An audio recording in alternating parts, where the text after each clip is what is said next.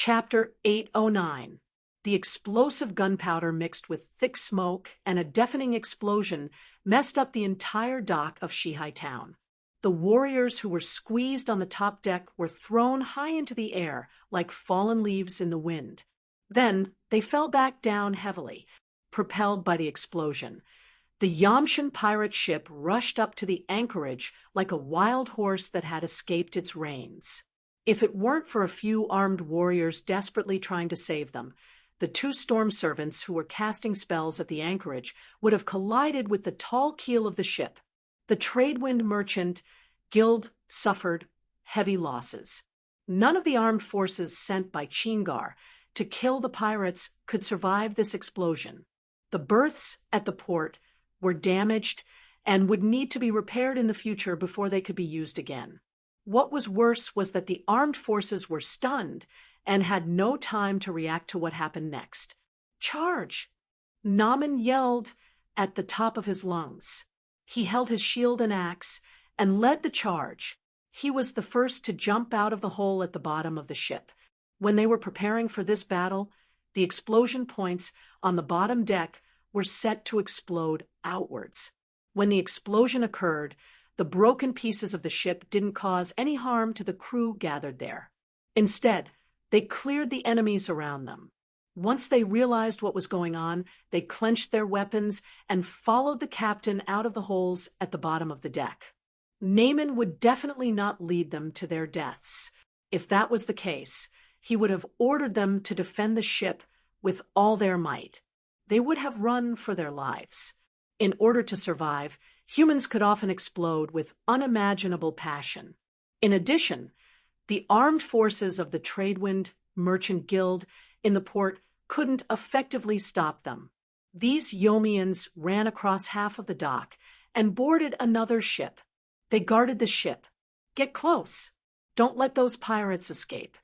The two storm servants who regained their senses quickly ordered. Of the 13 elite warriors sent by Chingar, only 5 were left. They were busy cleaning up the armed forces that had fallen into chaos. For a moment, the entire dock of Shihai Town was in chaos. The chaos that erupted here quickly spread throughout the city. Puff, hearing the news from his subordinate, Oak Fist, who had just finished his breakfast and was sipping on his hot tea, tensed up. Luckily, he was not scalded. He spat out all the tea in his mouth and then stood up straight. "I'll go to the docks," he said to the mercenary. "You go find Mr. Abu and tell him to inform his compatriots. They must, no matter what, convince the master of the Exian Foam Merchant Guild not to attack that ship. As for the reason, he knows very well." Finishing his words, the lightning monk put on his hood and walked out of the tavern without looking back. He ran straight to Shihai Town's pier. Half an hourglass later, Ablanced, who was not wearing his skeleton disguise, stood in front of a map with his hands clasped behind his back. Many of his followers were gathered on the other side of the hall. Among the dwarves, he was considered tall and had fair skin. He also had a well-groomed black beard. His upper body was relatively thin, like most dwarves. For this meeting, he wore a short coat open in the front, revealing a shirt underneath, the collar of the red shirt rising higher than the coat collar. This was the new fashion of Dwarf Island. This meeting room of the master of the Exian Foam Merchant Guild was covered with a beautiful carpet bought from King's Landing. There was a high table in the corner of the room with a crystal bottle on top of it. It was filled with sweet wine suitable for drinking in the morning. 2 single sofas facing each other were placed in the middle of the room. Ablance did not sit down. The one sitting in the audience seat was a merchant sent by Dwarf Island to Shihai Town. The other seat was prepared for the master of the Exian Foam Merchant Guild, Sangar. If he sat down, not only would it be rude, it would also be a bit rude. So this dwarf investigator had been standing the entire time. During this time, the dwarf merchant invited him to share the large sofa, but Ablance smiled and rejected his kind offer. He said he wanted to admire the scale map of Shihai Town drawn on the wall. "My friend," before the person arrived, the voice came first. Hearing the voice in the hallway, Ablinst knew the person in question was here. Building this meeting room was definitely the work of a master architect.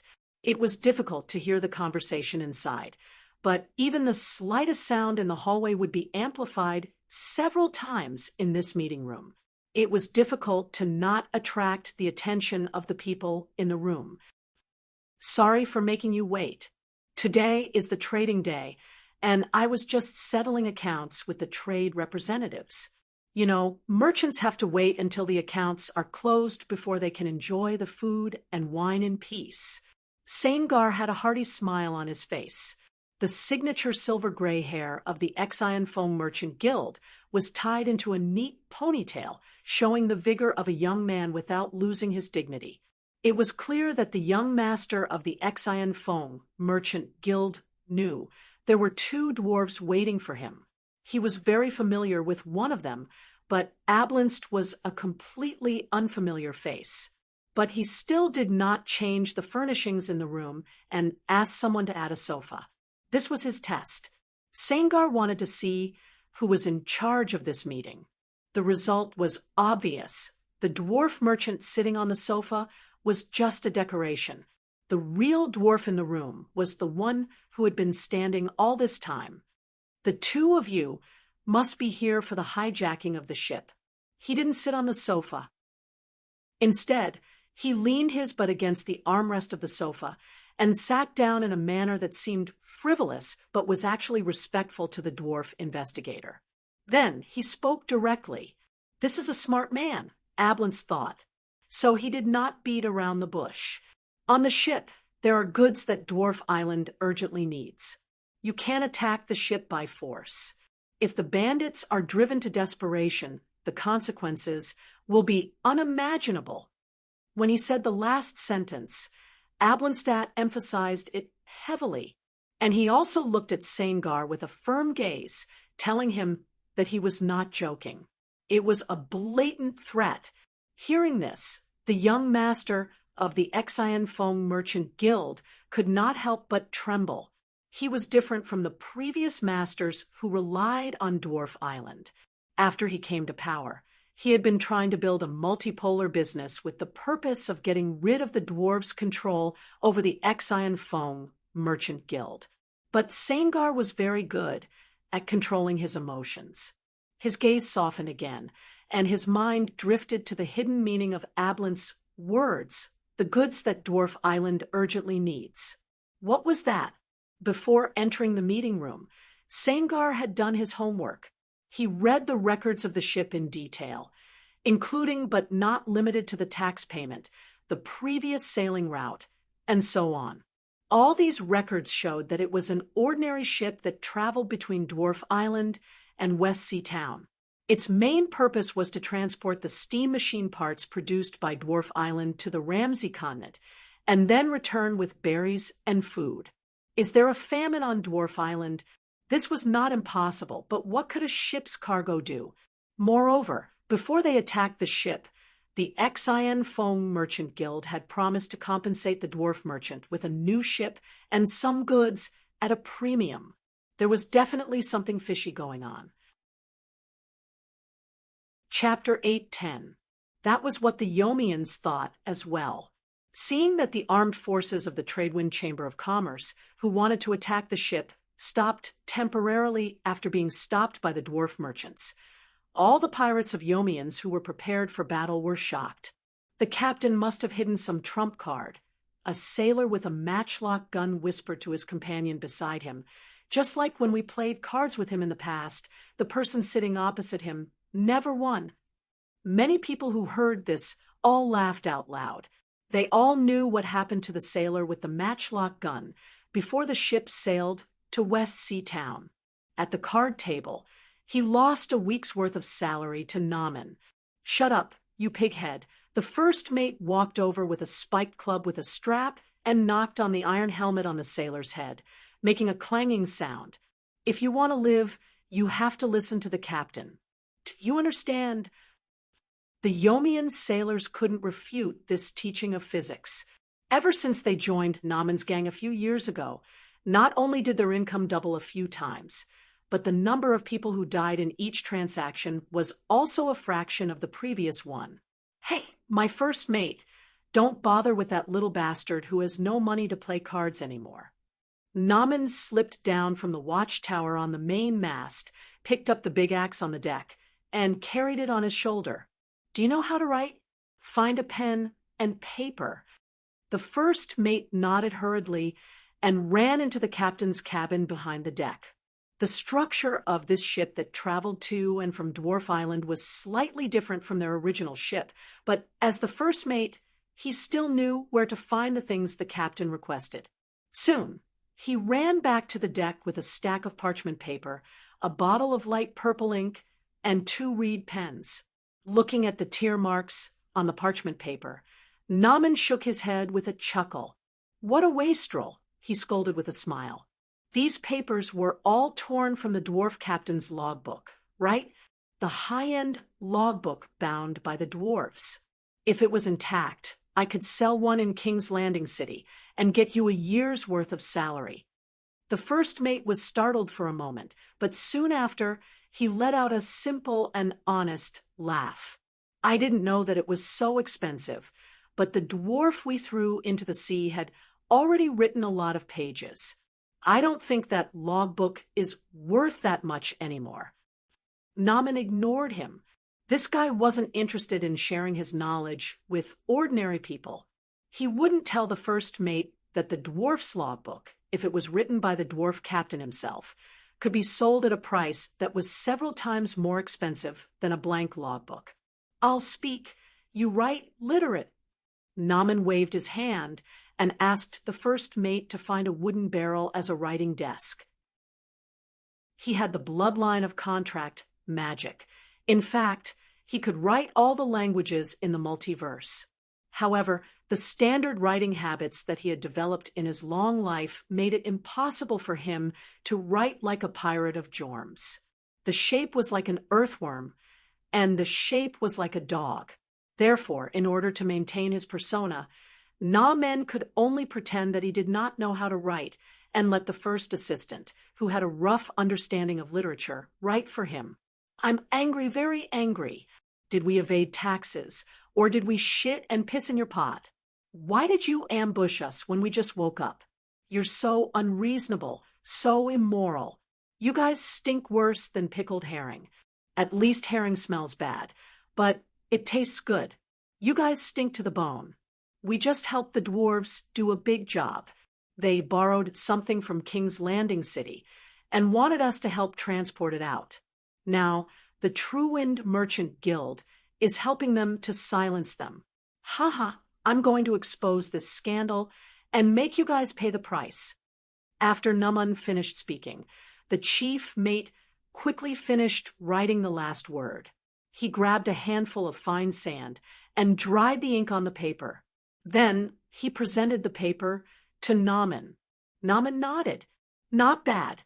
Maybe someone will treat your handwriting as a treasure and call it an ugly book. But you have more work to do. You'll have to copy it a few more times." After that, he left the confused first mate on the deck and led the 2 men to the cargo hold of the ship. The special paper and ink that Oakfist and Ablenstadt stole from King's Landing City were all stored there. He took out half of the things and placed them in front of the stunned first mate. "Let's begin, cultured man." Heaven take pity on him, and if it had not been for the captain's long accumulated authority, the mate would certainly have quit. Narmit, staring at him as if he were a prisoner, copied the declaration over and over again on the uncut sheets of special paper with a reed pen and a special ink. Every time he finished writing, Naman would order someone to roll it up and attach a piece of King's Landing City banknote that he took out of his own pocket. He used a string tied with pebbles to make a strong paper tube. Then he swung his arm and threw the tubes to the other ships on the dock. By the time his money bag was empty, the first mate had already copied over 50 declarations. His arms were so tired that they were trembling. Naaman picked up the last paper tube and threw it at the armed forces of the True Wind Chamber of Commerce. The paper tube landed at the feet of a storm attendant. They had already tried their best to retrieve dozens of these things.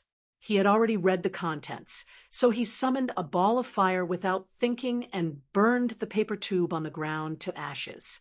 The paper tubes from before had already been sent back to the True Wind Chamber of Commerce's headquarters for the master to review.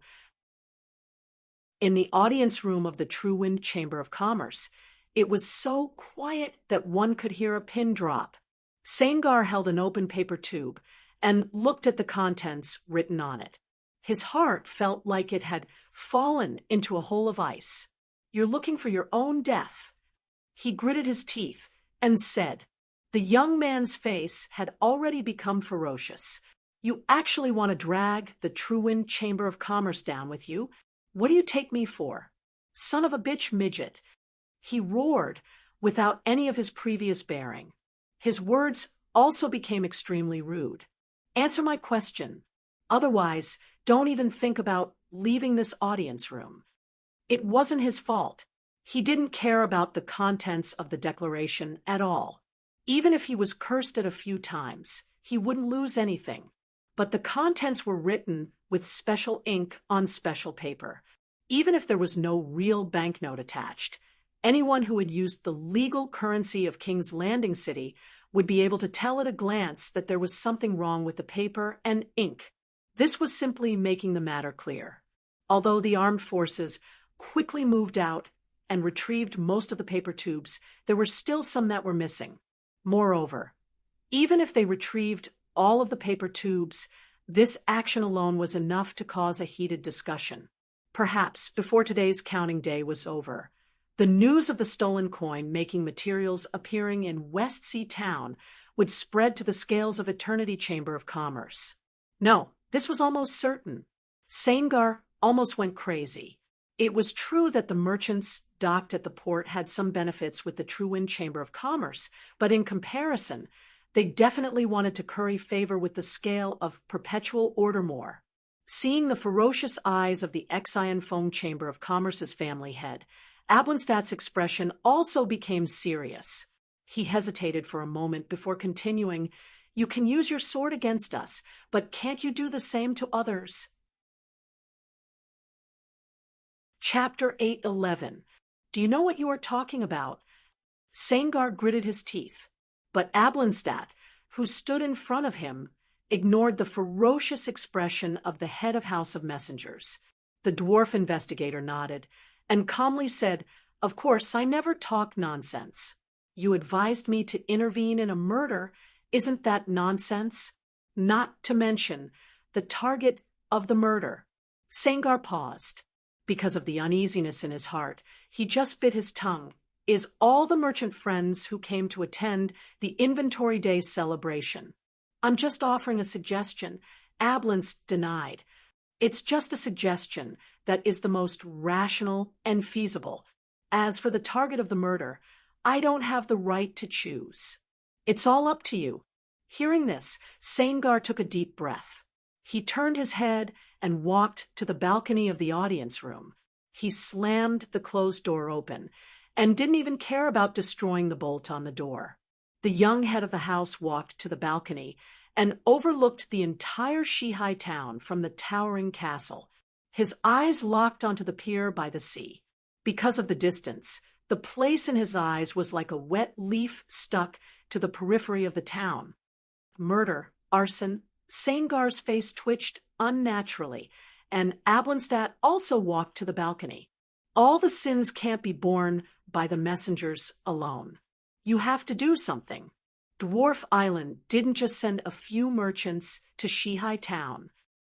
A very smart suggestion, the dwarf investigator replied, after a few breaths. But we have to move the remaining cargo out of the ship first. Although the pirate of Joms destroyed some of it, I brought more than that. The cold night indicated that winter was coming. Therefore, After a morning of fighting and an afternoon of torment, Naaman let the first mate and the Jom's crew distribute the winter clothing they found on the dwarf ship. Naaman himself wore a long and thick coat over his shirt and pants. The buttons on the front and collar of the coat were tightly fastened, and the back and sides were long. It hung down to his ankles and danced around his waist like a cloak. Perhaps I should also wear a half-body plate armor. Looking at his own attire, Naaman couldn't help but think. He didn't like this kind of skirt-like attire, but in the end, he gave up on this idea. We are at war now. This is not the time to think about fashion or tradition. The warmongers under Sir Keys's command wear uniforms so that their subordinates can recognize them easily. Accordingly, Naaman sat in a grand manner under the mainmast of the top deck and had a lighted windlight with blubber candles hung over his head. In front of him was a small dining table, waiting for the crew to serve him food. Thanks to the advanced cooking utensils on the dwarf ship, their food tonight could be changed to many new dishes. The Jom's crew member, who was originally the cook, figured out the use of the new cooking utensils and specially made steamed stall potato with bacon stew for his companions. Stall potato was a kind of earth-colored tuber that grew in shallow ponds. After it was fully steamed, the stall potato would be swelled by the water, and then it would be poured with thick and spicy brown bacon stew. This seemingly random combination actually had a different flavor. "You are a fucking genius." Naaman praised the cook, who was serving him a plate of freshly cooked stall potato. The cook bowed to the captain to show his respect, then turned around and left to serve the other Jom's crew members. The first mate walked over. "Captain," he lowered his voice, indicating that he wanted to have a more private conversation. "We have held on for long enough today. Although the food on this ship is sufficient, we can't fight against the entire trade wind family in West Sea Town without manpower, weapons, and ammunition. Shouldn't we?" Do you know, Naaman knew what the first mate was thinking, but he used a topic that the other party had never thought of to interrupt him. Every war has money behind it. The other factors are just excuses or reasons. What's the difference between the two? The first mate's train of thought was immediately diverted. The communication skills of a contract demon from the 9 prisons of Bader, not to mention that Naaman was a graduate of Nessus Academy. How could a mere mortal guard against him? Of course there is. What they say before is an excuse, and what they say after is a reason. The Trade Wind Chamber of Commerce was worried that we would damage the reputation of West Sea Town's safe harbor, so they attacked us. This is an excuse. And when I told the merchant ships about what they did with the dwarves, I gave them a reason to kill everyone who knows. Hearing Naaman's explanation, the first mate was so shocked that his jaw almost dropped. They would really do that. They would kill everyone on the merchant ships docked at West Sea Town's harbor. The Trade Wind Chamber of Commerce would go crazy. They would be crazy if they didn't do that. Naaman said calmly. So, at the beginning, they only had to deal with 20 people, but now they want to eliminate hundreds of warriors who have been living on the sea for a long time. You know, according to the rules of boarding battle, once you board the deck of the enemy ship, there is no possibility of a draw. In the end, one side will win completely, and the other side will lose completely. Looking at the first mate, who was still confused, Naaman explained patiently, which was rare. "So, don't say that we don't have enough manpower, weapons, and ammo. At the very least, we still have hundreds of allies and a dozen galleons to squander before those ships are all burned to the ground." Of course, the premise is that the Trade Wind Chamber of Commerce attacks quickly. After sending away the first mate, who was deep in thought, Naaman continued to eat his dinner. He put the dinner plate on the table, and soon the Jom's crew member who was responsible for cooking ran over, changed the utensils for the captain, and removed the low table that was used as a dining table. The cold night wind blew. Many of the crew members who also finished their dinner and stayed on the deck had goosebumps. Tonight, West Sea Town should be brightly lit, singing and dancing everywhere, and people gathered together to celebrate the year's harvest. But now, looking from the deck, West Sea Town in the distance was like a dormant beast, completely hidden in the darkness of the night. The sea had already begun to rise and kept surging to the shore, slapping against the merchant ships docked at the berth. Accompanied by the sound of flowing water and wooden boards, some people with sharp eyes saw a large group of figures appear at the entrance of the harbor. The captain is right. Standing on the stern, the first mate saw this scene clearly. This is probably all of the Trade Wind Chamber of Commerce's armed forces. There are 5 to 6 times more people than the ones who attacked the ship this morning. It's impossible that they are only here to take down 20 people. Chapter 8:12. That tree can talk. A soldier of the Chamber of Commerce stuttered. His fearful expression caused some of his colleagues around him to sneer. Usually, they would disdainfully call these guys who talked crazy before going to the battlefield new recruits. However, this sense of superiority didn't last long. This was because they had also seen it.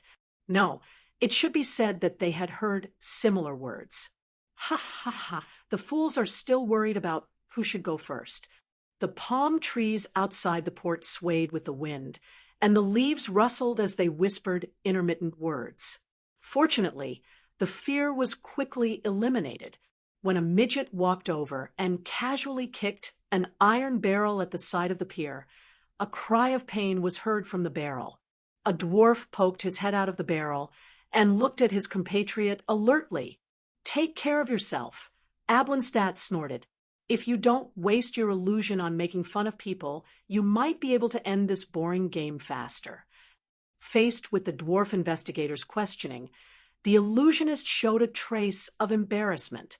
Soon, under the dumbfounded gaze of the armed forces of the Chamber of Commerce, more than a dozen dwarves appeared from all corners of the port, in wooden boxes, in piles of abandoned ropes, and under the waves of floating reeds.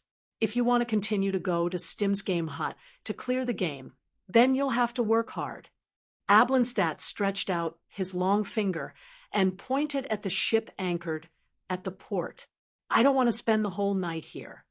The illusionists all nodded in agreement. The dwarf investigator then walked to Saingar. The master of the Chamber of Commerce just took over the management of the armed forces not long ago. He was waiting for news at the moment. Once the family's patrol battleships blocked all the routes to the open sea from the port of West Sea Town, Saingar would give the order to attack. He didn't want to and couldn't leak any information about this battle. In order to cover up tonight's battle, he even sent a few merchant ships that specialized in transporting alchemy raw materials for Dwarf Island to find an excuse for the fire that was about to ignite in the port tonight. The arrow on the bowstring had to be released. Because Saingar and his Truewind Chamber of Commerce couldn't afford the revenge of the Scales of Eternal Order, he had no way out. He could only choose to go all out and destroy all possible evidence. Damn dwarves! Hearing his subordinates report, Saingar knew that the dwarven illusionists had almost caused him trouble again. He could not help but seethe with rage. Only when Ablenstadt arrived in front of him did he stop cursing and suppress his anger. "We can launch an all-out attack at any time." The midget investigator had just contacted the lightning monk. Oak Fist had been buffing himself with the underwater breathing magic for a long time, and was now lurking under the dwarf merchant ship. As soon as the Reliance Wind Chamber of Commerce began to attack the ship, he would forcibly break open the hull and take away the rest of the developing ink and special paper.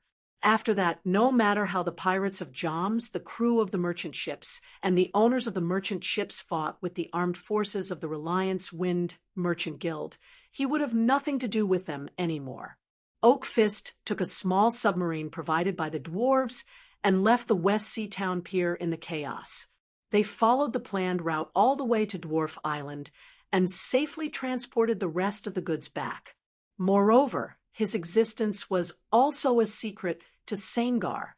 Afterwards, the president of the Reliance Wind Chamber of Commerce would only think that the dangerous goods that might cause the scales of Eternal Order's revenge had all been burned.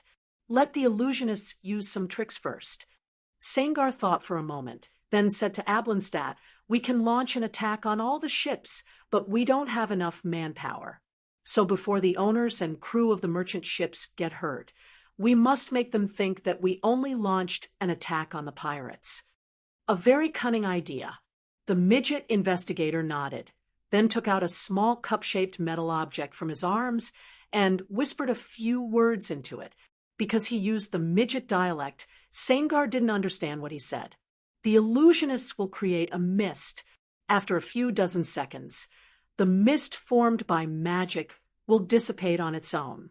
Any human that inhales the mist during this time will think that the mist hasn't dissipated in the next half an hourglass.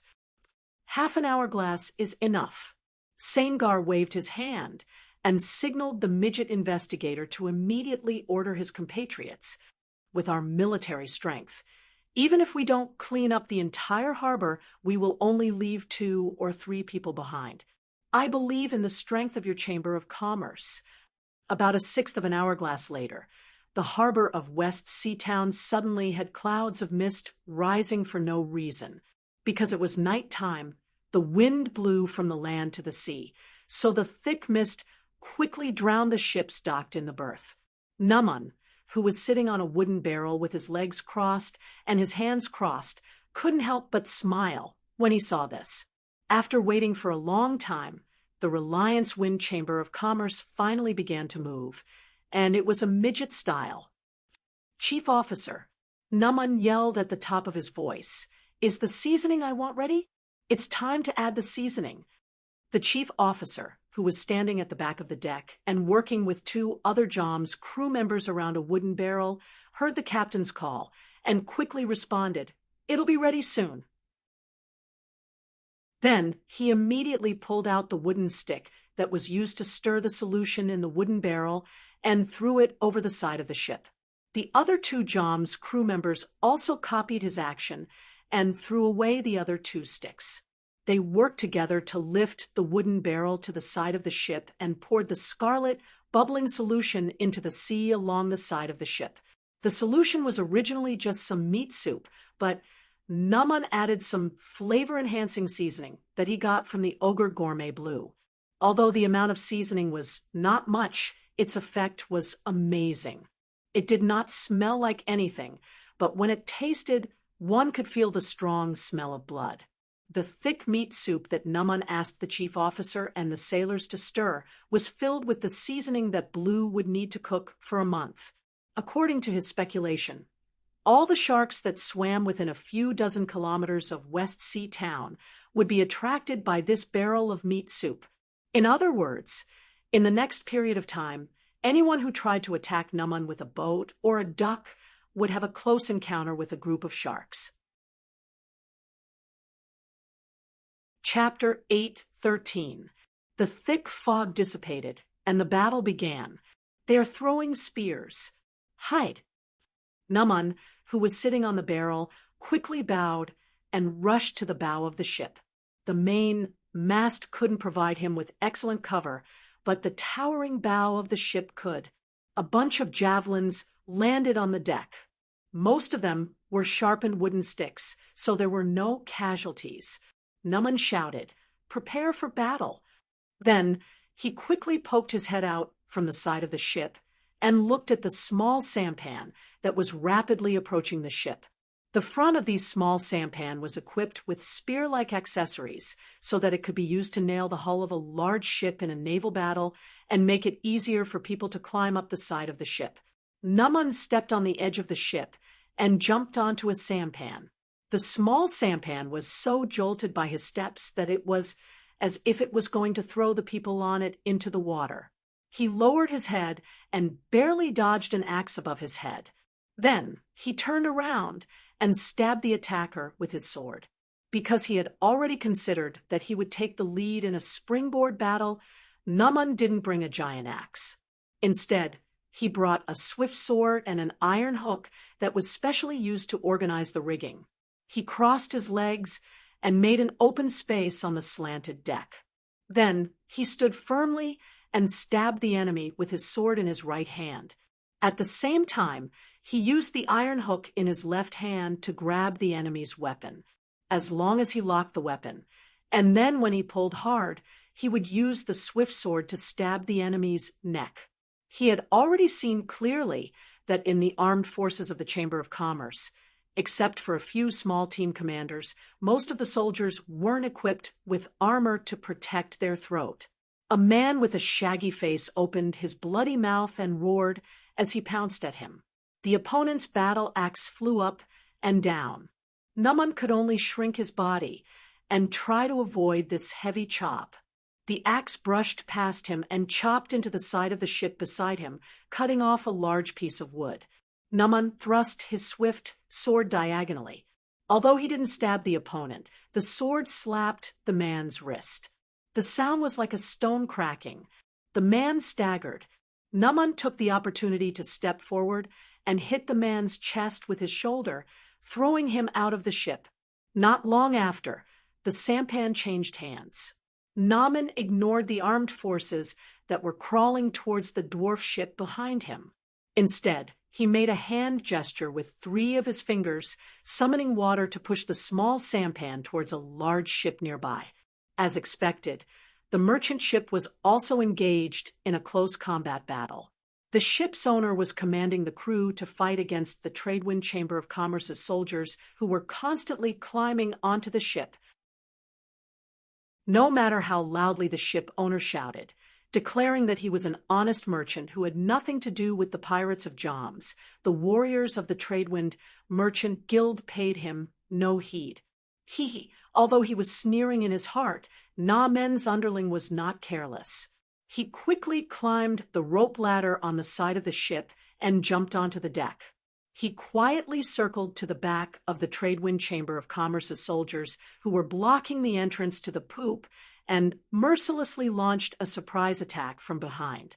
Before assigning the mission to attack the ships, the Xian Fong Chamber of Commerce had clearly investigated and analyzed every ship anchored in West Sea Town. They had estimated the resistance strength of each ship and used that as a basis to arrange how many people to send to each ship. The captain and crew of this ship only had a dozen people, so the Tradewind Chamber of Commerce only sent 20 or so soldiers.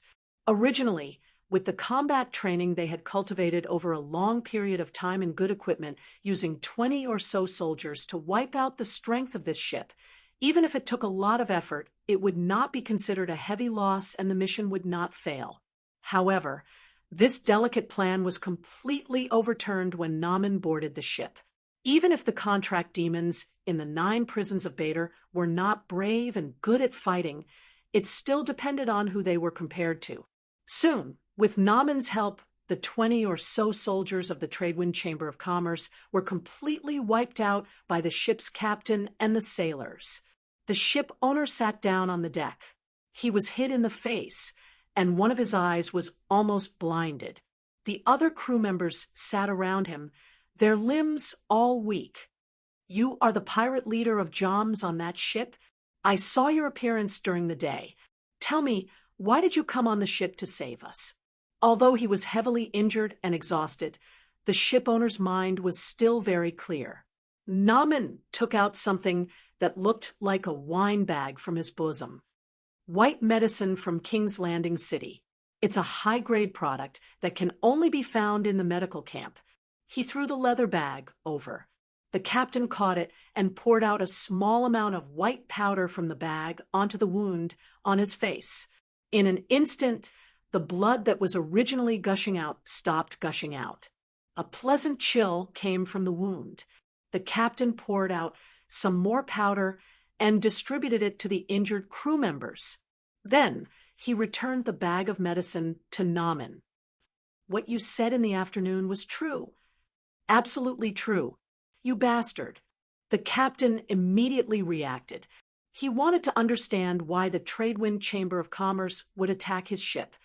Why did you drag us down with you? Also, who the hell sent you here? With a smile, Naaman didn't say much. He only said, "If you want to live, then listen to me." He didn't pay attention to the captain, who was glaring at him. He walked to the side of the ship. "Nail another half an hourglass here. If someone comes to attack, then you can hold on. If you can't hold on, then you'll die." After half an hourglass, raise the sails, raise the anchor, and move closer to our ship. But don't think about rushing out of the berth on the dock and directly escaping the port of West Sea Town. Before he jumped off the ship, he looked back at the captain. "If you want to escape now, you can try, but I estimate that the possibility of you surviving is very small. Your ship will be dismembered into pieces by the Tradewind Chamber of Commerce's battleships." After saying the last sentence, he jumped off the edge of the ship and returned to the small sampan he stole. Under the effect of magic, the sampan seemed to be floating, but it was actually moving very quickly. It sailed towards the other merchant ships docked at the port of West Sea Town. As early as yesterday when they entered the port, Naaman already had a plan. He had a general impression of the merchant ships docked at the port. If the ship's crew was strong, or if the ship's displacement was large, then he would take the initiative to save that ship. As for the other ships, Naaman wasn't a creature of the good camp. So why would he care about their lives? After half an hourglass, at least half of the merchant ships docked at the port of West Sea Town had been massacred by the Tradewind Chamber of Commerce. When Naaman returned to the dwarf merchant ship that the pirates of Jorms had taken over, at least a dozen of the crew members that he had just eaten dinner with had been injured. There were only 7 or 8 people left who could continue fighting. Naaman picked up a shield with his foot and placed it over the dying mate, who lay on the edge of the deck. Then he turned into a wild beast and slaughtered all the warriors of the Tradewind Chamber of Commerce on the deck. Raise the sails and raise the anchor. After the massacre, he searched through the pile of corpses on the deck for a long time before he found the trumpeter. He took down the horn hanging on his body and blew it with all his might. Under the shocked gazes of the remaining Jorms crew members, the dwarf merchant ship moved without wind and slowly sailed out of the berth. Chapter 8:14. Oakfist was about to go crazy. Damn it, when did the ships made by Dwarf Island become so sturdy and durable? The lightning monk had already tried stabbing with his iron sword and 2 or 3 divine spells, but he still couldn't make a hole in the bottom of the ship. Also, a large number of sharks appeared at the dock of West Sea Town. Because Oakfist was hiding under the water, he became the target of the vicious sea creatures. He had to divert some of his energy to deal with them. When the ship's anchor rose from the mud and the ship began to slowly move out of the berth, Oakfist was still unable to complete his goal, to sneak into the cargo hold from the bottom deck and steal the remaining developing ink and special paper. Damn it! The lightning monk poked his head out of the water and threw a punch at a shark that was trying to sneak attack him from behind. He hit the poor guy's nose. In pain, the shark quickly fled. He cast a water walk divine spell on himself and quickly ran to the shore. Ablenstadt, who had been waiting at the dock, saw Oakfist and quickly stopped the warriors that were about to attack him. "Did you get it? Attack that ship. Hurry!" The lightning monk jumped out of the water and onto the dock. He immediately said to the dwarf investigator, "There seems to be something wrong with that ship. We can't let them leave West Sea Town." However, things had changed faster than they had imagined. As Naaman and the pirate ship left the dock, the merchant ships that were originally docked and fighting with the merchant guild also raised their sails. Even though the storm attendants of the Chamber of Commerce were doing their best to control the direction of the wind, many of the ship owners had arranged for their oarsmen to row with all their might. The merchant ships still slowly, but firmly sailed out of the dock and began to gather towards Naaman's ship. At this time, Sangar also came to the dock to supervise the battle. The young patriarch of the merchant guild grabbed a consultant next to him. Where are the family's warships? Why are they only using small boats to attack? The consultant quickly explained, the warship's draft is too deep. They can't enter the port, so they are guarding the main route outside the port. As for the family's merchant ships, they were all sent to King's Landing City a while ago. There was an accident at the slaughterhouse, and they were all temporarily detained by the scale of perpetual order. They are not allowed to return without permission. Seeing the ferocious glint in Sangar's eyes, the consultant could only continue. Patriarch, please don't worry. Even if those merchant ships leave their berths and sail out of the port, the warships lying in ambush outside the port will tear them to pieces. However, the development of the situation seemed to be aimed at slapping the consultant in the face. Those merchant ships did indeed sail away from the dock, but they did not rush out of the port. With the Gnome ship hijacked by the Joms pirates as the center, they actually gathered in a cluster a few hundred yards away from the shore. Through the binoculars, he could see that the sailors on the ship were all busy. The sailors went up and down and brought all the boats close together against the sides and strung them together with ropes through the oars. The sides of the ships were high and low, and between the different levels of the sides the seamen had laid boards or nailed nets of rope to repair the masts. In this way, the merchant ships of Hedgehog Market became a fortress, and everyone could free up their hands to fight. Looking at the consultant who had just promised him, Sangar's face darkened. His gaze was as ferocious as a hungry wolf. You, he pointed with his finger, take the lead in the small sampan and continue to attack those bastards. Then he looked at the gnome investigator next to him, as well as the bald, lightning monk standing next to him. He was the closest person to the Ramsay of Gnome Island. The patriarch of House of Faith had a rare expression of anxiety on his face. You still have 2 merchant ships. Before launching a full-scale attack, Sangar had agreed to the gnome's request and allowed their 2 merchant ships to sail out of the port ahead of time. They were now pacing back and forth outside the port. Their original plan was to wait until they finished silencing the gnomes, then return to the port to load their goods, and immediately sail to Gnome Island. But now, on the port of Shihai Town, other than the merchant ships that had escaped, all the other merchant ships had been destroyed. Many of the ships were even stranded in their berths. In other words, if the Chamber of Commerce wanted to continue attacking the merchant ships that had formed a fortress on the sea, they could only take the small sampan. However, Sangar had just learned from the messenger that a large number of sharks had appeared at the port of Shihai Town. It was probably because too many corpses had fallen into the sea, and the smell of blood had attracted all of them. If they took the small sampan to attack, not only would they be naturally restrained when fighting against the large ships with towering sides, it would also be very dangerous just to sail a few hundred yards. You must let those 2 merchant ships come back and carry my soldiers. Sangar's eyes were burning, and his voice was as shrill as an owl's. We have suffered a great loss in this battle.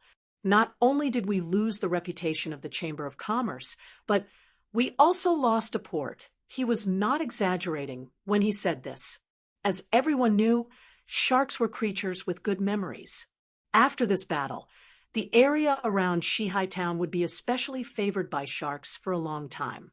Naturally, there was a great risk for ships docking here. But you gained the friendship of Gnome Island. Ablenstadt replied to the patriarch of the Chamber of Commerce. However, this midget investigator wasn't really unreasonable. He was not stingy with the 2 merchant ships of the same clan. Instead, he immediately contacted them and ordered them to return to the port of Shihai Town as soon as possible. They would carry the soldiers of the Chamber of Commerce to attack the floating fortress on the sea.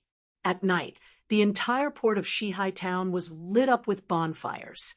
The Chamber of Commerce took out bales of blubber candles from the warehouse. They threw these precious goods into the bonfire to increase the brightness of the flames and make it easier to fight. The two Nome merchant ships were full of soldiers and sailed side by side on the sea. They were separated by a distance of around 20 meters. Many small sampans were using this as a shelter to avoid the sharks while simultaneously attacking from the side. They attacked again and again until the sun rose, and the first rays of the morning sun shined on the sea. The floating fortress still didn't fall. Although many of the merchant ships that were connected by ropes were slowly sinking, the surviving captains and sailors relied on the wooden planks and ropes placed on the sides of the ships to continuously cross one side of the ship after another. They moved to the side that was not attacked and continued to defend. Chapter 8:15. Numan drank a few mouthfuls of wine, and the wine slammed into his stomach like a fist. After a while, warmth spread throughout his body. He tossed the wine to the first mate who had just undergone surgery and was lying on the deck. Other than the Jom's pirates, the other people in this moving fortress made of merchant ships were all sea merchants and their crew members from all over Ramsey. After a night of fighting, these people had already silently accepted Numan's command. The one sitting next to him was also a captain. He looked around and asked, "How many people do we have left?"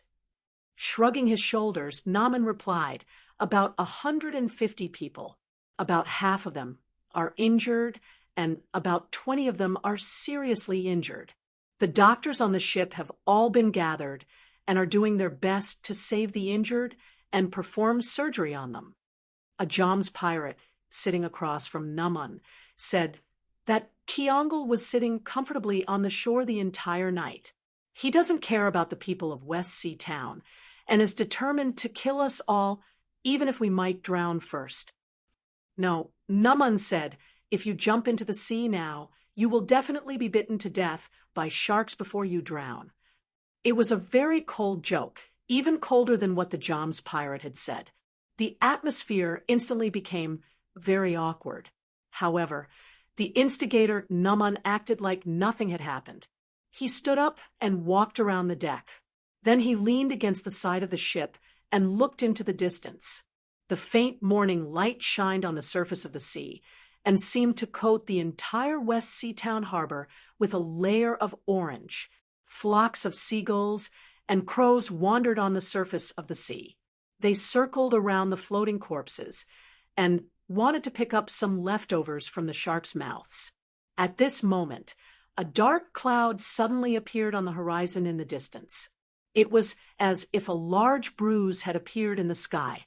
Many people on the floating fortress saw this scene and had goosebumps all over their bodies. The cold wind blew the flag on the ship until it fluttered like long hair under the dark cloud. The sky was a misty green that flickered in and out. Whoosh! Numan whistled. We finally made it in time. These people won't last long. Outside West Sea Town, a fleet was slowly entering the harbor. They were originally arranged in a half-moon formation, but in order to increase the efficiency of entering the port, they temporarily changed into a wedge-shaped formation. Behind them, the Trade Wind family's battleships had all been turned into spare parts. The leading warship had a ferocious dragon head at its bow. It was in the middle of the formation, slightly more prominent than the other warships. The armor was like a swan's chest, and it was covered with armor that looked like scales. After entering the harbor, the huge dragon ship, the Nefermandis, was partially deformed. Two sets of symmetrical claws extended from the sides of the ship. In the shallow harbor, it began to move forward in a zigzag pattern, half driving and half crawling. As the Nefermandis advanced, the scaled armor on both sides of the ship fell into the water, splashing water everywhere. The ancient brown dragon emperor, who had recovered part of the characteristics of the megalosaurus from the form of the Leviathan battleship, began to summon his guards to open a path for him. A silent deterrence swept through the entire West Sea Town's harbor. This was the terrifying dragon aura that belonged to the ancient brown dragon. The people guarding the floating fortress became uneasy, and the trade wind chamber of commerce soldiers, who were preparing to launch a new attack on the shore, all became fearful. What was even more terrifying was that the sharks that gathered in the West Sea town's harbor were like live fish that fell into a pot of oil. They desperately jumped on the surface of the sea, and at the same time rushed to the shore where they were most likely to be stranded. I wish you a long life. When the Nepherman passed by the floating fortress, Numan, who was standing at the side of the ship, greeted it in dragon language. The ancient brown dragon turned its head and glanced at him, then continued to walk to the West Sea town's harbor. Some of the crew members on the floating fortress even stood up to take a look. They found that there was not a single sailor on the leading battleship. Unless Keyes was there, the ancient brown dragon would not allow anyone to board its back. When the hundreds of Pharaoh's blades walked out from the bottom of the sea, the landing battle immediately ended. They walked in an orderly manner past the stranded sharks, and any enemy that stood in their way would be mercilessly killed by them. When the soldiers on the other battleships disembarked, there was not a single enemy standing on the harbor. If the trade wind chamber of commerce soldiers did not kneel and surrender, the Pharaoh's blades would not show any mercy. Without shedding a drop of blood, the fleet of King's Landing City captured the West Sea town's harbor. The head of the trade wind chamber of commerce, Saingar, was currently under the protection of a few storm servants and a team of elite soldiers. He urged his horse to flee to the family's castle. However, when he reached the castle's main gate, the trade wind chamber of commerce's flag on the battlements had already been thrown down. An ogre that was as large as a storm giant was sitting in the castle's doorway. Seeing Saingar and the others run in front of him, Neru opened his bloody mouth and revealed a sinister smile. "I've been waiting for you for a long time. It's best if you don't surrender. I'll get some exercise today." As he spoke, he stood up from the ground and charged at the trade wind chamber of commerce's team with his ebony spikes. The giant weapon that was even larger than a battering ram was like an ordinary wooden stick in his hand. He swung it around vigorously. Facing such a vicious weapon, they would die if they were grazed. If they were hit, they would be smashed into paste. The two storm servants next to Saingar summoned a few bolts of lightning. However, even if the mountain-like ogre was struck by the lightning, it was as if nothing had happened. As a natural ogre warlord, Neru had extremely high magic resistance after reaching adulthood. Furthermore, after being targeted by the storm attendants, Neru even took out a revolver that was thousands of times larger than the normal model from his waist. He pulled the trigger and used the bullets that were like small barrels of gunpowder to point at the divine spellcasters. Bang, bang, bang, bang, bang, bang, bang. After pulling the trigger 6 times in a row, 6 shallow pits appeared on the ground. In these shallow pits, there were pieces of flesh that were about to be smashed into foam and a bullet that looked like a lead ball. Even though Saingar's arrow didn't hit him, he was still knocked off his horse by the shockwave from the explosion. One of his legs was pressed down by the horse that fell on the ground, and he could not move at all. Neru swung his ebony spikes and swept across the trade wind chamber of commerce's face. The trade wind chamber of commerce's face was bruised and swollen, as if he had been punched dozens of times in a row. However, he was lucky. Neru had to capture the trade wind chamber of commerce alive, so he was not smashed into pieces by the ebony spikes like his soldiers. Fred and Green, the mayors of Red Pine City and Emerald City, looked at this horrifying scene and could not help but gasp. "My old friend, have you issued your latest administrative order?" Green looked at Fred. "I and any rational Ramseyan absolutely do not want to face such an opponent on the battlefield." Chapter 8:16. Winter had arrived, and the first snow had fallen. Because King's Landing City had a naturally unfrozen harbor, trade activities weren't greatly affected. The Devil's Stomach Tavern in the harbor area was still very lively. The door to the tavern suddenly opened, and a group of people walked in. They were all huddled up in their knee-length deerskin coats and looked like travelers from the southern city-states of the Ramsey continent. "This is great." Mr. Gree had just drunk a large cup of beer and was sitting behind the bar. His body leaned crookedly against the wall of the tavern. The firewood in the fire pit crackled. Because there was a special flue under the floor, the tavern was warm and cozy. The merchants were busy toasting each other and discussing all kinds of business information as they toasted each other. "Those dwarves really are crazy." A drinker took a sip of honey wine, which was the most appropriate drink of the season. He burped and then continued to complain to his friends at the same table. They actually dared to steal something from the scale of perpetual order. "Humph," another person responded. That person was also a merchant. In the end, it was all over. Even the Reliance Wind Chamber of Commerce and the Wusong Chamber of Commerce suffered. "I still have a fucking box of goods in the Wusong warehouse that I can't take out right now." Bad luck. Who said it wasn't? What they were talking about was the hottest topic in the Ramsey continent recently.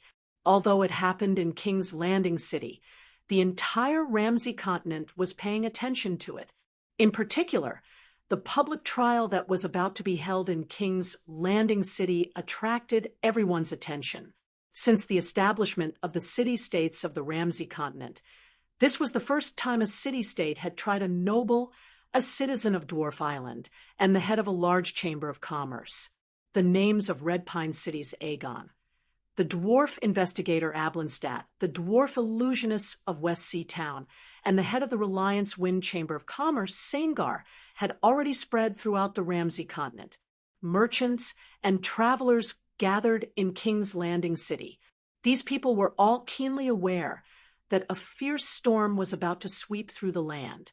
However, they also saw an opportunity in the midst of the crisis. When the storm gathered, the eye of the storm was actually the safest place, and King's Landing City was the eye of the storm. After all, the power of the scale of perpetual order was deeply ingrained in everyone's hearts. "Let's order some honey wine," someone suggested as soon as they walked into the tavern and found an empty long table. "The mutton soufflé here is good too." Oak Fist was quite familiar with this tavern. The Lightning Monk had visited King's Landing more than once. Every time, he would go to the Demon's Stomach Tavern to solve his stomach problems. He knew how to match good food without being too expensive. "Is this really okay?" A man sitting near the wall frowned and looked at the noisy tavern hall. The Devil's Stomach is where the Breakwater Tavern used to be. When Soft Maple City was still around, this place was famous for the gimmick of "no secrets can be kept." "Don't drink too much." Oak Fist glanced at his deputy commander. "The best way to hide a drop of water is to drip it into the sea. The best way to hide a grain of sand is to throw it into the sand." Seeing that the commander had made up his mind, the deputy commander did not say anything else. On the day that the Reliance Wind Chamber of Commerce was destroyed by the army of King's Landing, only Oak Fist and his mercenaries escaped from West Sea Town. They traveled for more than 10 days before arriving at King's Landing with the first snowfall of the year. The Lightning Monk had communicated with his god, and Stim had given his will bring the dwarf investigator Ablenstadt back to Dwarf Island. At the very least, he could not be judged by the human city of Ramsey. This was not to say that the god favored dwarves. In fact, the dwarf god that Ablenstadt believed in was not the god of virtual games, Stim. It was just that Stim had calculated an outcome that was not too ideal through his divine power. If Ablenstadt was allowed to be judged, then his plan to recruit human believers among the humans of Ramsey would be completely ruined. and during this period of time, he obviously could not bear such a blow.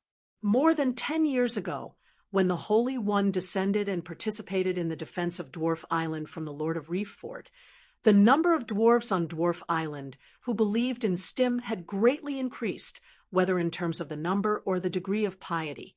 He had also benefited from this. Now, he was steadily transforming from a weak divine power to a lesser divine power. Previously, the loss of the power of faith due to participating in the blood war had almost been completely made up for by the gains of this period of time. Stim was even now planning whether he could break through the ceiling of a lesser divine power and become an intermediate divine power in one go. And to realize this idea, under the premise that he did not offend the other dwarf gods, Stim's best choice was to gain new believers among the humans of Ramsey. As early as 10 years ago, he had made arrangements for this, and the lightning monk, Oak Fist, was a priest that the god of virtual games had selected from the humans of Ramsey. Compared to other gods, Stim could be said to be extremely generous to these lightning monks. They did not need to pray day and night like the priests of other gods, and only needed to continuously level up in the game that he had set, and these lightning monks' ability to cast divine spells would be correspondingly improved. However, this also meant that the lightning monks' dependence on Stim had greatly increased, so much so that in their eyes, Stim was even more glorious than the god of virtual games that he represented. They could not refuse the call of their god. For Oak Fist, every order that Stim gave him was not a test of faith, but a source of money needed to spend money in the virtual game world. If he wanted to level up faster and gain a stronger ability to cast divine spells, then he had to act according to Stim's wishes. And the stronger his ability to cast divine spells, the more difficult missions Stim would assign him. It was like a cycle. However, none of the lightning monks, including Oak Fist, knew that the god of virtual games was actually using tricks to continuously obtain new, low-quality saint shells. He firmly believed that quantitative change would eventually bring about qualitative change. One day, he would be able to obtain enough lightning monks and project enough power onto the Ramsey continent, unifying the faith of the most populous race on this plane. And then he would break through the shackles of an intermediate divine power and stride towards a greater divine power. Therefore, after having a premonition, and a god's premonition was usually not baseless, that Ablenstat's trial would cause his plan to completely collapse, Stim acted decisively. He issued an order to all the lightning monks on the Ramsey continent, especially Oak Fist, who had worked with the dwarf investigator before. Do whatever it takes to let Ablenstat escape trial. Even if he had to disappear from the world before the trial, it was still appropriate. Chapter 817. Oak Fist used a street lamp to check the address, which he had scribbled on a piece of white paper a few hours ago. 178, he muttered to himself, squinting at the house number. The members of the mercenary group followed a few steps away, holding their weapons hidden in their robes and remaining vigilant at all times.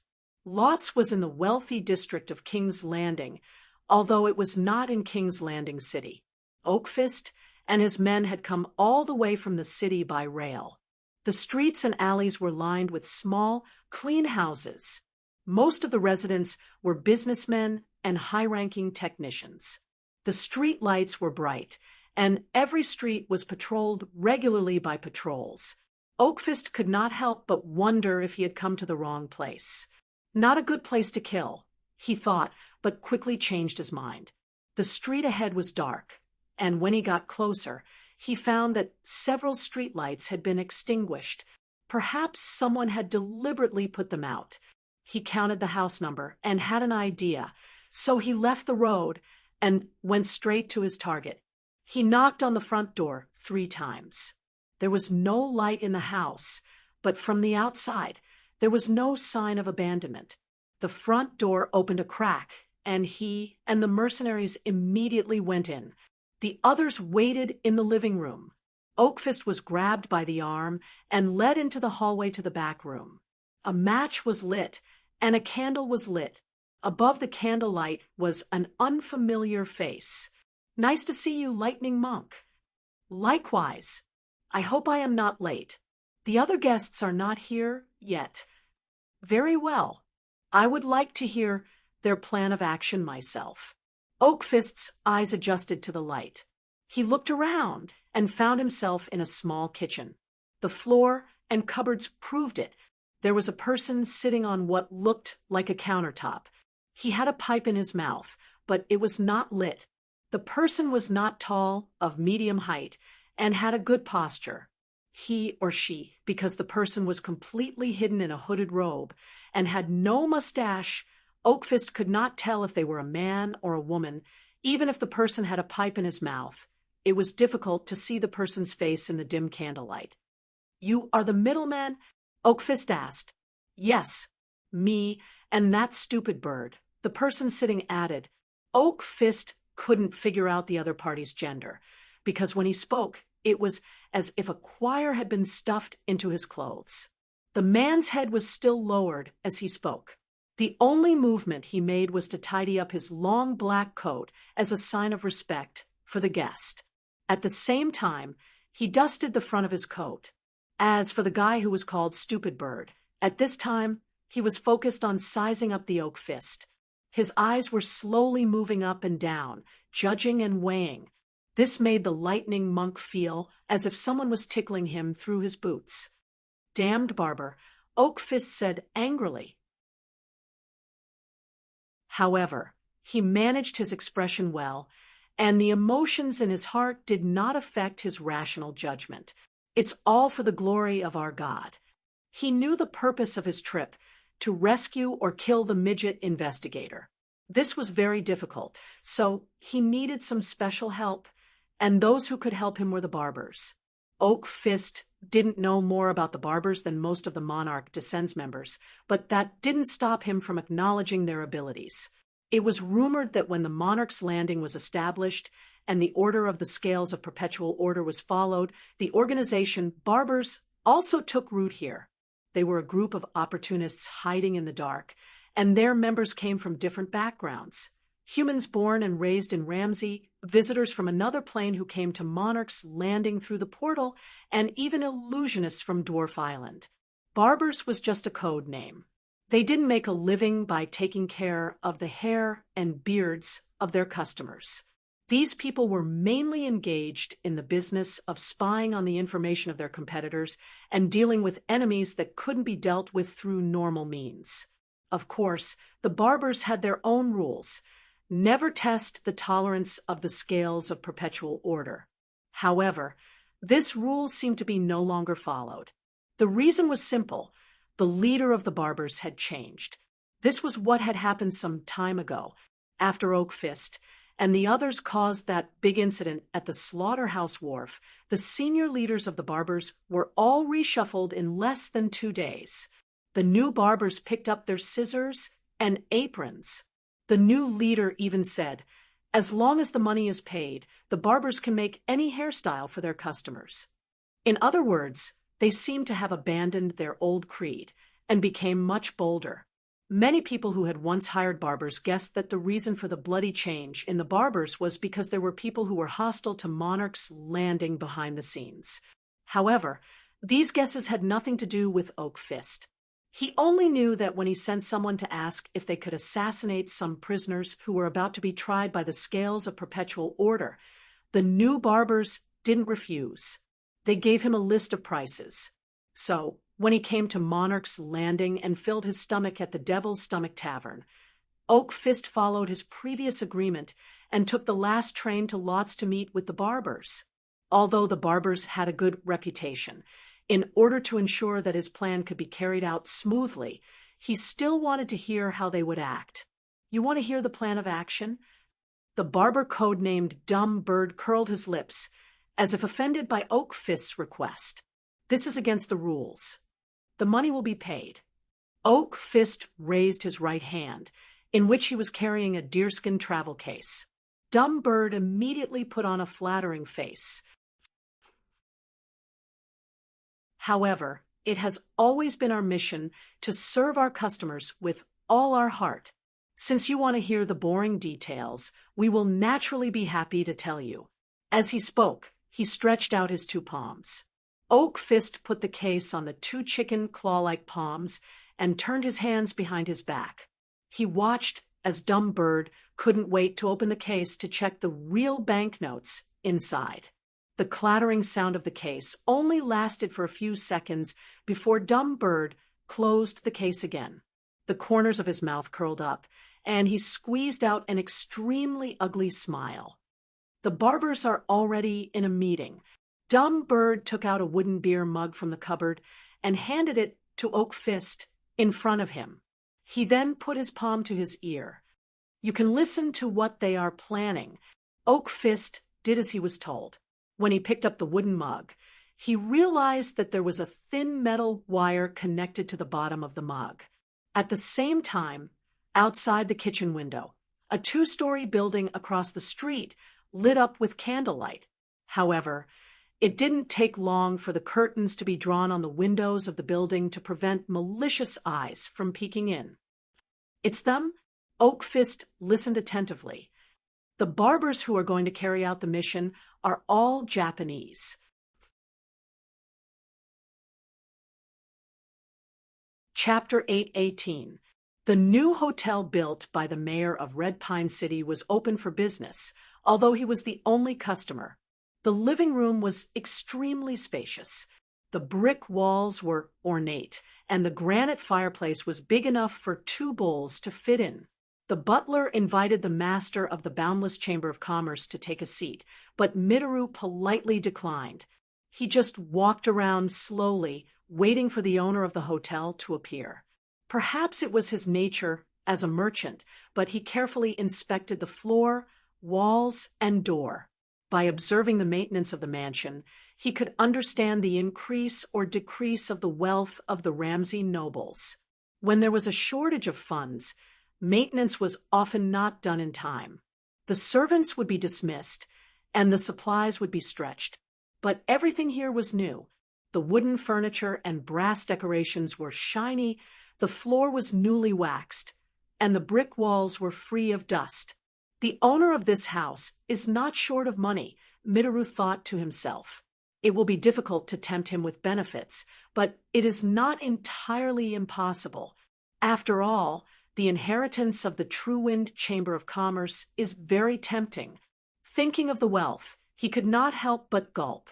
But his rationality told him that he could not be greedy for things that were beyond his means. As a member of the barbers, Mitaru had gained too much because of his identity. He had transformed from a small clerk in Sakiko to one of the few great merchants in King's Landing. So he had to contribute to the barbers. An exchange of equal value, fair and square. Mitaru calmed himself down. He heard movement in the hall and immediately turned to face the door, smoothing out the front of his waistcoat. A group of people entered in a single file. There were 3 men, all of them dressed in the scarlet uniform of Red Pine City's military officers, with golden ribbons slanted across their chests. They were all Red Pine City's aristocrats, and at the same time, Fred's trusted aides who governed the city. Fred, the mayor of Red Pine City, followed behind them. He was dressed in a purple woolen riding suit. Although the room was warm like spring, his collar was still buttoned, and a golden shawl was draped over his shoulders. His boots clicked on the wooden floor. The knights sized up Mitaru, their eyes wary. He recognized these men. There were portraits of them in the hall outside. In the corner of the portraits, there were cursive words describing the meritorious deeds of these men in Red Pine City. "I need to take a look at your documents. Sorry to trouble you." There was a young knight, not more than 25 or 26 years old, who, in contrast to his older companions, had not experienced the passage of time. Wearing the officer's uniform of Red Pine City, he looked like a teenager wearing his father's military uniform to play a war game. He walked up to Mitaro and spoke quickly. Mitaru narrowed his eyes at the lord's insolence. It had been a long time since he was treated in such a manner. I showed it to the butler when I came, and the paperwork is complete. Mitaru replied in Ramsey with an accent. That won't do either. Nitaro fumbled for an envelope and handed it to the young knight. He suppressed his anger. The young knight simply ignored him and flipped through his documents. Then he returned to his older colleague and handed them one of the papers. It was a list of trade activities between the Meishu Chamber of Commerce and Red Pine City. It accurately recorded the categories and quantities of goods sent by the Chamber of Commerce to Red Pine City. On the appendix, there was a receipt with Fred's signature and seal. The knights and the mayor of Red Pine City finally confirmed that Mitaru was the person in charge of the Meishu Chamber of Commerce in King's Landing. What makes you think I will meet you? Fred, who had finally checked the list, handed it to a knight standing in front of him.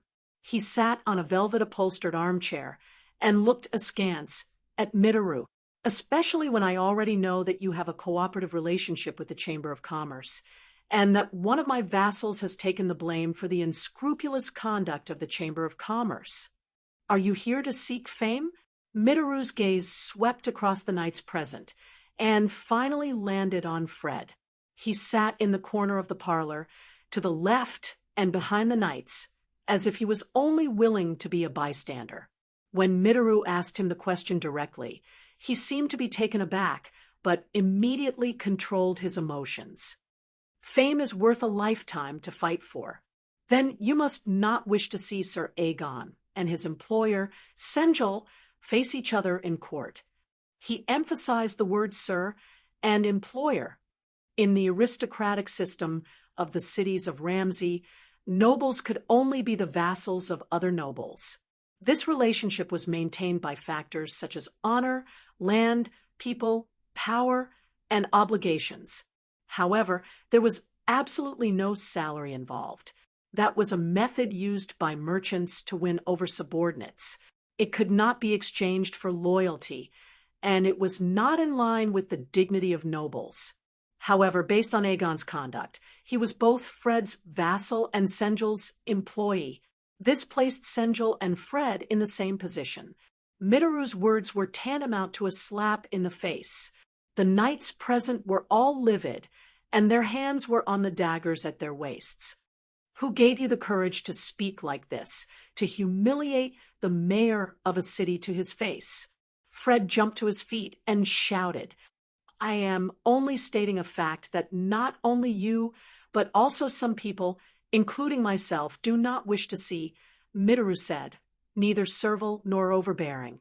Like you, I do not wish for that brat from the Reliance Wind Merchant Guild to be put on trial. Based on my understanding of that guy, in order to get away with his crimes, he'll reveal too many trade secrets. He paused for a moment before continuing. Trade secrets, in our eyes, may become earth-shattering scandals in the eyes of Ramsey's citizens. It's a stinking scandal. After saying this, he took out a folding knife from his waist that barbers often use to shave customers. This thing is dipped in a special kind of poison. As long as a small cut is made, it can quickly kill a person. Moreover, as soon as blood is seen, the poison on the blade will quickly evaporate, and after a dozen breaths, it will no longer be found. The knights immediately drew their daggers. They shielded Fred behind them and pointed their swords at Mitaru. As a noble, Sir Aegon has certain privileges in the prison. He has a cell with a washroom and may need a shaving tool on a daily basis. You only need to bring this razor to him. Of course, his shaving skills may not be very good. When he shaves for his former employer, it is entirely possible that he will cut the man's face. Who are you? Fred pushed aside the knights in front of him and strode towards Mitaru. Although the mayor of Red Pine was now old, he was actually a powerful magic swordsman. When he was young, he was already holding a shield spell in his hand, ready to activate a force field at any time to block the attack of the Japanese in front of him. Chapter 8:19. I used to be a hairdresser for a period of time. Mitaru smiled and replied to Fred, who was at daggers drawn. The mayor of Red Pine frowned. Then he dismissed the knights so that Mitaru could show off his skills and take care of the beard he had deliberately grown for many years. That doesn't completely convince me. Fred looked at the Japanese merchant in front of him. His eyes were like a chef looking at the chicken breast on his chopping board. I've heard of the barber's reputation, but that's not enough for me to participate in a dishonorable act. Mitaru nodded. The Chamber of Commerce has lost everything. It's like a broken boat with a leak. Senjul is doomed. This means that someone needs to take over his belongings. West Sea Town belongs to Red Pine Town, so I can't interfere. But in King's Landing City and other cities, the Chamber of Commerce still has a huge amount of money in loans and deposits. The barber will give half of that money to our friend. The barber was one of the oldest organizations in King's Landing City. It was said that it could be traced back to Soft Maple City, the ruins of the city covered by King's Landing City. They claimed to have a history of 150 to 300 years. Of course, how long this organization had existed depended on who answered and how drunk that person was. Fred knew about this rumor. He didn't respect him, but he certainly wouldn't treat him as a small character. Give me your razor, and then you can leave the Red Pine Inn. He thought for a while and finally decided. Half an hourglass later, Mitaru returned to the street. He was wearing a short hunting coat with his sleeves rolled up. His forehead was covered with large beads of sweat. In the Red Pine Inn, Fred's black chin had been shaved clean, and he was using a hot towel. When the Japanese merchant turned 2 streets in his palanquin, another group of people came to visit the Red Pine Inn. The leader was none other than the mayor of Greenwood City, who was on good terms with Fred. Green led the people through the corridors and alleys. The housekeeper in the inn didn't dare to stop them. He went directly to the living room and pressed the password of the mechanical spring lock. He pushed open the leather-wrapped oak door and walked to Fred, who was sitting on the sofa. "You're here?" Fred asked. "It's not just me. You should know." Green stepped aside to reveal the visitor behind him. Mr. Brock is also interested in the barber's movements. They asked me to deliver a brand new set of personal cleaning products to Aegon, and also to deliver a message. Fred removed the towel from his face and stroked his chin. "As you expected, they're interested in Sangar." Maybe Brock lifted his hood because he was wearing the spell amplification device on his face. His voice was always dull and suffocating. "But this is just a smokescreen. I'm sure they have other intentions. What should I do?" Mayor Hong Song sat up straight and looked at the desert elf, who was sitting on the sofa opposite him. Brock snapped his fingers, and the surrounding air seemed to explode with a bang sound. Everyone present felt a slight tinnitus. However, the desert elf's voice, which was as soft as a mosquito's, was accurately transmitted into Fred's mind. "Just do as they say. I know." Fred sighed. "I'll leave Aegon's matter to you. This matter was completely due to the barber bribing one of my servants. Only then was he able to complete the task. It has nothing to do with you, me, or Red Pine City." As he spoke, Mayor Hong Song picked up a silver bell on the coffee table in front of him. With a pleasant tinkling sound, the door of the reception room was opened again.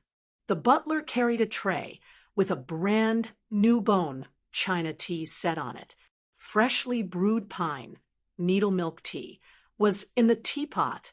This was the best product for the nobles of Red Pine City. The guests sat in the host's seat and began to enjoy the tea. After about an hourglass, they ended their chat. Green took the initiative to get up and leave the Red Pine Hotel with Blatch. At the same time, outside an alley in the westernmost part of King's Landing City. The rhythmic sound of horse hooves could be heard on the gravel road. 2 Japanese jailers guarding the prison gate leaned on their rifles and looked in the direction of the sound.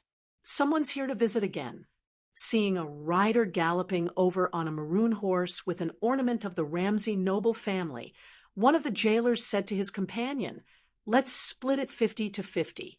How about that?" The jailers gave him a subtle gesture, which meant no problem.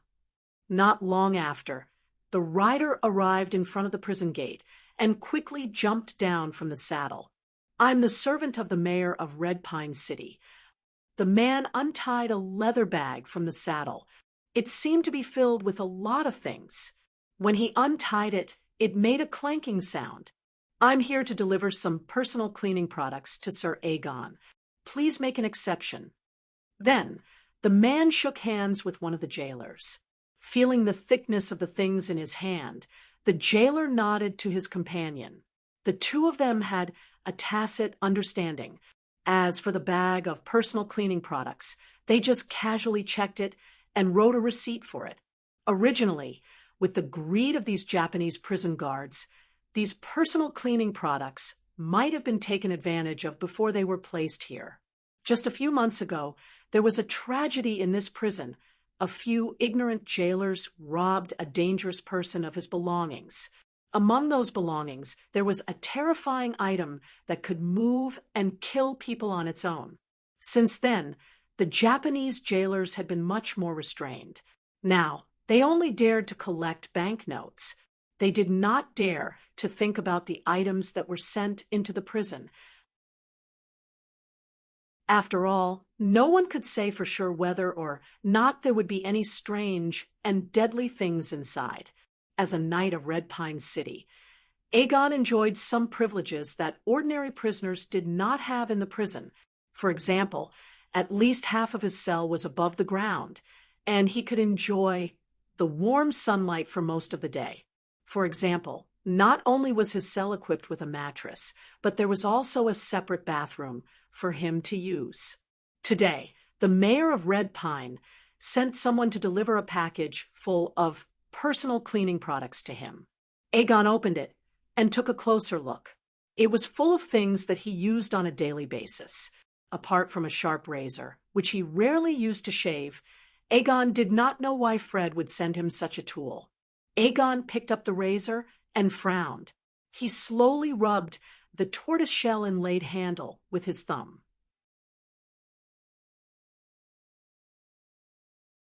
Chapter 8:20. Sangar woke up with a start. His clothes were soaked in sweat, his body was hot, and his breathing was labored. He saw the sunlight shining through the window that was enclosed by a grid of thumb-sized cast iron rods. It was already past 10 in the morning. "Master!" A rhythmic knock came from the black oak door of the prison. Hearing the voice, Senjil knew who was standing at the door. Aegon had been visiting him at this time of the day to chat and play a game of heroes chess. "Come in." Sangar got out of bed, tidied himself up, put on a new set of clothes, and opened the door. Aegon stood leaning against the doorframe, holding a bowl of oatmeal in one hand and a small deerskin bag in the other. He did not bring the checkered chessboard. Behind Aegon, 2 Huzang jailers stood with spears in their hands. Their role was to ensure order in the prison. When dealing with noble prisoners like Aegon and Sangar, they also had to ensure their safety when exercising their limited freedom of movement. "You seem to be sleeping well." Sangar glanced at Aegon. He found that his relative's eyes were full of vitality, and the wrinkles on his face had smoothened out. "At least you're better than me." Aegon put down his breakfast. "The food in King's Landing prison is good." He handed Sangar a silver spoon. "The oatmeal has tender yellow cheese cubes with a bit of nutty sweetness." Sangar shook his head out of habit as he ate his breakfast to dispel the remnants of his sleepiness. His consciousness was hazy, and his thoughts were slow. This meant that he was still not used to the bed in the prison. "I have to ask them to change me into a bed with a cushion and a pillow with a silk cover. Otherwise, I'll die of exhaustion before the public trial, he muttered in his heart. It had been 5 or 6 days since he was imprisoned here, and Aegon had been here about a month earlier than him. Saengar did not know how Aegon got used to this place. "You're not playing chess today?" Noticing that the other party didn't bring a chessboard, the head of the Exine Foam Chamber of Commerce asked in surprise, "Could it be that they won't even allow us to enjoy such a small pastime?" Aegon smiled. He opened the deerskin pouch and took out a silver-plated mirror. Before the establishment of King's Landing, when the Ramsay city-states still used gemstone coins, no one would be so extravagant as to use such a large gemstone coin to make toiletries and other personal cleaning products. "You must look forward," Aegon said, stroking his smooth, bruised cheek. Saengar realized that his beard and hair had grown into knots and needed a shave. After finishing the oatmeal porridge in the bowl, Senner walked to a brass basin and opened the pipe that was connected to the outside, allowing the hot water to pour into the basin. He washed his face and wiped his face with the towel twice. Aegon placed the small mirror on the table, pulled out a chair for Saengar, and took out a linen cloth to wrap around his neck. The head of the Exine Foam Chamber of Commerce nodded and sat on the chair. He asked curiously, "Since when did a noble lord become so skilled? Prison life can change people so much." "Forced by life." Aegon sighed and wrapped the linen cloth around Saengar's neck. "Sometimes people have to do things by themselves. Don't worry, my skills are not bad." The sharp razor slid across Saengar's neck. He felt a chill in his throat, and then he could no longer make a sound. In addition to the lethal poison, the razor was also coated with an anesthetic that could quickly paralyze a person. "My skills aren't bad. Although I've only just learned," Aegon repeated, adding a little more to what he had just said.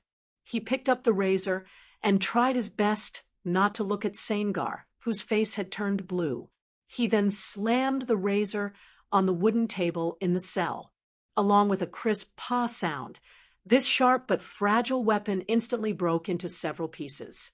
According to the hint he had touched from the handle of the razor, as long as the blade was broken, the toxins on the razor would all dissipate after a dozen breaths, erasing the evidence of his murder. "I hope Fred hasn't gone mad," Aegon prayed. In the inscriptions on the hilt, besides telling him what to do, there were also 2 important hints.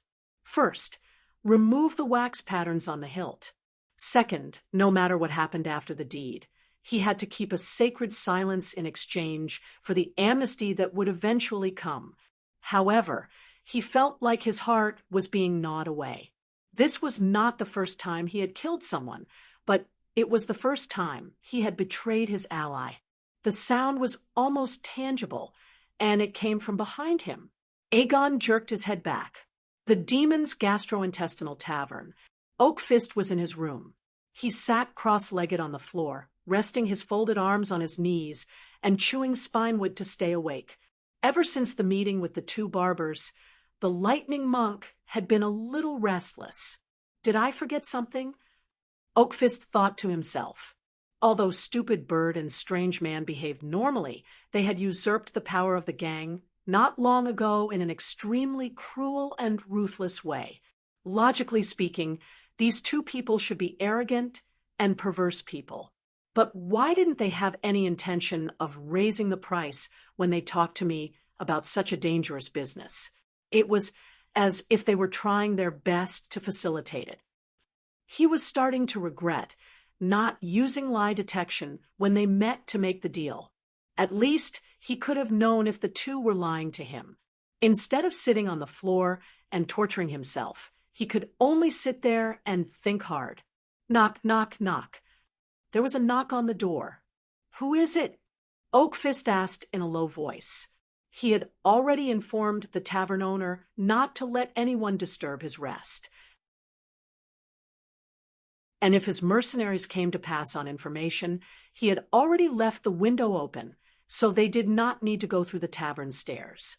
Hello, the Public Security Administration of King's Landing City has sent someone here. A one-eyed bartender stood outside the door. His blind eye was covered with an eye patch, while his other eye was deep and unfathomable. They have informed all the hotels and asked the guests to gather in the main hall of the pub. They said that they have something to inform everyone. Sorry to disturb your rest, but the matter is very urgent.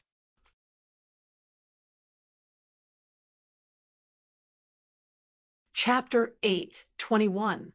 What's going on? I heard that the Public Security Bureau is catching thieves. No, their leader is carrying a notice. It seems like he wants to inform us of something important. All the passengers gathered in the tavern hall were whispering to each other, but the Public Security Bureau's action team turned a deaf ear to them and had no intention of restraining them. Therefore, they were not going to arrest anyone. Oak Fist was mixed in the crowd. He judged that these Public Security Bureau members were indeed here to inform them of something important. Sure enough, when all the passengers had arrived, the squad leader of the operation team and the tavern owner, Gree, confirmed their arrival and then took out the notice that was tucked under his armpit. He stretched out his hand and shook the linen cloth, revealing the side covered with spells and runes. Oak Fist immediately sensed that it was definitely a spell scroll made by a high-level spellcaster. A sense of crisis arose spontaneously. There was a crackling sound in the air. Some of the passengers were startled, and some even involuntarily grasped the handles of the weapons at their waists and arms, appearing to be anxious. Silence. Like a clap of thunder in a clear sky, the sonorous voice suddenly sounded. Everyone present felt a strong pressure in an instant, forcing them to stand still. Group immobilization spell. Oak Fist thought to himself. Just as the voice sounded, the captain immediately spread the linen cloth on the floor and carefully made sure that the four corners were in a flat state without any bulges or wrinkles. A light blue light radiated from between the runes and the spell, gradually converging into a cone-shaped light beam. Immediately after, something that looked like a golem appeared in the pillar of light. I'm Snade, the #1 spell consultant of the Scales of Eternal Order. The golem's gem-like eyes flashed, and its metal jaw opened and closed. Today, I've been ordered to do a live broadcast for you. You must open your eyes and watch carefully. After saying this, the two exhaust pipes behind the steampunk Demolic emitted a woo-woo sound, and smoke began to rise. As he chanted an incantation rhythmically, the smoke in the light pillar gradually revealed a brand new light and shadow. Oh, God of Virtual Games. Oak Fist couldn't help but mutter a gnomish prayer that he shouldn't have uttered here due to his shock at the sight before him. Fortunately, most of the people in the tavern were just as shocked as he was, so they didn't hear the lightning monk's words clearly. At the same time, they didn't recognize his identity. Within the smoke, the entire view of Junlin City was projected. All the spectators felt as if they were in the clouds. The electric monk carefully distinguished the grounds covered in limestone rubble. He only saw grass, stables, farmland, and a few low stone walls. The purple thistle flowers added a bit of beauty to the green grass nursery, the most advanced labor camp in King's Landing City. Oak Fist recognized this place. Previously, in order to help Numan, who was a pirate of Joms, a grave robber, and a secret agent of the Scale of Perpetual Order, he had been here before. Beneath the building, which looked like a farmhouse, was a hidden dungeon. Moreover, the others might not know, but Oak Fist, who had been planning a series of actions for the past 2 days, knew very well what was happening or had already happened. Calculating the time, the head of the Tradewind Merchant Guild, Saingar, should have died under the barber's razor by now, although the person who wielded the razor was actually the illegitimate son of the mayor of Red Pine, Sir Aegon. At this moment, the scene in the smoke changed again. The spectators seemed to have suddenly fallen from a high altitude. Some of them even cried out in shock. When the scene stabilized again, everyone had already followed the magical eyeball into the ceiling of the labor camp and into the empty and gloomy dungeon. This place had become a kingdom of blood. How could this be? Oakfist's eyes widened. In the dungeon, the Japanese prison guards who acted as guards scattered in all directions. There was a monster that looked very much like a spider sprite, the lower body of a giant spider, but the upper body of a human chasing after them. If he had been any slower, he would have been caught by the monster. Then, the monster would raise its head, reveal a strange big mouth on its neck, and swallow the victim into its stomach. As the monster continued to swallow, it seemed to become more and more powerful. At first, it could only run in the corridor. Gradually, the spider sprite ran freely on the walls and ceilings. In the end, the monster began to use some spells.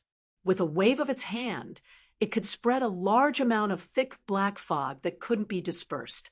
Once the Japanese prison guards were shrouded in the black fog, they would become headless flies and even crash into the monster's arms. This monster is a monster. While the spectators in the tavern were watching this horror broadcast, attentively, the sonorous voice of the steampunk Demolic suddenly sounded as a narrator. It's the remnant of the monsters that ravaged the Ramsey continent 12 years ago. However, 1/3 of an hourglass ago, it was still an ordinary Ramsey human. At that time, his name was Sangar, the master of the Chamber of Commerce, and also one of the defendants scheduled for our public trial. Snyder's words resounded in Oakfist's heart like a bell. This is bad. The lightning monk immediately realized that his previous plan had been exposed. He hired the barber to assassinate Sangar to divert the attention of the scale of perpetual order and create an opportunity for himself to rescue or kill the dwarf investigator. However, his plan was used by the other party. Since some people can't wait, then we'll follow your wishes and bring forward this public trial. Hearing this, Oakfist couldn't stay any longer. His palms were tightly clenched, and his nails dug into his palms.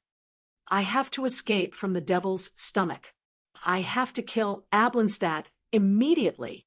Otherwise, I'll really fall into the devil's stomach this time. Slowly, the lightning monk moved slightly and squeezed his body into the crowd behind him.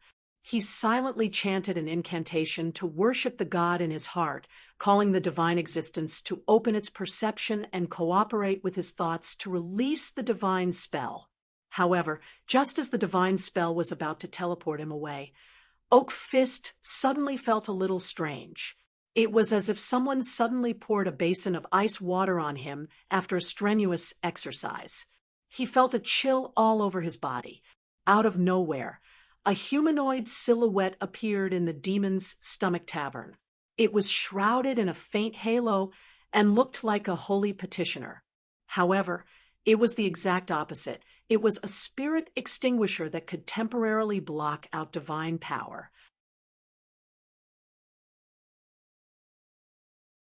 Chapter 8:22. Regardless of whether it was wearing a robe or revealing its loose and smooth, gelatinous muscles, its green and burning gaze always penetrated the shroud and illuminated the face that resembled a human but was somewhere between reality and illusion. Dark emblems floated around its body, and the characters that did not need to be supported displayed its heartfelt curse toward all living creatures and the divine. They were quenchers.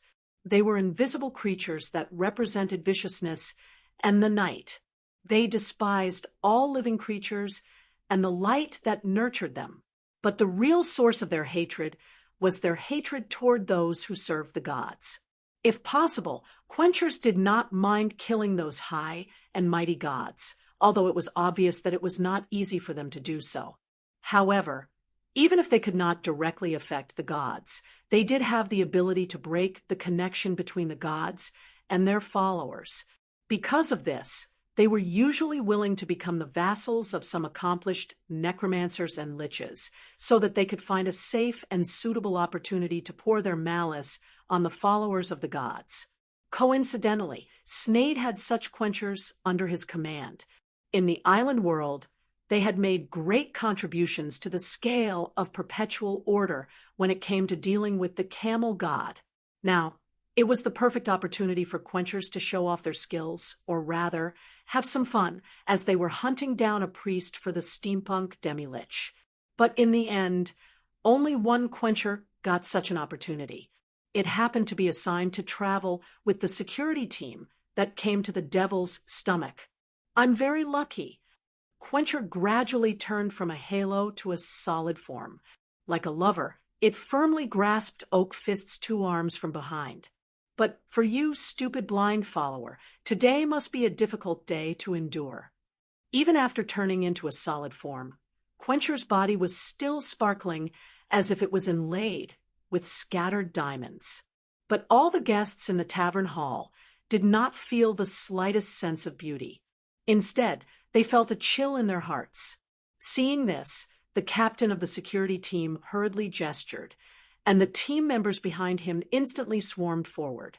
In order to complete this mission, the security team that went to various public places in King's Landing City for the public trial broadcast all carried a special ebony shackle. Sneyd had personally engraved 3 sets of magic circles on the shackle, which had the effect of sturdy spell, gravity spell, and weak magic soul pot. The first 2 would be used on the shackled lightning monk to prevent him from escaping, while the weak magic soul pot was prepared for Quencher to prevent the lightning monk from contacting the god of virtual games, Stim. It could be said that with Oak Fist's ability, he would not be able to escape with this shackle. Therefore, when the lightning monk saw the hunters walking towards him, he immediately resisted with all his might, trying to break free from Spirit Extinguisher, who was gripping his arm tightly. The gravel floor was covered with a layer of blood, and the broken limbs of the Japanese jailers were scattered among the blood. It was as if the last piece of the puzzle had been added to the eerie puzzle. Sengar, who had completely transformed into a spider-human, wandered around with waning interest. Its 8 muscular limbs brought it deeper and deeper into the dungeon. Soul Search has come back to life. A cold voice suddenly sounded. Sengar's head jerked back and saw a strong orc holding a long sword leaning against the wall, looking at him casually. This is not a good sign. Sengar's eyes widened. Honorable Calamity General, Dog Tamer. The Spider-Man opened his mouth, and his mandibles popped out as he spoke. Please allow me to pay my respects to you. Its limbs were bent, making a kneeling posture which was completely different from the arrogant and domineering attitude it had when it was killing people in the dungeon.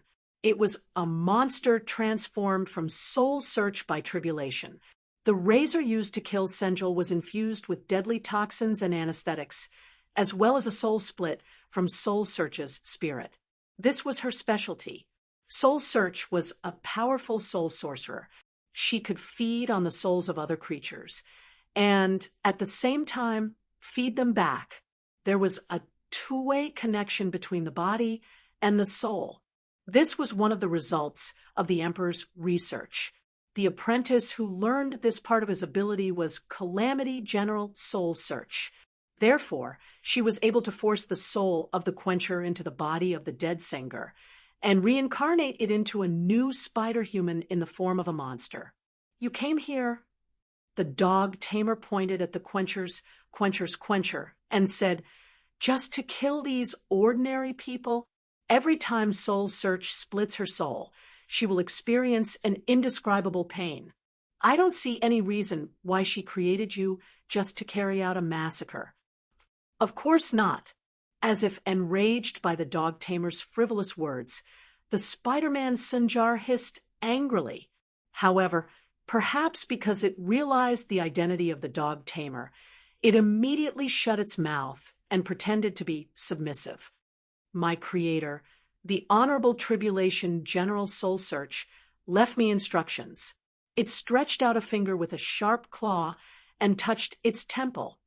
However, without enough killing, I can't become mature enough to make the reborn body fit the mutated soul. Now, Lady Soul Search's instructions have been clearly presented. I won't let her down. Someone made a deal with the newly resurrected Soul Search to let her kill Sengar, your predecessor. The dog tamer stood up straight. He stepped on the sticky pool of blood and walked step by step toward the spider-human Sengar. As he walked, the blazing flames immediately licked the blood off the soles of his feet, leaving no trace of filth. That person actually just wanted to create a diversion, but in the end, she wanted to be more thorough with the soul searching. She wanted to kill the midget investigator directly. How did you know the dwarf investigator is called Ablenstadt? His father is called Daraport. He was also a dwarf investigator when he was alive. The dog tamer suddenly had a skull-shaped artifact in his empty hand. We know each other. Daraport's skull. The spider-human Sengar was shocked. It recognized the artifact. You know him too? The dog tamer raised the skull. It seems that Soul Search's transformation for you is quite thorough, loaded with the soul of the spider-human drow. You have become like them, liar.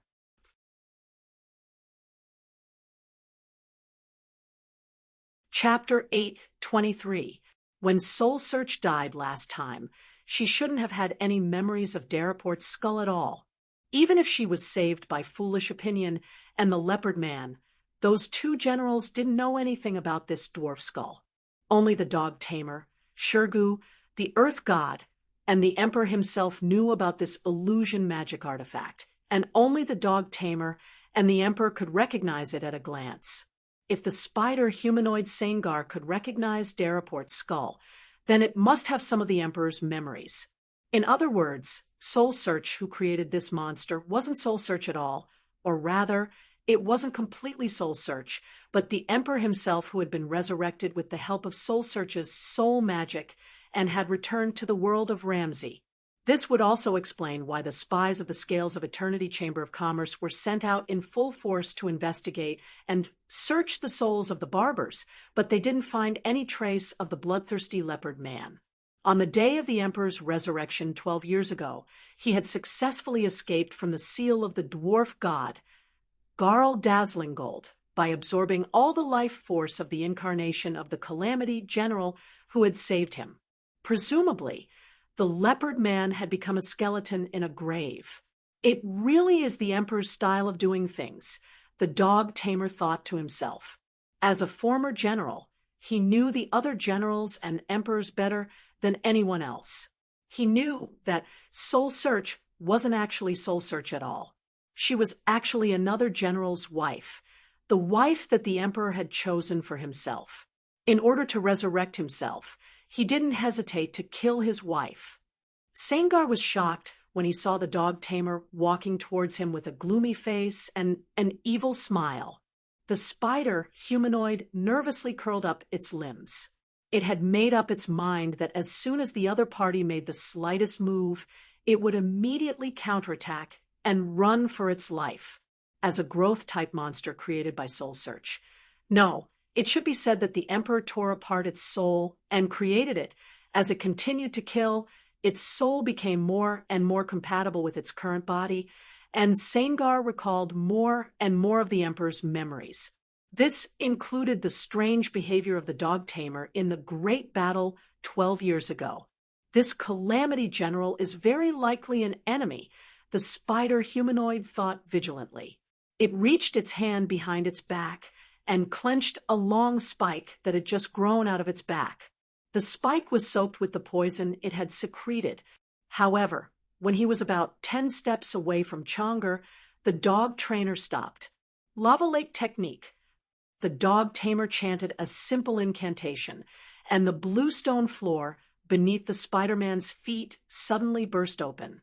Blazing orange lava instantly gushed out from the cracks. Sengar cried out in alarm.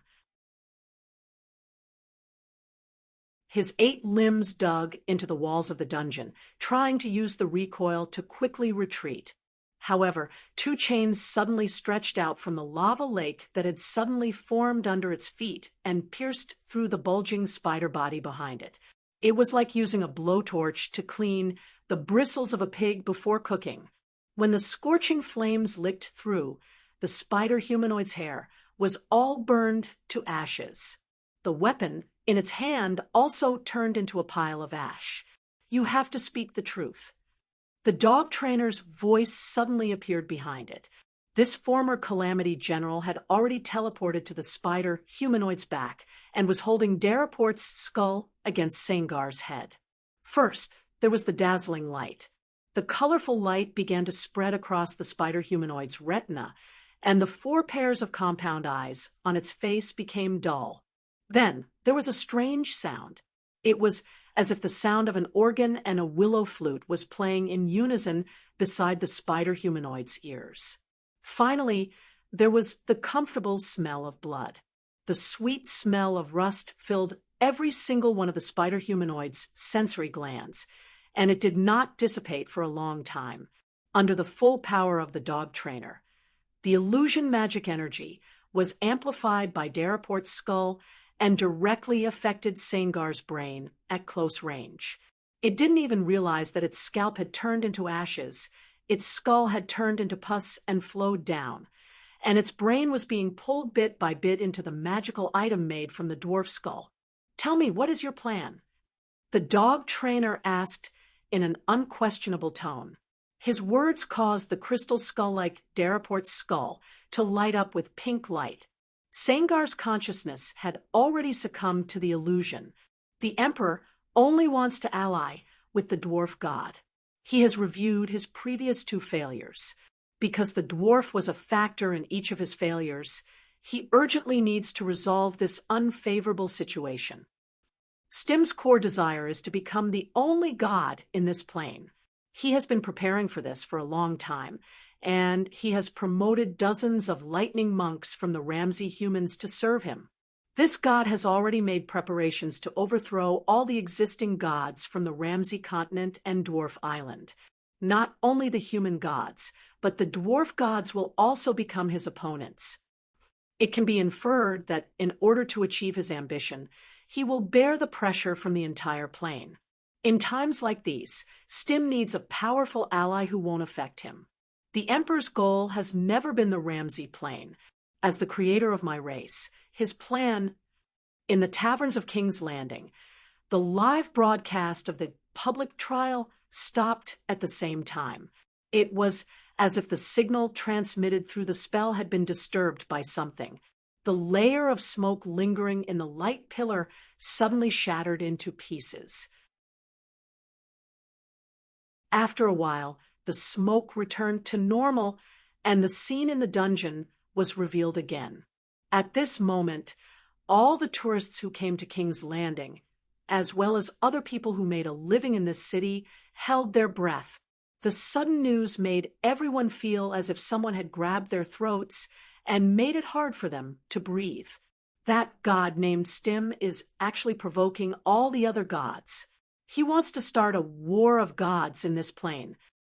Stim is actually betraying the great Garl Dazzling.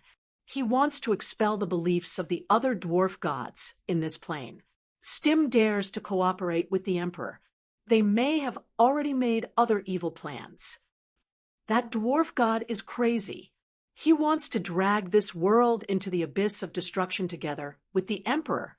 At the same time, many speculations with the characteristics of conspiracy theories appeared in the hearts of many people. Many people, because of the waves in their hearts, even ignored the scene in the live broadcast where the orc-like dog tamer turned into a spider, Sangar. However, they all had a similar idea. Stim had become the public enemy of the Ramsey plane.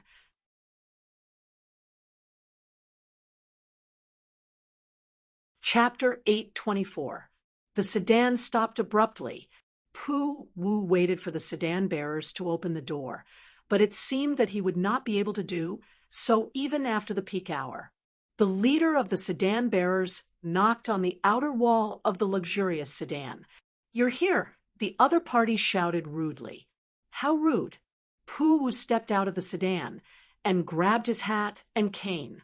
The leader of the sedan bearers immediately shook the reins and rode the other four-legged centaur sedan bearers into the night.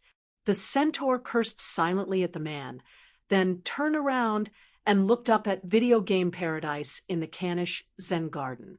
Veterans called Video Game Paradise Nerd's new home. It was located at the end of Bronze Man Street in the Guild District, in other words, in the Canish Zen Garden and adjacent to the Big Gym. Considering its internal business, the location was somewhat ironic. 7 hours before the peak hour every day, Video Game Paradise would welcome a brilliant sunrise. The light would shine on the Corinthian stone pillars erected in front of the building. An audacious newspaper once compared it to a diamond ring on the hand of a starving beggar. Considering its business situation in Sigil City, this analogy couldn't be more appropriate. After all, it was an industry that only country bumpkins would be addicted to. However, the operators here were well-versed in superficial skills. Anyone who visited before the peak hour would see a spacious marble walkway surrounded by fountains. The walkway led to a pair of towering silver-plated doors. However, the doors paled in comparison to the majestic stand-alone building behind them. Pu Wu the centaur walked into the big crown, a huge replica of the crown-shaped artifact that was originally owned by the kobold god Kultimak and cleverly borrowed by the gnome god guard Dazzling Gold. He found that it was indeed as vulgar as the rumors said, but it was also expensive to build. He came to the Diamond Ranking Hall. The walls and floor here were scarlet as blood, symbolizing the intense competition and trials that the virtual game players in this segment would experience. A large number of leaves made of pressed gold foil were embellished, symbolizing that only by spending money could one quickly break through this segment. The hall's ceiling was inlaid with countless small gems, from which the hall's name was said to come, shining under the light of a large chandelier. However, the flame on the chandelier flickered like a candle in the wind, and the hall was bitterly cold. There was no sign of life here, completely different from the usual bustling scene of country bumpkins. The only sound was Pu Wu's footsteps on the marble floor. A broken window solved the mystery of the source of the cold wind. The managers of the virtual game operations here were notorious for their bad tempers and all kinds of tricks. Could it be that they were the ones who did it, or was there some other reason? His heartbeat was booming in his ears. "Look, there seems to be a pair of boots behind the curtain." Pu Wu raised his hand to cover his eyes. Light and shadow flickered. In order to dispel the doubts in his heart, he walked over and opened the curtains. A corpse lay in the dark. The half-goat bent down and touched it. There was still some body temperature, but this guy was definitely dead. So he sprinkled a pinch of corpse-dissolving powder.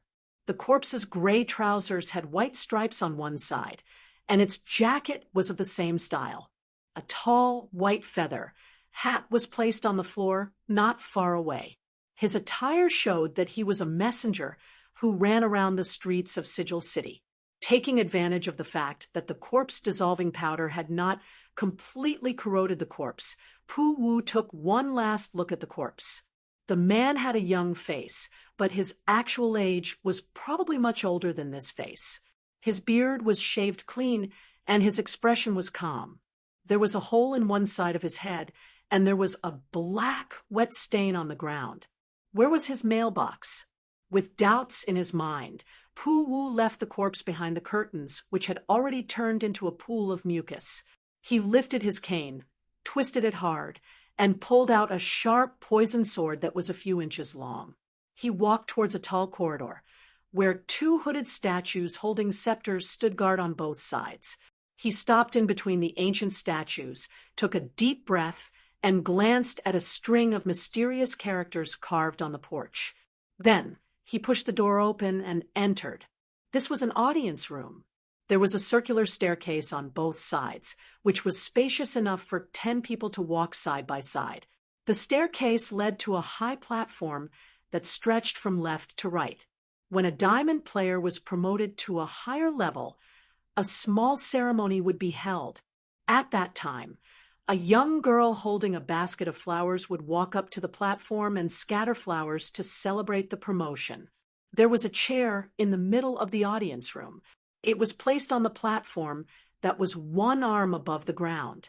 The kneeling cushions on the opposite side were specially used by members of the king's faction to serve the monarch. The room was brightly lit, but the source of the light was unknown. A man sat on the steps to Pu Wu's right. He was in his early 60s. His hair was silver gray, and his beard was neat with a few strands of black hair. His chin was quite thick, but it was of moderate size. His cheekbones were as if they had been carved by a knife. His skin was tanned from the sun, and there were deep wrinkles at the corners of his mouth and eyes. He was wearing a dark red uniform. On the left side of his chest was a silver badge with the pattern of a broken statue. On the right side of his chest, there were 9 golden military service marks. Each mark represented 5 years of service in the Challenger Troop of the Gods Association. There were no epaulets on his uniform to indicate his rank, but his brown eyes were full of vicissitudes of life. There was no doubt that he had once commanded thousands of troops. A handgun was placed on the steps next to him, and the hammer was already raised. He held a swift sword in his hand. He watched as a stream of blood slowly flowed down the steps, leaving a black line on the yellow and white marble floor. "Mr. President," the half-goat Pu Wu said. Pu Wu put his poisoned short sword back into his cane. He then twisted his weapon and locked it with a click. Pu Wu raised his head. "I don't remember meeting you before, especially when I'm using this appearance."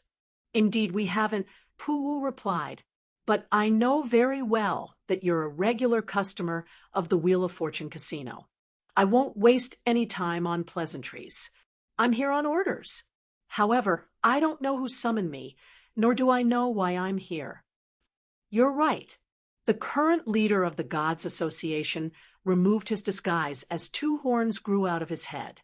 His skin also turned magenta, just like his uniform. He now had his original appearance as a tiefling noble. The president stuck out his forked tongue and licked his sharp canine teeth. "Shumshaka recommended you to me. She said that you're a more talented herbalist than your uncle, Thousand Herb Cup." He stood up from the steps. Only then did Pu Wu notice that the president had placed a dented mailbox under his, but to serve as a cushion. "Presumably, you can help me fake a perfect case of food poisoning." Pu Wu looked at the blood flowing down the steps next to the president. He thought of the corpses he saw outside the door, and he couldn't help but laugh. He said sarcastically, "That's it, that's it," the tiefling confirmed. Pu Wu nodded and extended his palm. "Give me the mailbox, and I'll give you a concocted Boda-Corpse cerebrospinal fluid potion. Pour a little into the mouths of those dead players, and they'll come back to life in half an hourglass. Trust me, there's no other way to make those who were killed by firearms or weapons mutate after eating this unclean food. It's more like food poisoning."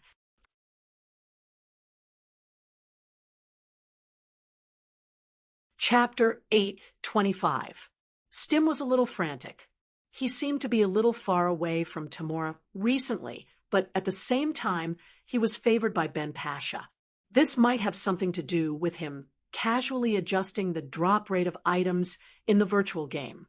Damn the Twin of Destiny. Sitting on the throne in the temple, Stim's face was so long that it was about to fall to the ground. "Do you really want to catch me and drag me to my death?" He had just received the news that the business he had bought with great difficulty in Sigil City had suddenly broken out in a large-scale food poisoning incident. The group of country bumpkin customers who had just begun to indulge in virtual games had all turned into Bada corpses.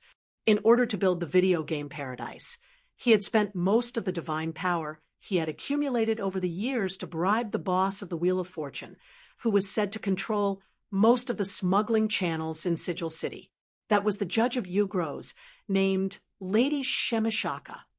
What he had to do was actually very simple, which was to smuggle all kinds of equipment and raw materials from the Ramsey continent to Sigil City so that he could build an ultra-luxurious virtual game experience center in Cage City. However, because it was Sigil City, it was one of the few places in the entire multiverse where the gods could not spread their glory. Therefore, Stim had to pay such a high price.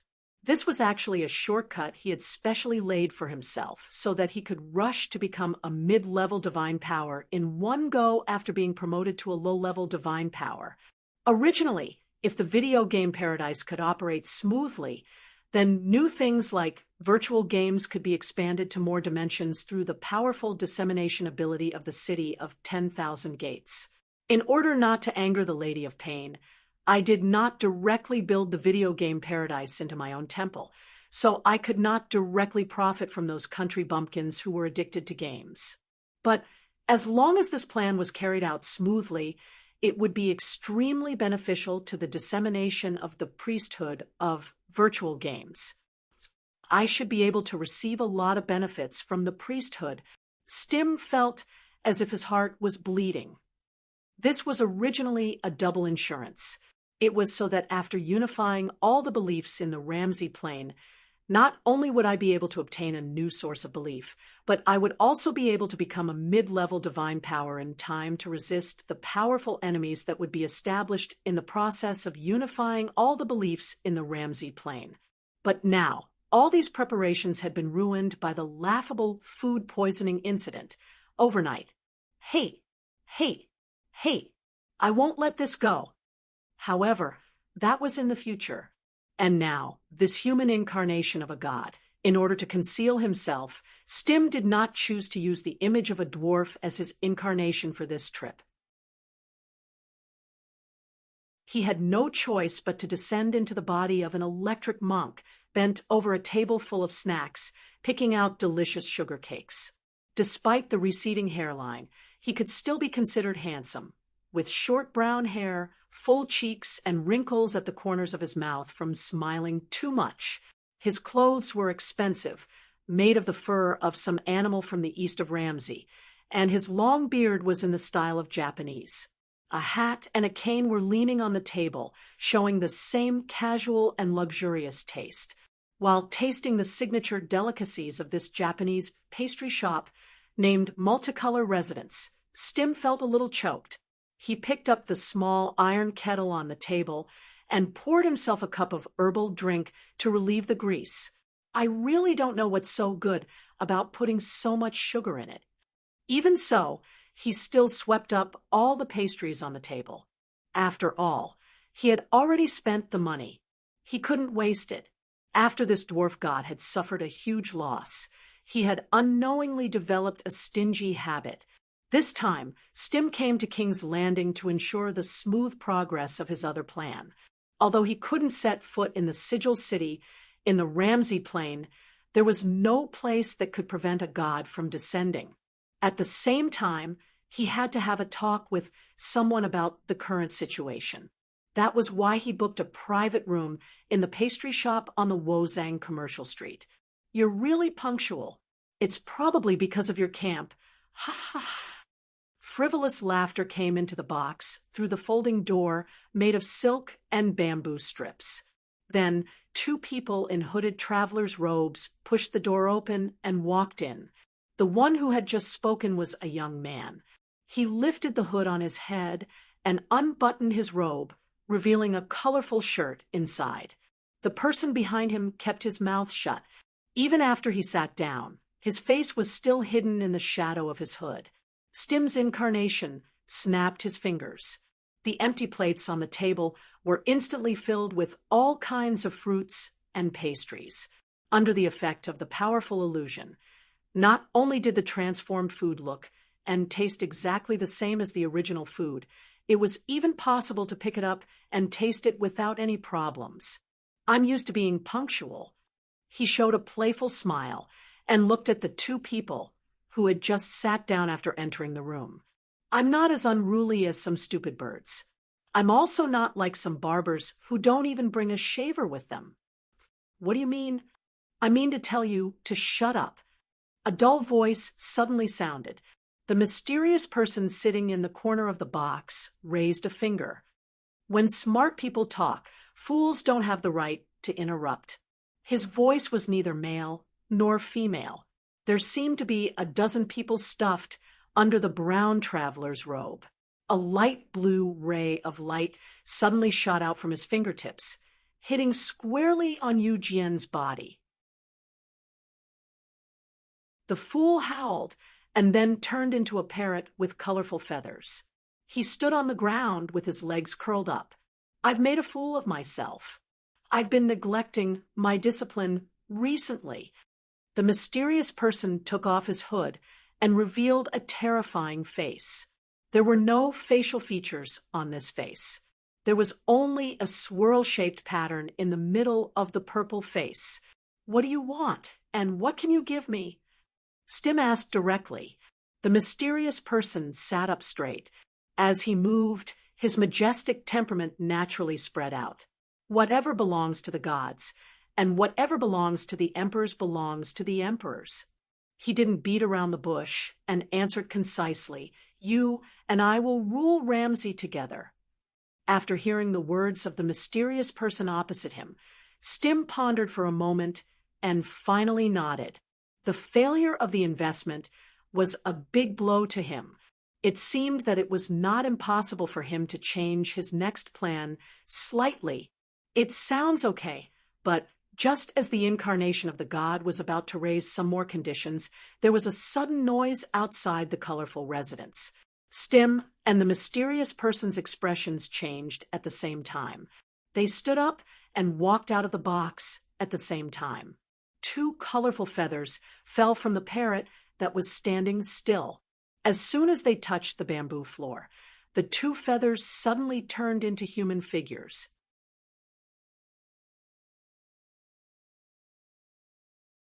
Chapter 8:26. Every member of the scale of perpetual order understood this rule. They were also mentally prepared for the pain they had to go through to remove an abscess.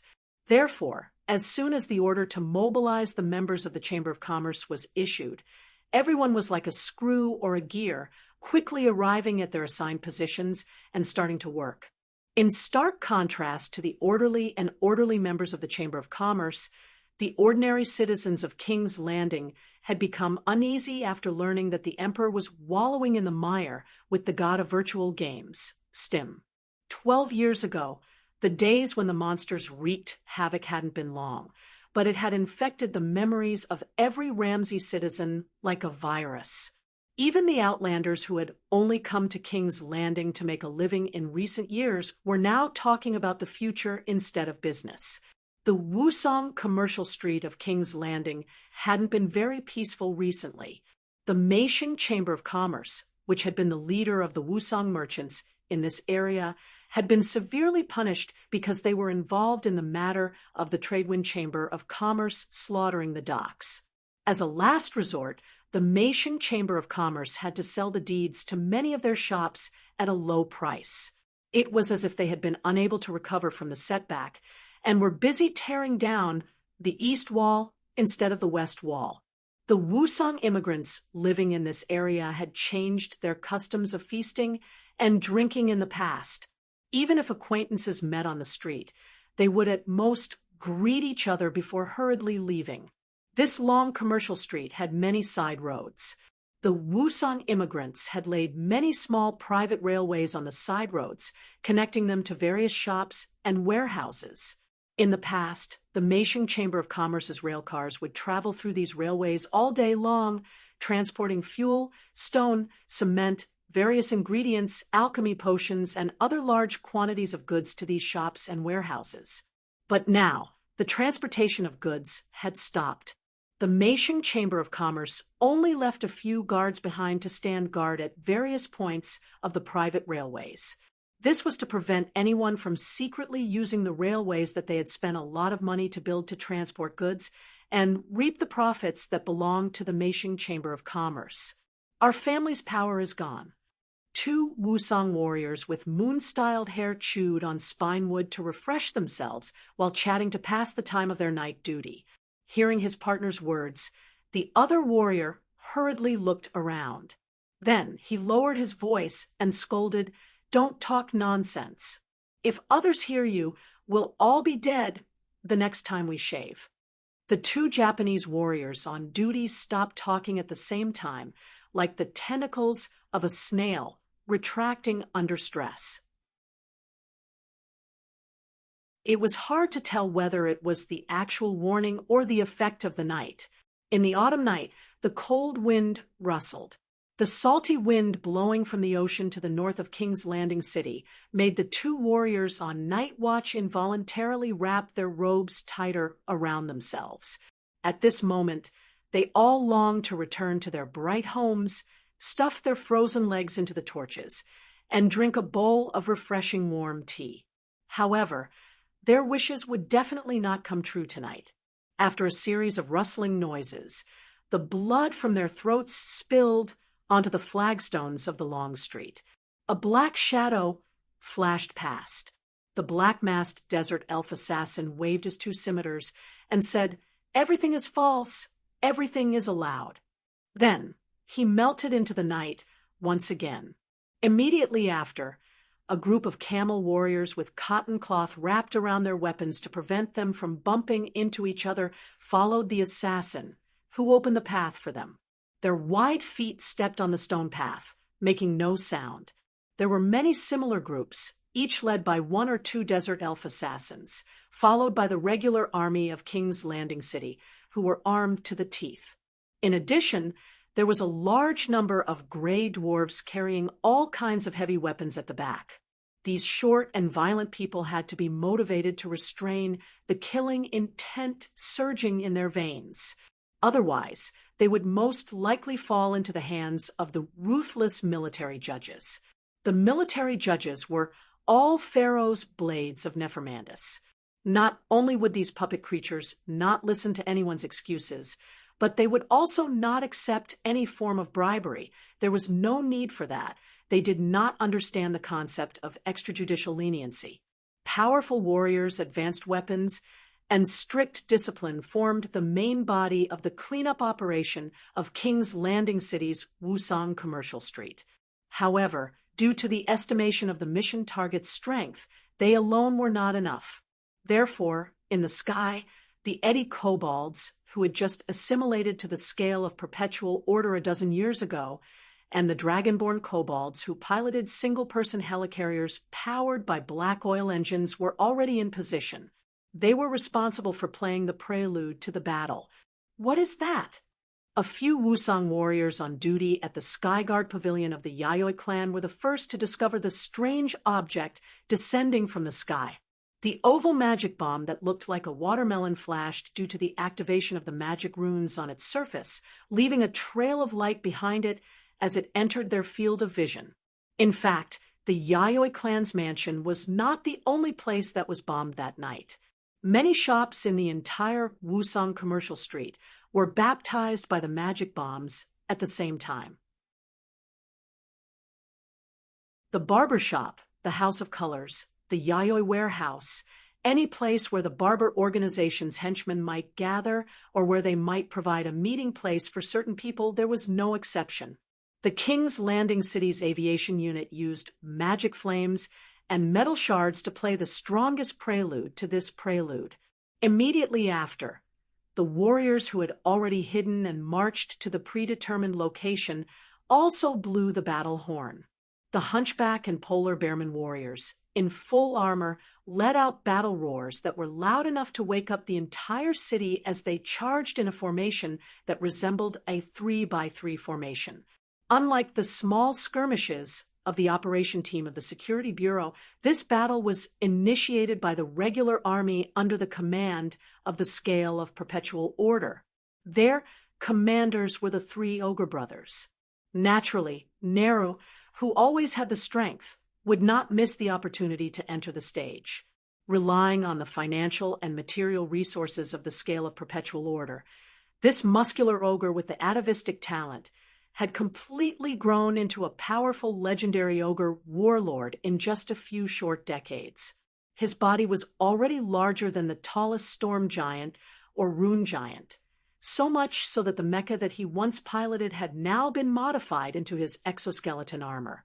Accompanied by a shrill sound that pierced through the air, the ogre, who was more than 60 feet tall, fell from the sky and crashed into the Yayoi clan's mansion. After he stood up, he casually waved his strengthened ebony chain, and the Skyguard pavilion collapsed into a pile of rubble.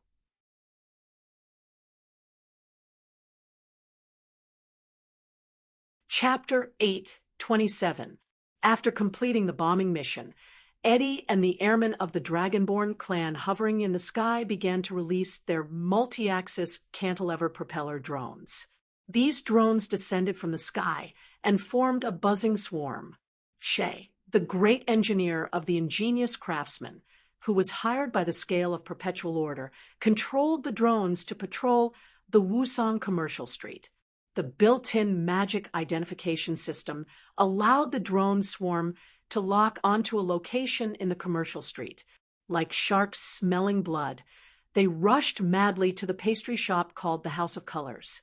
As it gradually approached, each drone quickly switched to fire mode.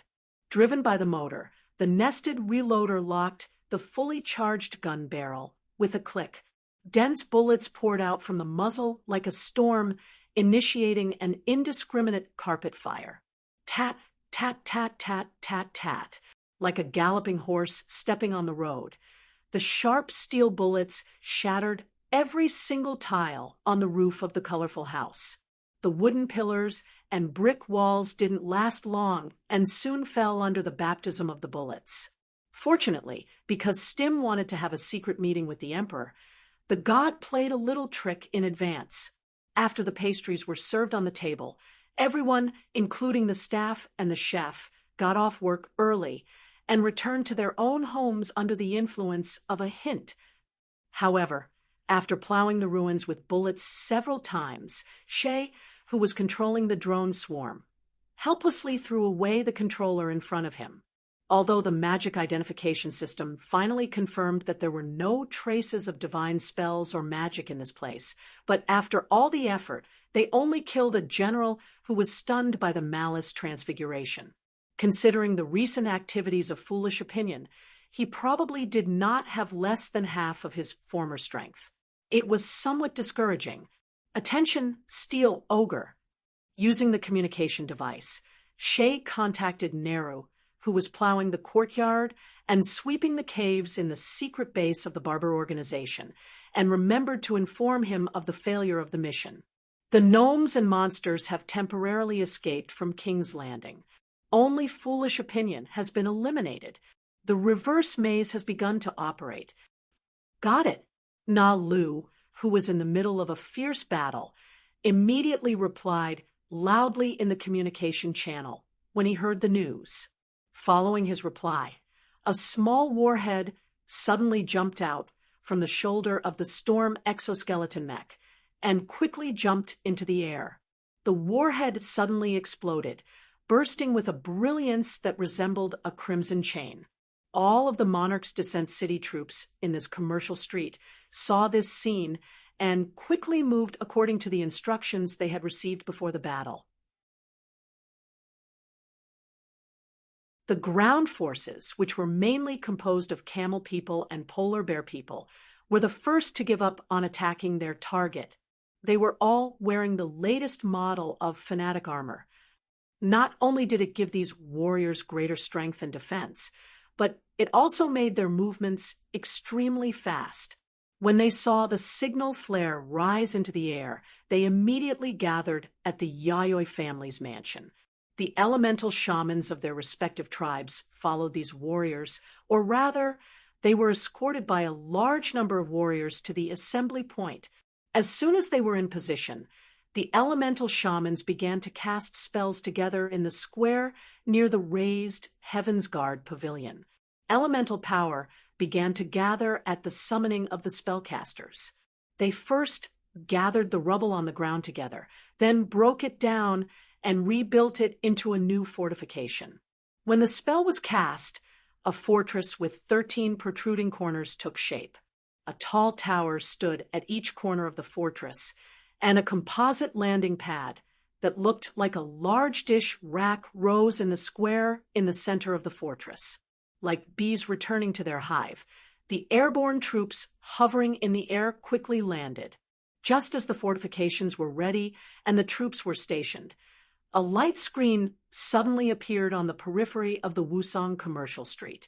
6 large brass totem poles were placed in predetermined positions, the dense runes on them glowing with a deep blood-red light.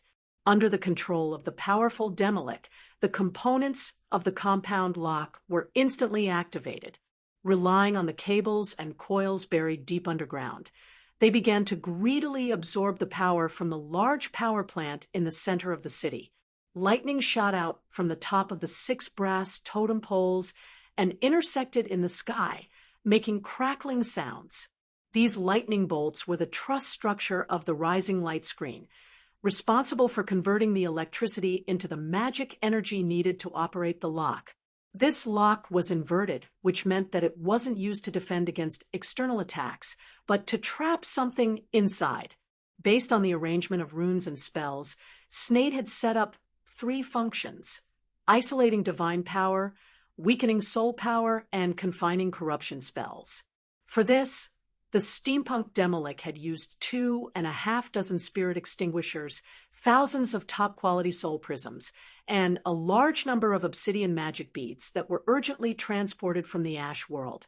The reason for that design was to trap the clone of the god of virtual games, Stim, and the emperor who was resurrected by Calamity's soul-searching body. The scales of the Eternal Order Merchant Guild had already learned that the two were meeting at the Wozang Trade Street through rigorous logical analysis and prophecy spells. And after the drone swarm under Shay's control failed, and the two escaped from the multicolor residence, the maze naturally became a contingency plan for the entire plan. Now we are facing 2 problems. After setting up all the magic circles, the steampunk Demolik could finally breathe. Scorching steam overflowed from the portable boiler in his body, and the steam flowed through a series of steam whistles that were combined into a complicated sound structure, and a slightly sharp voice was emitted through the brass trumpet. This lock is not foolproof. If the 2 fellows were to act out of desperation, although they were unlikely to do so in the short term because they were hoping that the other party would be more eager to break the lock could only hold for about 3 hourglasses. After all, it was definitely not an easy task to besiege a god's avatar and a legendary tier spellcaster, who was, at the most conservative estimate. Also, if the 2 are to encircle our fortress, Rue and his army can only hold for 1 or 2 hourglasses at most, even if they are carrying a large number of heavy weapons. Hearing that, the ogres Brock and Paulu were a little worried for their brother, while the paladin Jensen and the desert elf Brock were more optimistic. If Snader's estimation was correct, the Demolika's calculations had never failed, and the only time he had failed was when he was captured by Quest decades ago and was hired by Quest. Then 2 hourglasses plus 3 hourglasses would mean a total of 5 hourglasses of time, which would be enough for the magic lock to last until dawn. And when that time came, all the problems would no longer be a problem because the sleeping keys would awaken.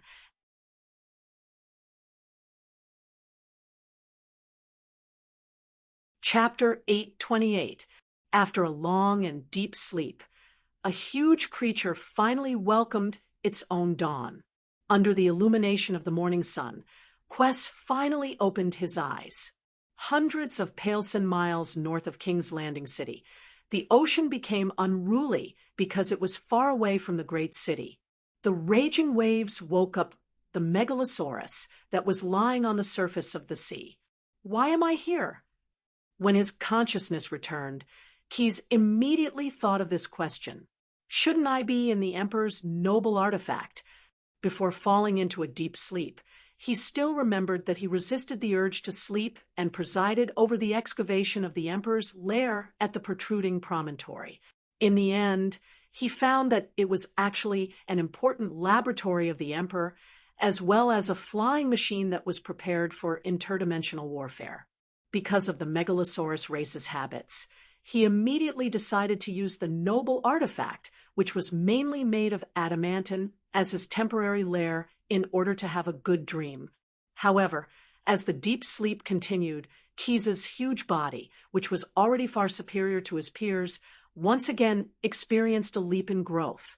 Although he could not feel hunger because he was in a dream, his body was still honest.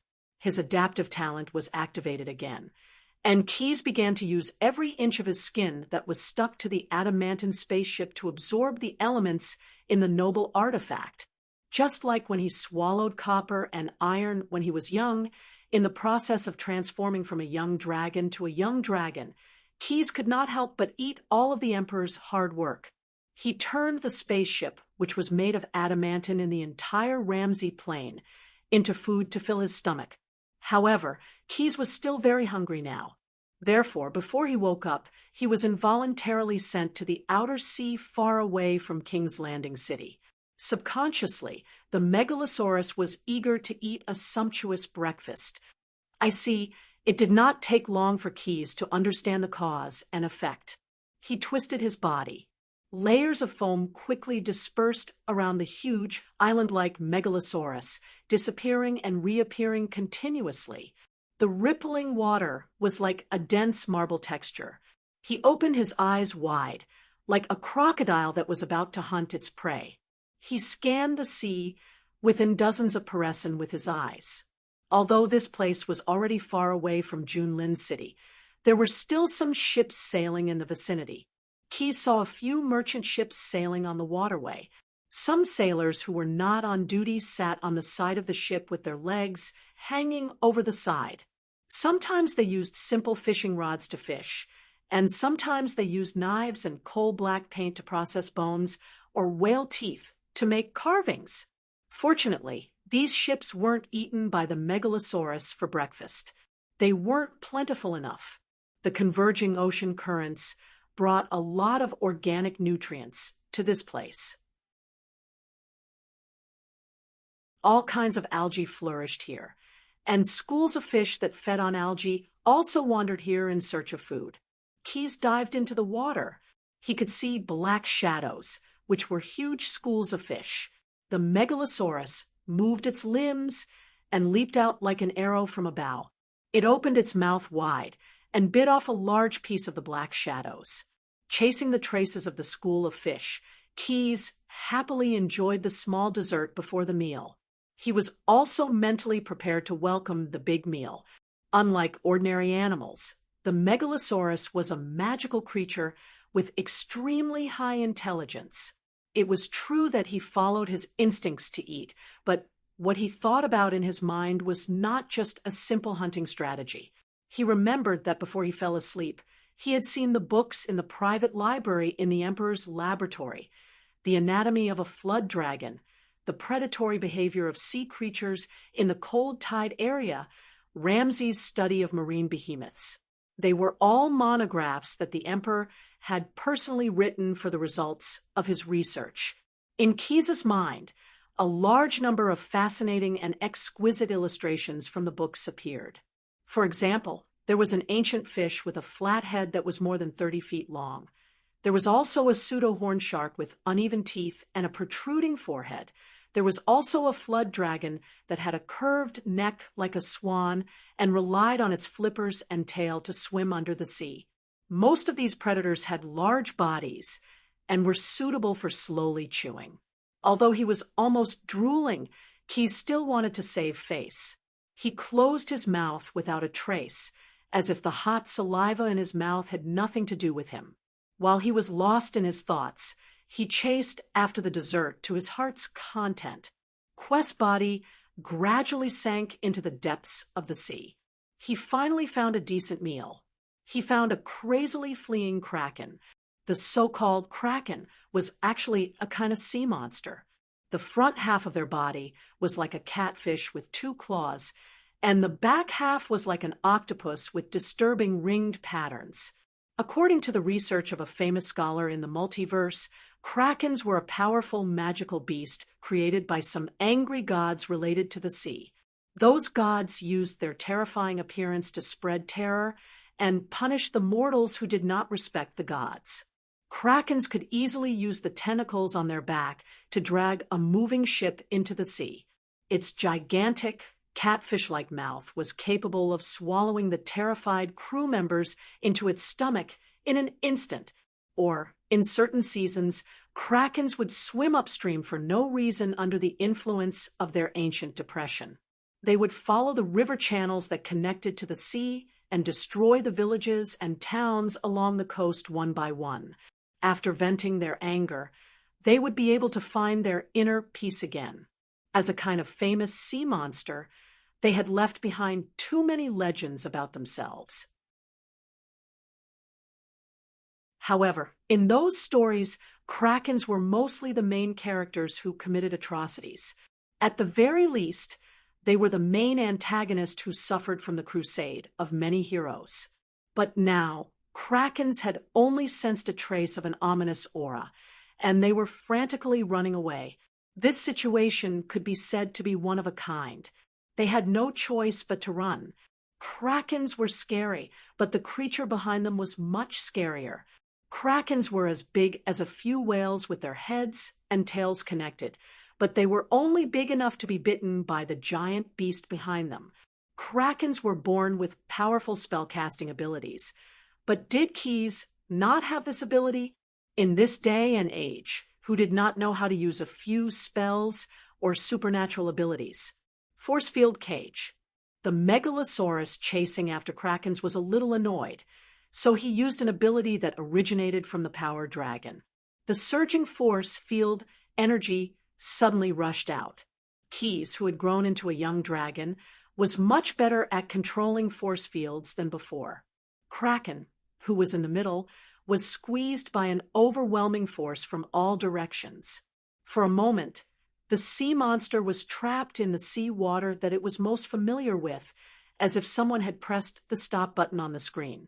The hungry giant dragon opened its big mouth, and the scorching heat penetrated the barrier of the seawater, instantly roasting the karaken until it was charred on the outside and tender on the inside. Awoo, with just one bite, the sea monster that originally dominated this sea area only had a few tentacles left floating in the water. It has the taste of both teppanyaki squid and grilled fish. Keyes could not help but lick his lips as the delicacy entered his stomach. Krakens must be added to my personal menu in the future. I'll touch them from time to time.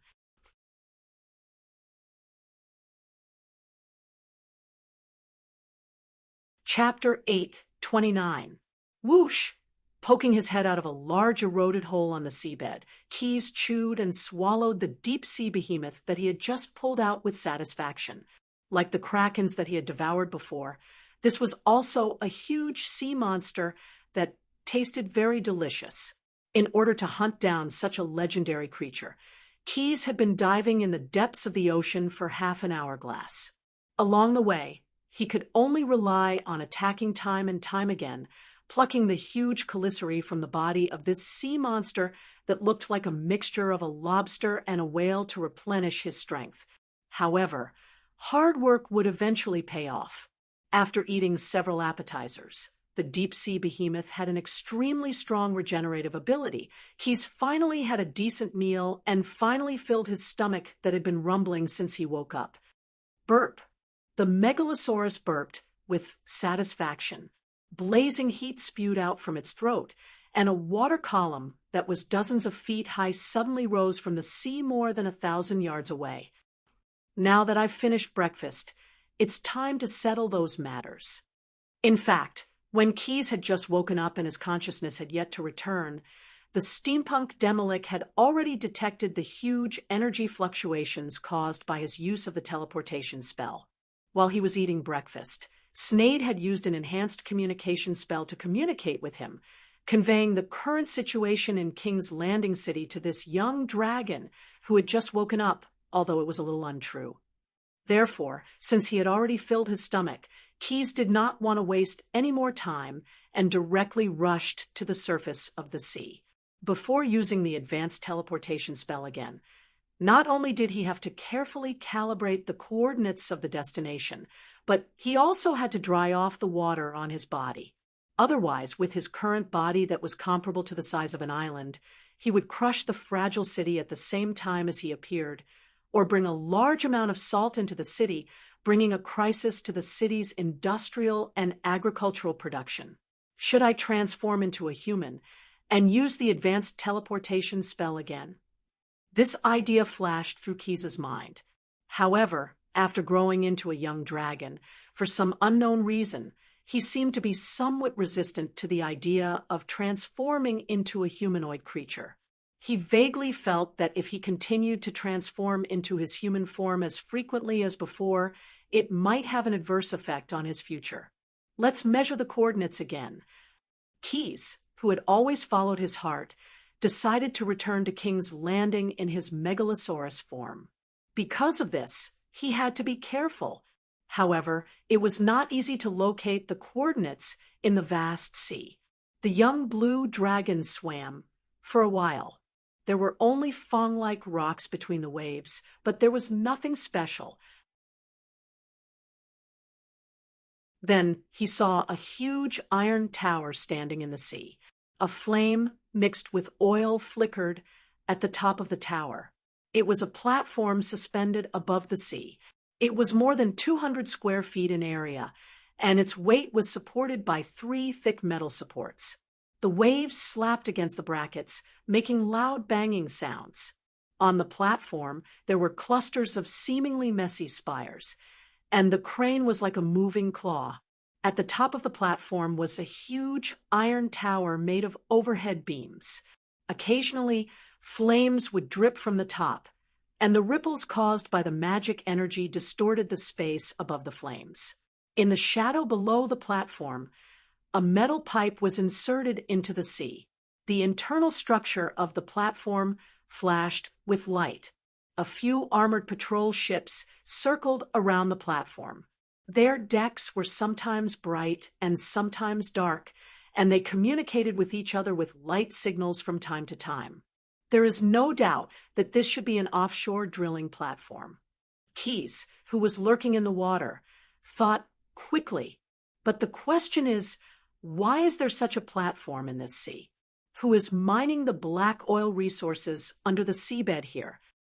He observed for a moment from a distance away from the platform, but he did not see any creatures coming out from the platform or the armored ships. With doubts in his mind, Quest circled around for a while. In the end, he found another platform with flames on top of it 30 kilometers away from the platform. It was bigger than the previous one. It stood on 4 weather-beaten concrete pillars. The platform structure was more sparse, and there was a short and thick tower at each corner. There was also a large crane operating at the edge. On this fixed platform, Keyes finally found the creature operating the platform. Shouldn't the gnomes stay on Gnome Island? When did they start building permanent and semi-permanent offshore platforms so far away from Gnome Island? The young blue dragon fell into deep thought. A gust of wind blew on the sea, and the weather was as cold as iron. He circled around hundreds of pale sand, and together with the 2 he had found before, he found a total of 5 offshore platforms. 4 of them were semi-permanent and seemed to be able to be towed by barges. One was a permanent building with a large number of berths under the platform for large ships to rest. Not only that, Keyes also figured out the approximate location of this place. Still benefiting from the books he had read before, he distinguished from the chain of small islands scattered in this sea area that were shaped like sawtooth that should be a place named Fin Islands by the Emperor. King's Landing City was at least 2,000 pale sen to the south, and Gnome Island was about 1,000 pale sen to the west. The Fin Islands were a completely barren land in the Ramsey Plain. When the emperor toured the plain, he had already explored this place and found that there were no intelligent creatures living on the islands. There were basically no signs of magical creatures. The vegetation on the islands was mostly cold-resistant and salt-resistant shrubs, and there was a lack of wood that could support beams and houses. In short, this island was very barren, so the emperor named it Fin, which was similar to chicken ribs. But now, Keyes found traces of gnomes here, which made him hesitate. I have to use magic to solve this problem. The young blue dragon's nostrils flared, and a surge of heat surged out. A large amount of mist rose from the sea. However, the mist did not dissipate with the wind, but was pulled into a thin mist line under the effect of magic. One end was connected to the megalosaurus, which was the origin, and the other end was pointed to a distance that could explain Keyes' doubts. Keyes' speed could no longer be accurately described as an arrow released from a bow. Driven by curiosity, he moved underwater at a speed comparable to an intercontinental missile. If he did not remember to use magic to eliminate the movement he caused in the process of moving, there would have been a huge tsunami in the sea. After a while, Keyes crossed the chain of islands of Fin Islands and saw an underwater mountain named Sundial Rock by the emperor. The top of this mountain protruded out of the sea like a probe. Under the sunlight, this natural sundial would cast a long and narrow shadow shaped like a pointer on the lush mangrove dial at its base.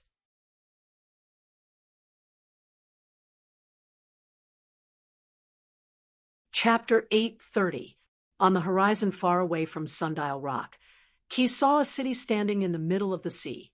It was located between clumps of cold-resistant cold-water corals, built of concrete, steel, rock, and glass. Many pillars were surrounded by spiral-shaped walkways and connected by bridges as thin as silk.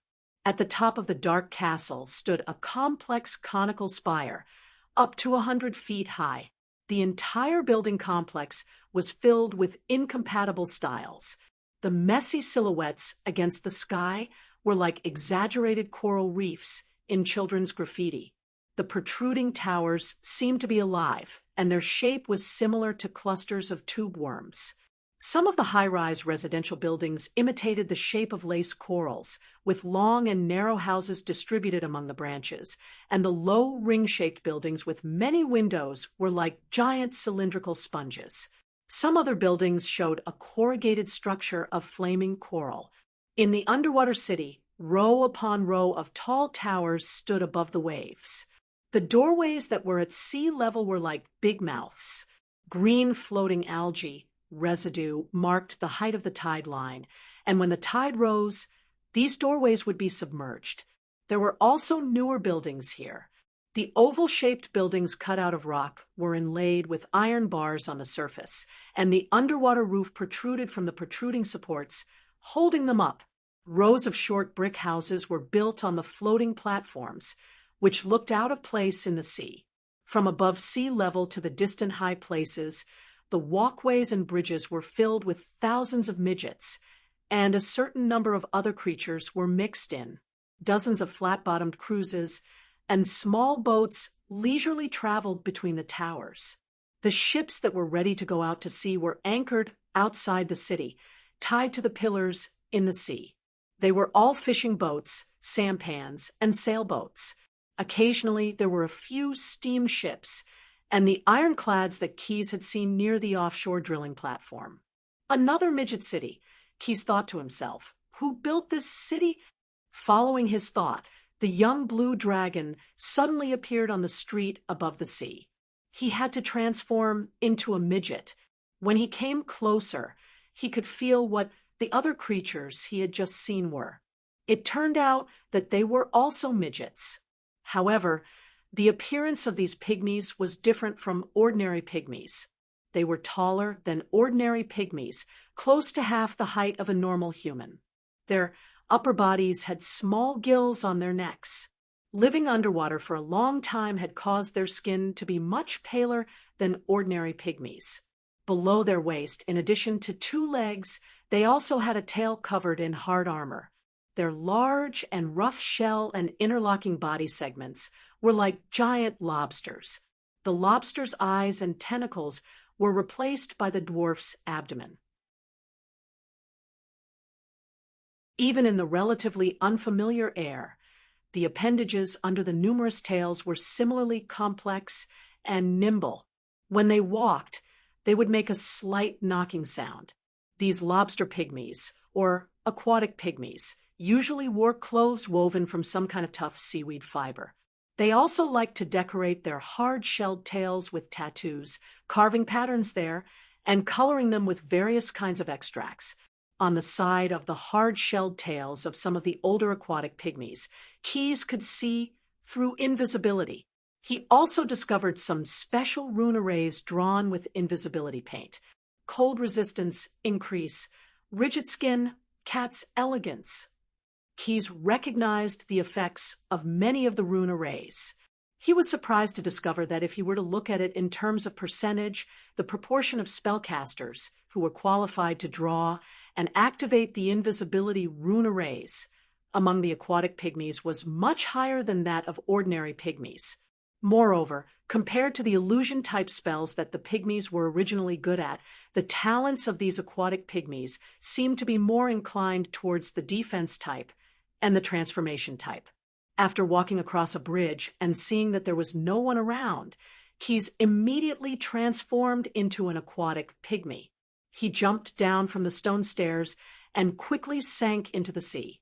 Under the sea, there were many submersibles that were obviously in the style of the pygmies swimming continuously like large metal fish. The anchors and chains hanging down from the sea formed some areas that were difficult to pass through. If they wanted to pass through, they could only go around or move as slowly as possible. It was a stark contrast to the agile aquatic pygmies. There were floating lights everywhere. The cold moon-like light balls were completely different from the orange-red color of the gas lamps on the streets of Pygmy Island at night in Keyes' memory. The entire underwater city flickered in the dark water, like a rope net that was hung with will-o'-the-wisps. Moreover, unlike the cities on land, this underwater city was more like a 3-dimensional city. Its periphery was a cluster of low buildings distributed among the porous rocks and corals. The whole city had more than a dozen spoke-like main roads that gradually climbed from the periphery of the city to the center of the city. The top of some of the buildings were either faintly visible above the water surface, or they were directly exposed above the sea surface. However, the other buildings that were not in the center of the city were not only tall, some of them were even built directly along the bottom of the sea. In short, this was a city that was intertwined and extended in all directions. Although this underwater city seemed to be silent from the surface of the sea, it was actually very lively. There were aquatic pygmies everywhere in the city. Every few blocks, there was a special commercial street. A colorful cloth was hanging in front of the shops, and aquatic pygmies were speaking a variant of the pygmy language and bargaining passionately. Small squares were planted with neatly trimmed kelp, and aquatic pygmy farmers were arguing about which crops should be planted at this time of the year. The streets and alleys were crisscrossed, and there were caravans full of goods. The aquatic pygmy coachmen manipulated huge crab-like beasts that were more than 8 feet tall to carry large amounts of goods. Children playing in their own coral yards would occasionally use sticks to tease the lanternfish that were locked in the fences. After spending a while, Keyes roughly browsed the layout of the entire city, and then he found his target. It was a complex building located in the center of the city. Its spherical surface was covered with wrinkles, and it looked like an unbelievably large brain coral. Surrounding this building, there were many towers that pierced the water surface and into the air. The outer walls of these towers were decorated with hieroglyphics and phonetic characters, the characters used by the pygmies in different periods of time. The open windows and doorways allowed small fish to enter and exit unhindered. However, the spherical building, which was the main building, was sealed.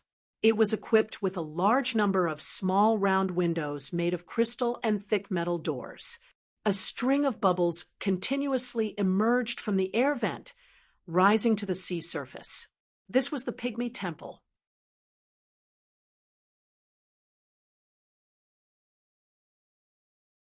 Chapter 831. That was the Temple of Gar-Glittergold.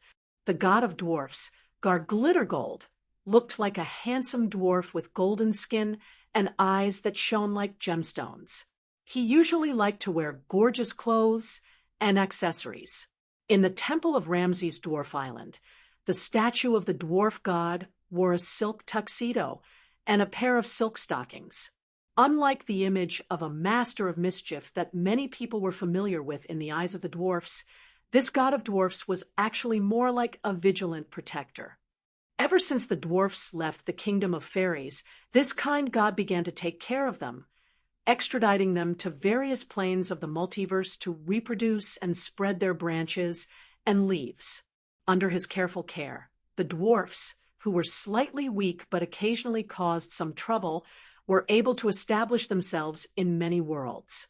And because of this, Gar-Glittergold was loved and respected by most dwarfs. As a successful god of dwarfs, he had already reached the peak of the great divine power a long time ago. In the recent tens of thousands of years, due to the experience brought by the passage of time, Gar-Glittergold had become less directly involved in the lives of the dwarfs. However, as long as the dwarfs had problems that were difficult to solve, he was still happy to respond to his believers, even if some of the problems involved conflicts with certain gods. Although Gar-Glittergold didn't like this, his power was undeniable. When necessary, the dwarf god would also pick up his netherworld dancing battle axe called Aram Dinar and fearlessly resolve those disputes. To be fair, Keys definitely didn't want to be enemies with Gar-Glittergold. So, even if he encountered the obstacle of Dwarf Island when developing his power, he didn't have the intention to destroy the Ramsey dwarfs. Keys didn't want to use his own skull to test the sharpness of a great divine power's weapon. From the beginning to the end, he only wanted to deal with the dwarf, the god of virtual games. Keys passed through a spacious and dark doorway and entered the interior of a side building. The aquatic dwarf priest below waved his arms and guided him to the end of the enclosed concrete corridor. A huge door slammed shut behind him. Huge bubbles suddenly gushed out of the thick pipes lining the wall. The seawater was forced out through valves and floodgates. The water level slowly lowered. His legs gradually landed on the concrete floor, and the water level dropped below the parotid gland. The water droplets flowed down Keys's body, leaving traces on the ground. The aquatic midget priest, who had guided him earlier, also walked in. He opened a tight valve, and a pleasant breeze blew in, carrying the scent of cinnamon and apples. It seemed to be used to cover the smell of seaweed and fish that existed in the temple. Behind the priest stood a female aquatic dwarf. She seemed to be a warrior and held a spear in her hand. However, it was too delicate. Keys guessed that it might be a ceremonial tool, and not a weapon. The priests and warriors wore bright green breastplates on their upper bodies. They were not made of metal, but more like polymer. In the middle of the breastplates, there was a faint, glowing golden pattern. I didn't mean to offend you. Keys calmed his mind and tried to speak the words that matched the aquatic dwarf's sentence pattern, pronunciation, and grammar with the help of the glib tongue and the vocabulary he had heard during his tour of the underwater city. The two aquatic dwarves understood his words and began to talk with him.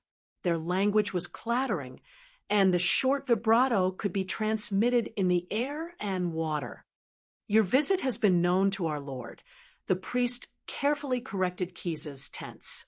"Please move into the temple and listen to the teachings of the great god." The young blue dragon, who had transformed into an aquatic dwarf, nodded in agreement. He followed the two priests and walked along a wide corridor into the main building of the temple that looked like brain coral. When he walked in, he found that the arc-shaped dome of the temple had been cast with a divine spell. It was as if it was made of completely transparent glass, and he could see the situation outside without any hindrance. A circle of huge aquatic plant petri dishes surrounded the edge of the building. A large number of gorgeous marine plants grew inside, like a huge flower garden. Some parts of the walls were covered with brocade, showing the various stories of how the city rose from the depths of the ocean.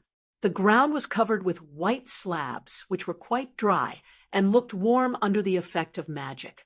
Stepping on them, one would not feel the chill under the sea at all. After leading Keys into the temple, the two aquatic dwarfs took their leave. The great dwarf god wanted to meet guests, and they were not qualified to stay here. When they left, a water curtain suddenly rose from the door, and the original door disappeared in an instant.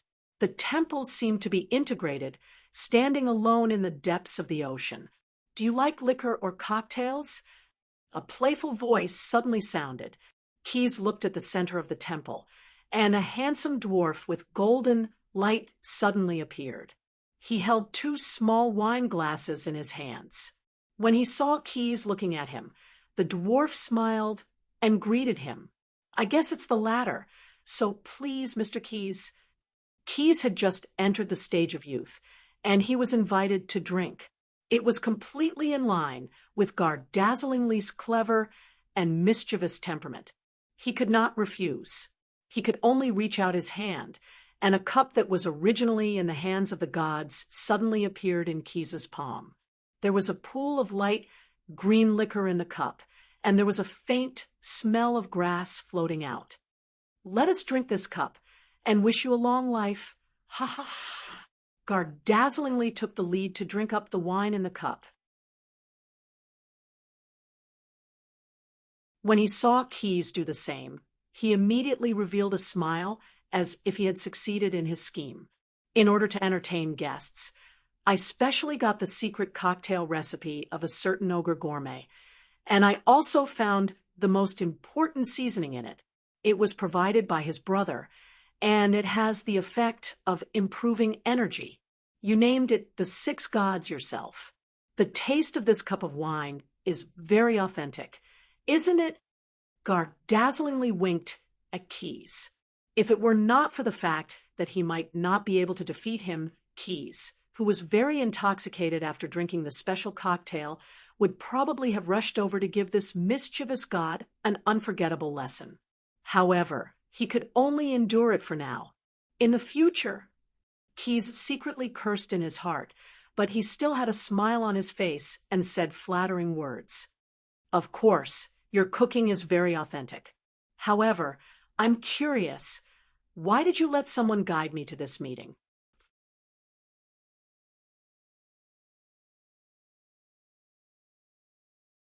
Chapter 832. After a short meeting, the hospitable gnome master god, Gar-dazzlinggold, gave Keys a breakfast that he would never forget. After that, the young blue dragon walked out of the temple that was shaped like a brain coral. He directly transformed into the form of a megalosaurus and emerged from the water. He spread his wings and flew towards King's Landing City.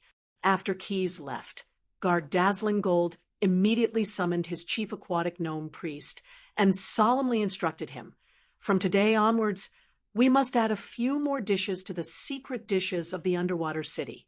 We can't let that megalosaurus know that today's dishes were all made up by me." Perhaps some people would think that Keys was in a bad mood. After all, before he flew out of the sea, he had accidentally swung his tail when he transformed into the form of a megalosaurus, causing all the towers of Gar-dazzlinggold's temple to collapse. However, the young blue dragon was actually in a good mood. Although his tongue had suffered a little, his stomach definitely wouldn't. He had gotten a promise in exchange for this meal. The powerful gnome, Master God, made it clear that he would not take any hostile measures against Keys, just because he wanted to target Stim. He would also restrict all gnome gods except Stim from interfering in this matter. According to what he said, the domain of divinity that Stim had chosen had already shown a terrifying characteristic that could destroy the curiosity and creativity of the gnomes. It was precisely because of this that Guard Dazzling Gold would build such a shelter-like city in the Cold Claw Sea north of the Sundial Rock. The first inhabitants of this place were all transported here, from Gnome Island through secret channels. These people didn't have a good life on Gnome Island. They were neither happy nor comfortable. Among them were some gnome scholars who had been persecuted by Stim's priest because of their research on the theory of the dangers of addiction to virtual games. That was why Guard Dazzling Gold had rescued them one after another. The gnome, Master God, had always insisted on this sheltered city plan. Starting from the day that the god of virtual games, Stim, ascended to the divine throne, he had kept the gnomes of this sheltered city in check for 300 years. In the history of Pygmy Island, these pygmies were the sum of all the traveling population and missing population in the past 300 years. In order to let the dwarfs live a better life in the city of shelter, Gaul dazzlingly spent a lot of divine power to create a subspecies of dwarfs called aquatic dwarfs. Almost 2 whole generations of curious dwarves had volunteered to join the Lord God's transformation plan. In Shelter City, the 3rd generation of aquatic midgets were all the offspring of their mothers. They worked together with some dwarves who were unwilling to change their appearance or who had just been transported to the city to build the city of Shelter. Using the black oil collected from the deep sea, they continued to develop the dwarven industry, building a composite city that combined the intelligence of both the sea and the surface. Why don't you let this city appear in Ramsey? The industrial level here is even more advanced than that of King's Landing City.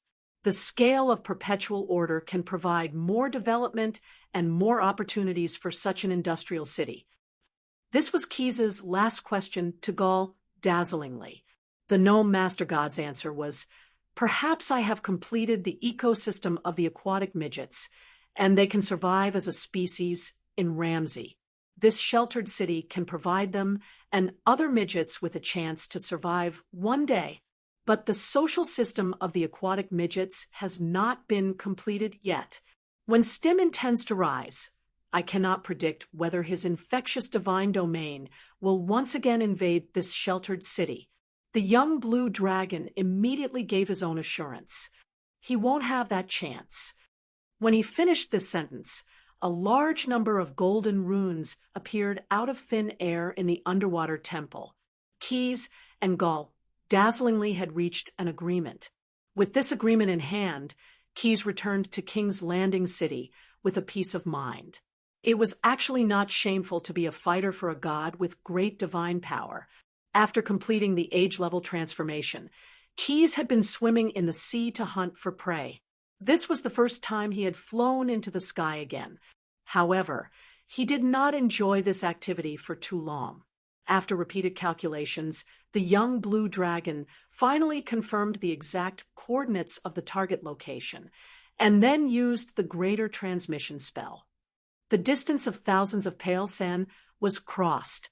When he reappeared, Keys was already high in the sky above King's Landing City.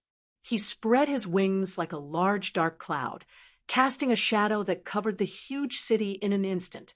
At this time, dawn had just passed. Except for certain groups of people, the people who lived and worked in King's Landing City had actually just woken up from their sleep. At the same time, the steampunk half-lich, who had been carefully monitoring the waves of magic, immediately discovered the huge creature that had been transmitted above their heads. Snade immediately used a spell to send a message to the young blue dragon about the assault that had lasted from last night to this morning. Keys cast his gaze down from the vault of heaven, overlooking this city that belonged to the scale of perpetual order. He saw the maze that Sneyd had mentioned. In his magical vision, a bright light of magic was hovering above a street in King's Landing City. A transparent protective cover formed completely by magic covered that street like a giant bowl that had been turned upside down. After a while, there would be a strong flash of light in this maze, which meant that someone was trying to unlock it. In the center of the street, covered by the maze, stood a building that looked like a bastion. Smooth stone walls that were dozens of feet high formed the walls of this building. Some towers were located in each corner of the bastion, and at the top of each tower were several camel people or polar bear people elemental shamans who were constantly throwing fireballs, lightning, and deadly poisonous smoke down below. A large number of monsters that had once wreaked havoc on this land were once again reborn in this maze, like bamboo shoots after a spring rain. They constantly attacked the bastion without fear of death, and it seemed that after each death, the bodies of the monsters would be collected and used again. However, with the support of the elemental shamans on the walls and sufficient defensive machinery, the bastion still withstood the attacks of the monsters that surged like a tide. However, other than that small bastion, there were no other buildings that were higher than the ground in this street. According to the information that Sneyd had sent, there should have been more than 2,000 criminals from the Yayoi family in this commercial street, but at this time, there was no trace of them. Only a large number of monsters were left.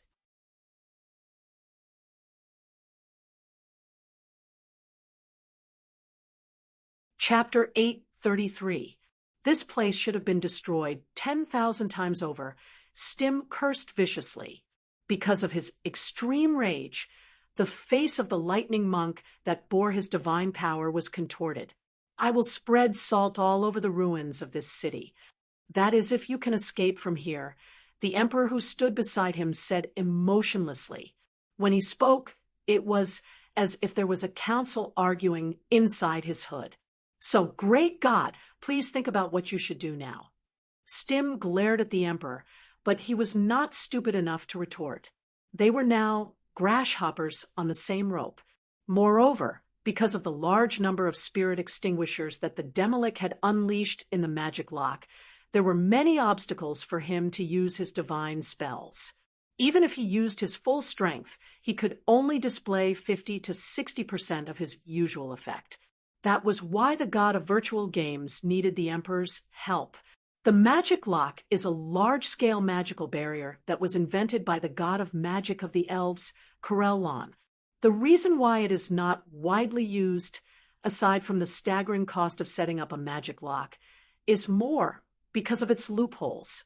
No matter what form of magic lock it is, its largest area of influence would not exceed the four-dimensional space.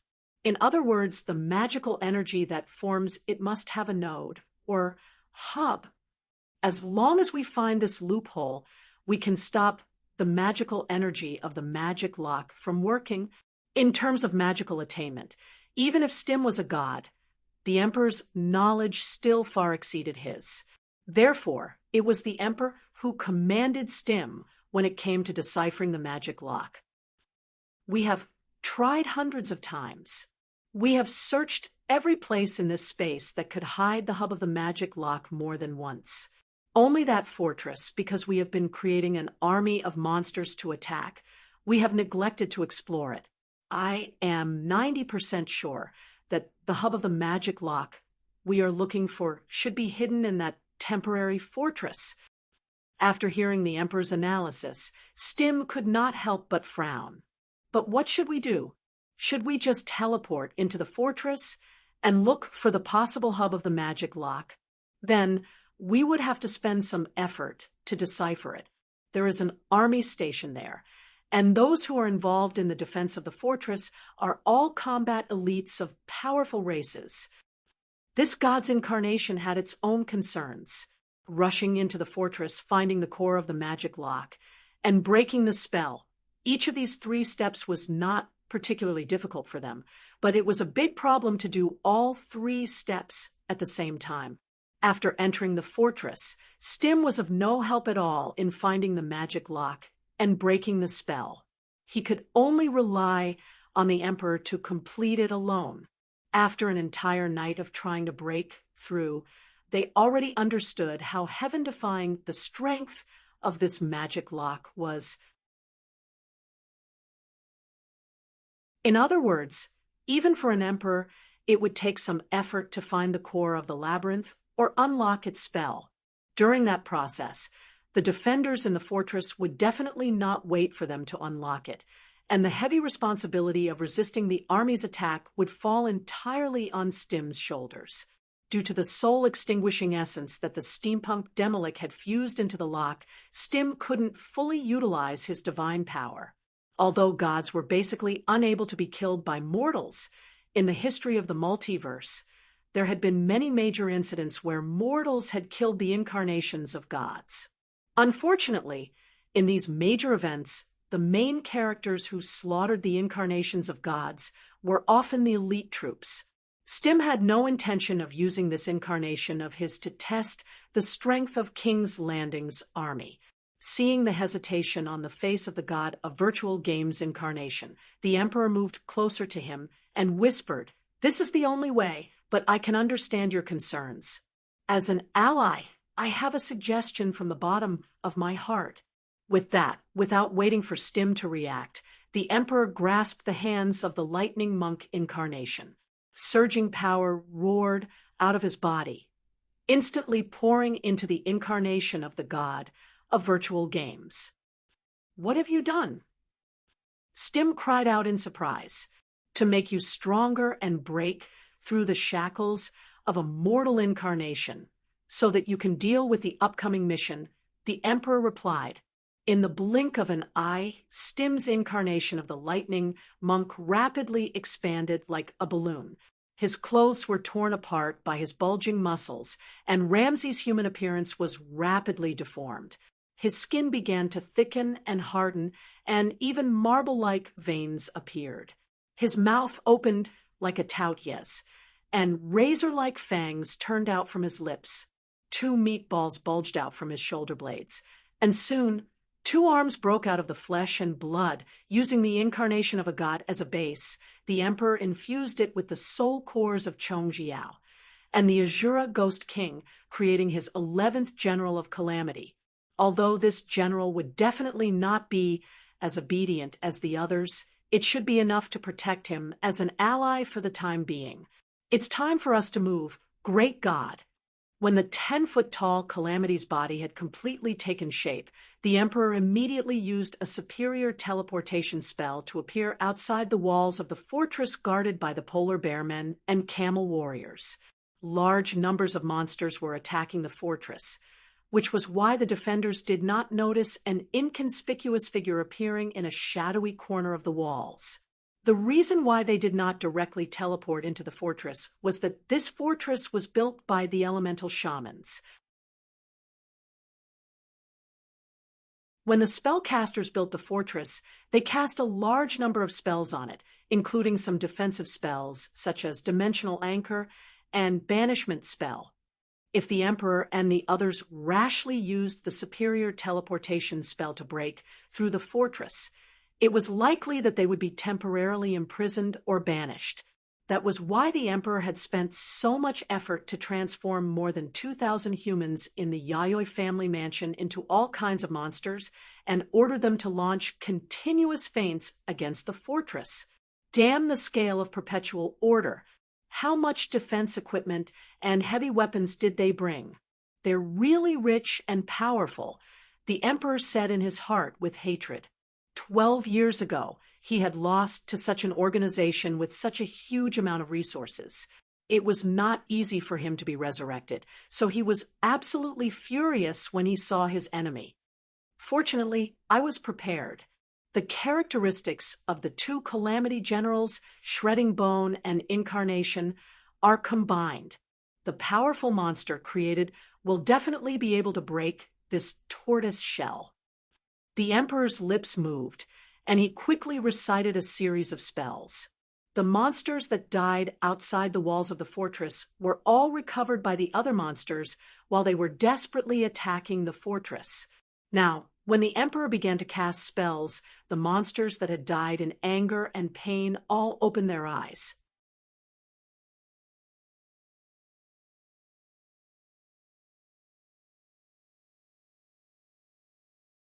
Chapter 834.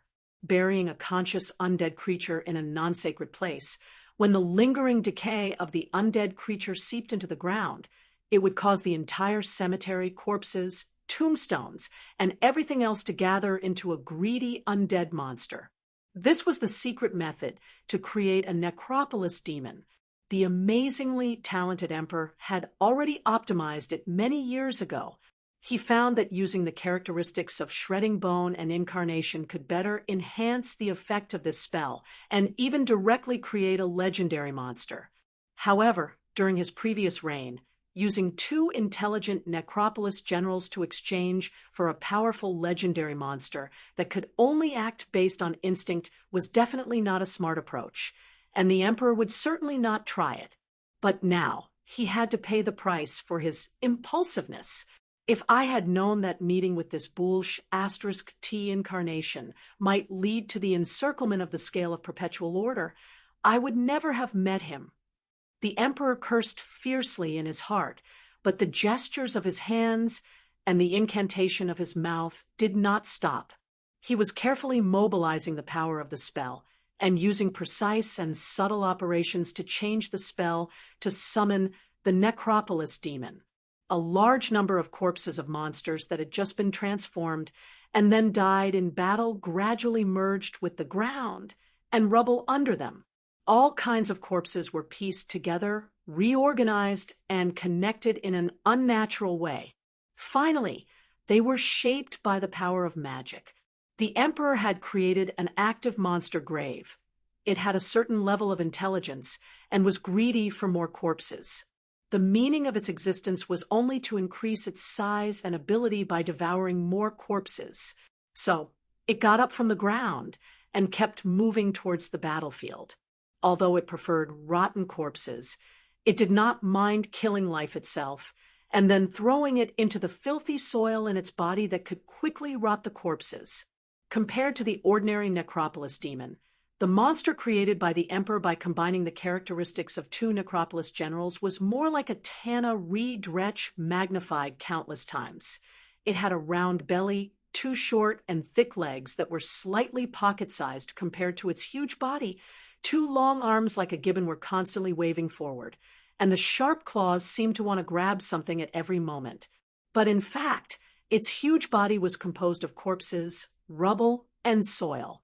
From a distance, the creature looked like a hulking giant made of mud and stone. However, upon closer inspection, one could distinguish the palms, heads, and other limbs protruding from the dead monster's body.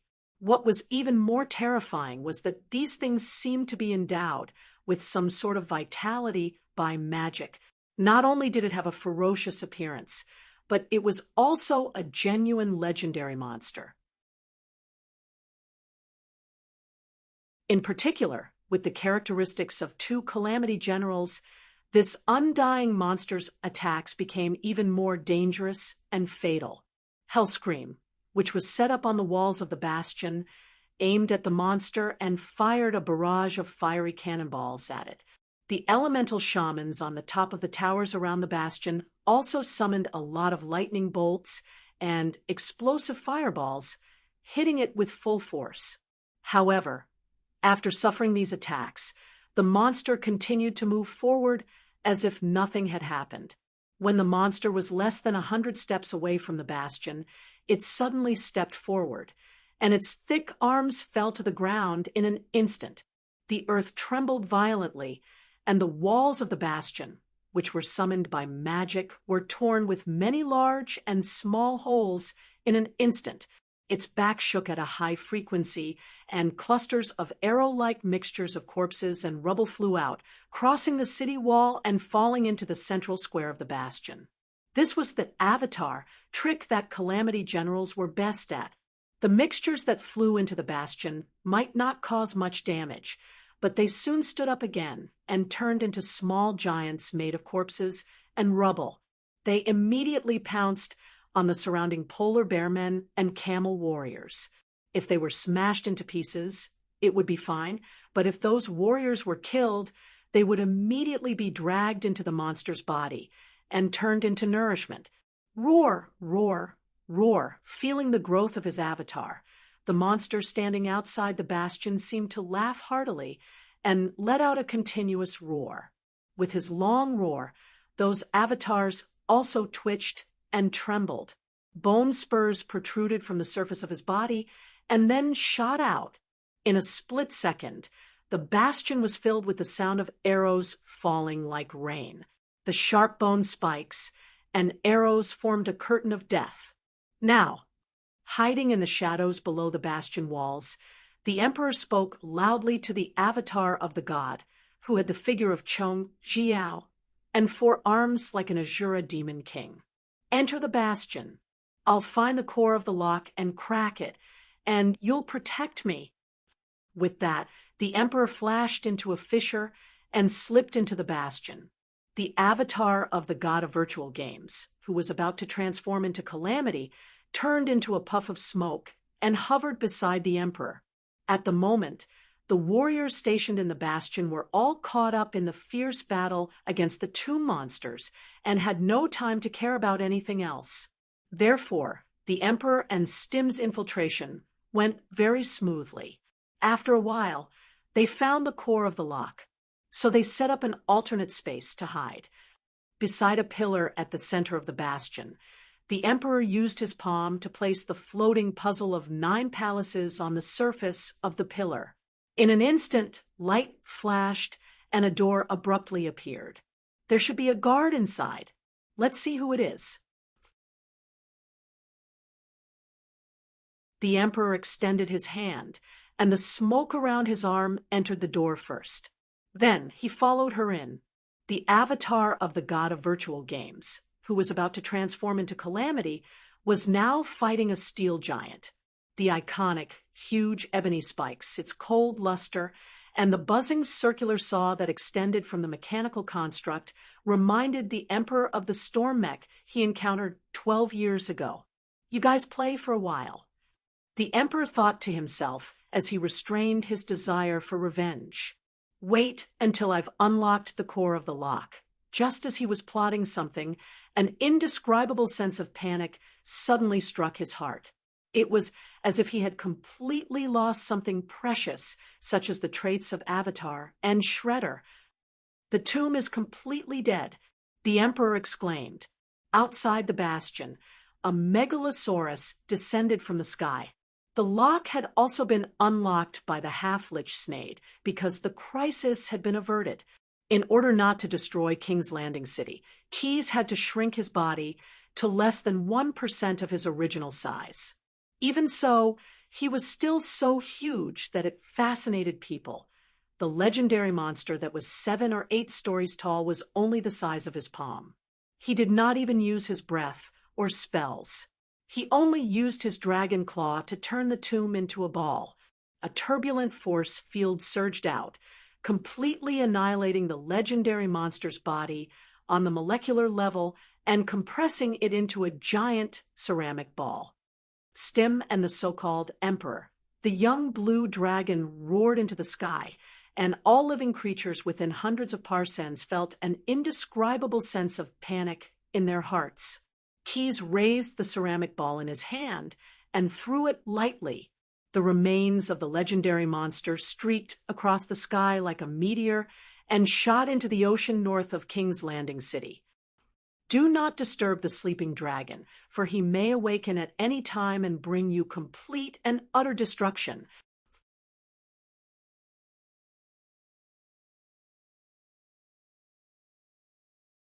Chapter 8:35. Keyes returned with unparalleled power and walked unhurriedly towards the bastion that looked like a model to him. His terrifying psionic powers completely overturned reality, and the marble bastion was instantly reduced to stone fragments that rustled and flowed to the ground. Even the ogre warlord Nalu, every hunchback and bearman warrior within the bastion, found themselves in another district of King's Landing in the blink of an eye. With a single thought, Keyes cast a precise group teleportation spell on thousands of people. The Emperor and the god of virtual games, Stim, were no longer afraid to use their greatest imagination to describe the power of the monster that appeared before them. They even suspected that they were being targeted by an ancient evil. Quest was definitely not a god. Both Stim, who had declared himself as a god, and the Emperor, who had done extensive research on the gods, were very sure of it. Otherwise, their understanding of this world would be overturned in an instant. He must be an ancient evil, wearing a layer of dragon skin. The Emperor wiped his sweaty forehead, his thoughts running like lightning. Otherwise, what kind of being could stand shoulder to shoulder with a mortal body? No, surpass a god. We must not have anything to do with such a being, or we would definitely be remembered and become a part of their entertainment list. I'm sorry, great God, Your Excellency Stim, it's better for you to shoulder this calamity. At that thought, the Emperor opened his mouth and chanted a few simple syllables. Stim, who was about to be transformed into a skin bag, paused for a moment as an uncontrollable whisper rang in his ears. It was telling him what he should do now. He raised all four of his arms at once, energy gathering at his fingertips, and finally turning into a ball of lightning that shot towards the young blue dragon, who was striding towards them. Attacking the blue dragon with a lightning spell, even if it contained divine power, was still a terrible idea. There wasn't even a crackling sound. Like a stream flowing into the sea, the ball of lightning sank into Keyes' cobalt scales. The young blue dragon only grinned and slapped the ground, causing a large cloud of dust to rise. Under the effect of the psionic arcana, the dust instantly changed its nature and turned into tiny metal fragments. A powerful magnetic field was activated, and the metal shards were like bullets sweeping towards Stim and the king from all directions. "Protect me thoroughly," the Emperor said softly. The god of virtual games, who had become a calamity general, couldn't help but take a step forward and stand before the Emperor, spreading his forearms to form a barrier as he faced the storm of steel directly. "You bastard!" the god's clone shouted angrily. Enduring the pain of being bombarded by the barrage, he immediately wanted to use divine teleportation to leave this place. But in the end, he found that not only Keyes used the dimensional anchor spell on him, but the Emperor also gave the command to fight to the death to this body. There was no other way. All of his divine power could only be used to repair the damage to this body, while he charged towards the terrifying Megalosaurus. The extraordinary nature of the gods was largely reflected in their ability to distort reality. As he charged, Stim suddenly conjured a two-handed heavy sword made entirely out of divine power. The weapon was enchanted with a dozen magical effects, such as holy damage, extreme sharpness, counter enemy first, and more. There was even a sinister special effect called dragon-slaying weapon mixed in. If a normal Megalosaurus were to take such a blow, even the powerful ancient Megalosaurus would probably be severely injured, if not killed instantly. And yet, when Stim's slash came into contact with Keyes, it was as if he had struck a shadow. He had entered a quantum state. It went straight through the scales, and in the end, the heavy blow landed completely on the ground. "If you want to fight, let's fight." The young blue dragon raised his head and roared, the tip of his claws gripping the ground that had thousands of cracks, and actually mending the ground in an instant. At the same time, Stim, whose feet had sunk into the ground due to his own attack, was injured once again. Because Keyes' strength was too terrifying, the ground that was mended became as hard as diamond under the heavy pressure, and the god of virtual games was squashed into a pile of meat paste from his feet down. He fell to the ground involuntarily. Fortunately, his Azura form had 4 arms, and Stim quickly retreated while sticking close to the ground like a spider. It was also fortunate that he had sharp reflexes, and that was why he was not hit by Kiza's follow-up blow. Even so, Kiza's terrifying combat ability to severely injure a god's clone in a single exchange still made Stim, who was facing this horror directly, and the Emperor who was looking at it all feel nervous. "Why are you running?" Kiz roared. The wings that were folded behind his back suddenly spread open, and the wings that could cover several streets shone with a blinding light. After the adaptive evolution, the blazing crystal, obtained from the Grand Dimensional Laboratory, had formed a thin layer of crystal on his wings. Before diving down from the sky, Kiz had already absorbed a large amount of energy from the morning sun, and now this energy was released as pure light. Not only did the light have the characteristics of particles, but it also had the characteristics of waves, and the areas it shone on all shook violently. The Emperor's body that had been reshaped with the help of Calamity's soul was vaporized in the blink of an eye. Stim's clone was in a better condition, but only by a little. Although his body did not seem to be injured on the surface, with large patches of blue veins popping out, the organs inside his body were almost all shattered into pieces. Sharp claws carrying thunderbolts and lightning fell from the sky, nailing Stim's clone to the ground. The young blue dragon suddenly switched to the Ramsey language and said word by word, "God who can't even withstand a single blow, Stim, Stim, Stim, Stim."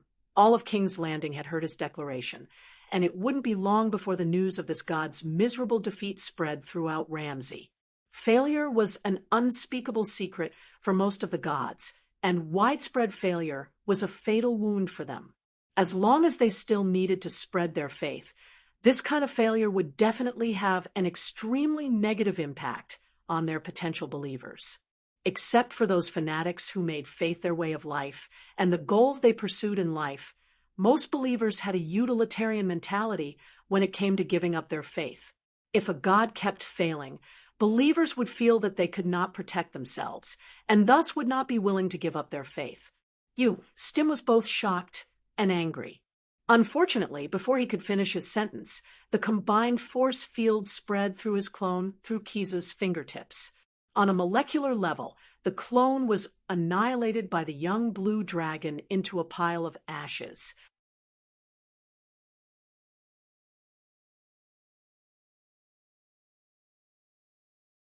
Chapter 836. A man was running, crashing through a thin wall of bark and leaves. Deep in the wood, there were primitive sounds everywhere. The canopy of the trees shook. The man was carrying something heavy, and though he could not see the sun, he was sweating all over. He followed the path as far as he could. It was not until just before dark that he found his mark. He followed the path of the firebrand gatherers to a hollow, surrounded by the roots of plants and the stone-studded earth. The thicket was thinning. The mud was trampled hard and showed traces of scorch. He unfolded his bundle and his blanket, took out his few books and clothes, and put a heavy, tightly wrapped object on the centipede-infested earth. It was very cold in the wood, and he made a fire. Then the darkness shut him out, but he kept looking into the shadows, as if waiting for something to appear. There was movement in the vicinity. There was a continuous series of small noises, like the cries of nocturnal birds or the panting and growling of hidden predators. He was very alert. He carried a gun and a long sword. Even in his sleep, he held one or the other in his hand. He watched the time pass by in the light of the fire, sleeping fitfully and at short intervals. Every time he woke up, he gasped for breath, as if he had just emerged from the water. He had just suffered a heavy blow, and his face was full of grief and anger. "I will come back," he said. He did not notice the dawn until he could see clearly at the edge of the clearing. He moved stiffly, like a dummy made of twigs, like the cold damp of the night. He chewed his jerky, listened to the noise of the jungle, and paced back and forth in the low mud. At last he heard a voice, and leaning against the edge of the slope, he looked between the trunks of the trees. A man was coming up the path, strewn with leaves and debris. He watched the man, holding his gun tight in his hand. When the man came into the thicker light, he saw his face and lowered his gun. "Here!" he shouted. The man stopped dully, looking for his position. He raised his hand and stretched it out over the edge of the hole. It was a tall man, whose hooded robe was even less suited to the forest than his own. The man walked into the depression and stood in front of him. He smiled and said, "Mr. Mataro, this is the first time we meet. Please take care of me." Seeing the other party take off his hood, revealing the Lightning Monk's iconic bald skull with a large circuit diagram tattoo, Mitaro finally felt relieved. As the backbone of the Barbers, before the scales of Eternity Army cleaned up the Yayoi family's mansion, he suddenly received a personal note from the new leader. After receiving the terrible news, he immediately escaped from his family's mansion alone through a secret passage. For one day and one night, he was as anxious as a stray dog.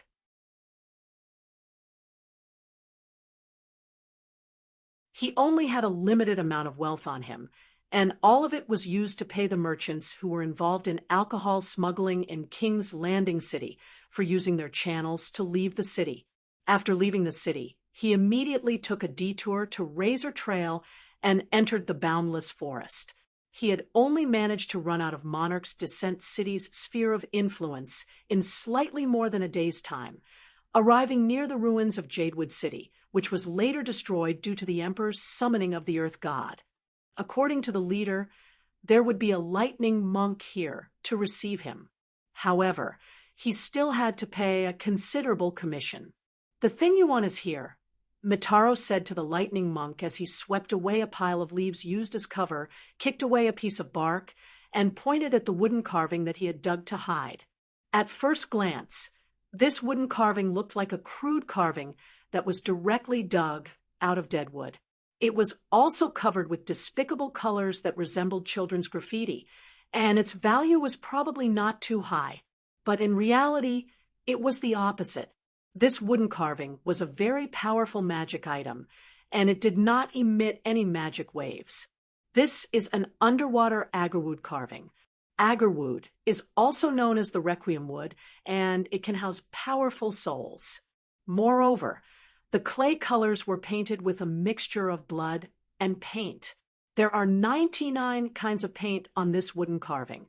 In other words, it has been sacrificed by 99 different lives.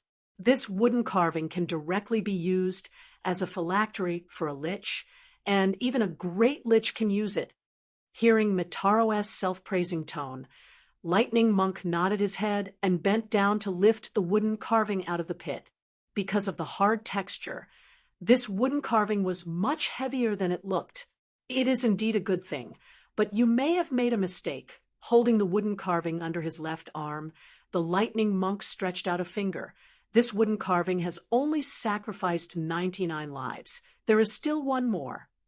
A red lightning bolt shot out from the Lightning Monk's fingertips and entered Mitaro's chest. The Japanese merchant, a senior member of the Barber organization, was blown into a mist of blood in an instant.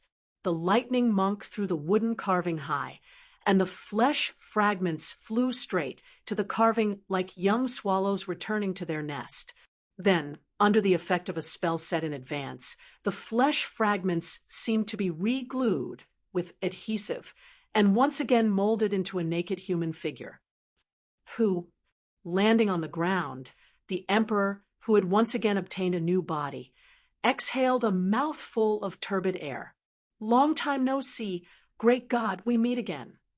The Lightning Monk nodded, but suddenly a noose woven from divine power flew out of his hand and wrapped around the Emperor's neck. "I'm sorry. I chose to believe you the last time we met, but unfortunately I lost an avatar." So, before this meeting, I've already thought it through. I'm in charge, not you."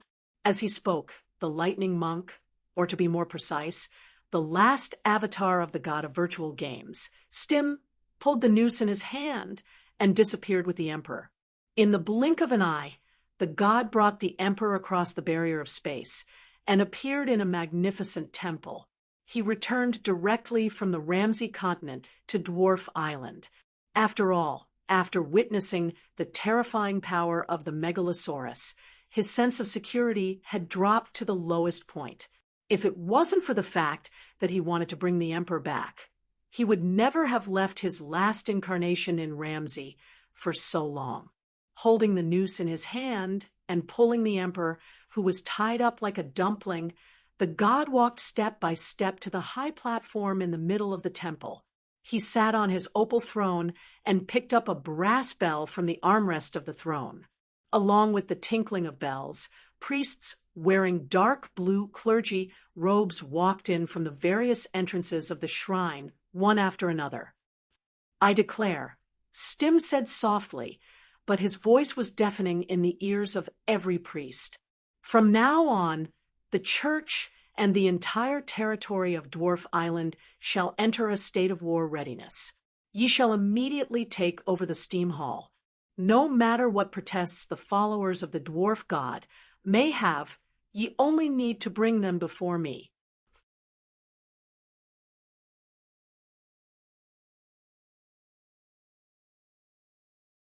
Chapter 837. The sailors scanned the horizon and oiled the cannons from time to time. This was a long and narrow strait. There were hundreds of small islands and trading towns that could not be clearly seen on nautical charts. On the other side of the strait, the commercial needs of King's Landing City were like a bottomless pit. There was an endless supply of ships.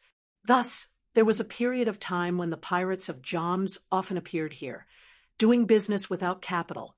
The sky was filled with flying machines.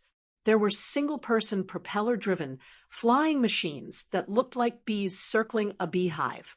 There were oddly shaped cargo airships that transported heavy goods between ships.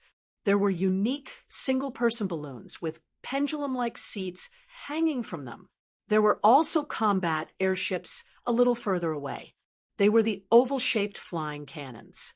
The most eye-catching one was the huge flagship of the Leviathan, the Nefermindis, a huge fleet of more than 50 ships, coupled with the flying machines that blotted out the sky.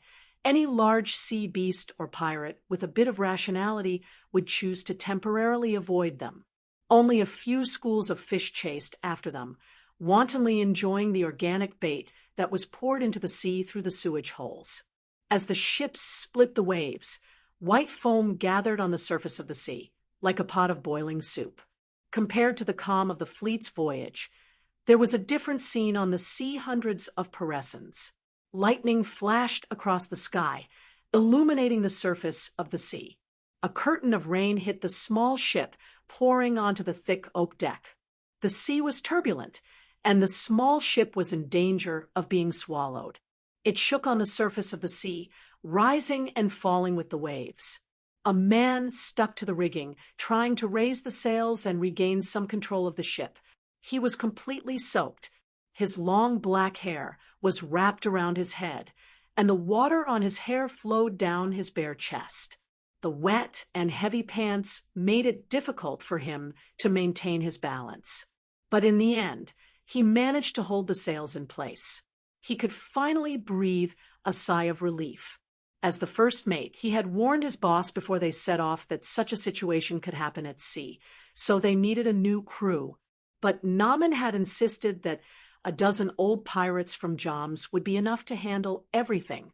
They might even be able to find other companions during the voyage. What a terrible idea, the first mate complained in his heart. He clung to the mast and climbed down. The slightest mistake would have thrown him overboard with his life hanging in the balance. The storm hit him in the face, tearing at his skin and pants. He stood on the deck, clinging to the mast for support. At the stern of the ship, he could see Captain Naaman playing a game with the rudder. The 6-foot-tall man was grinning.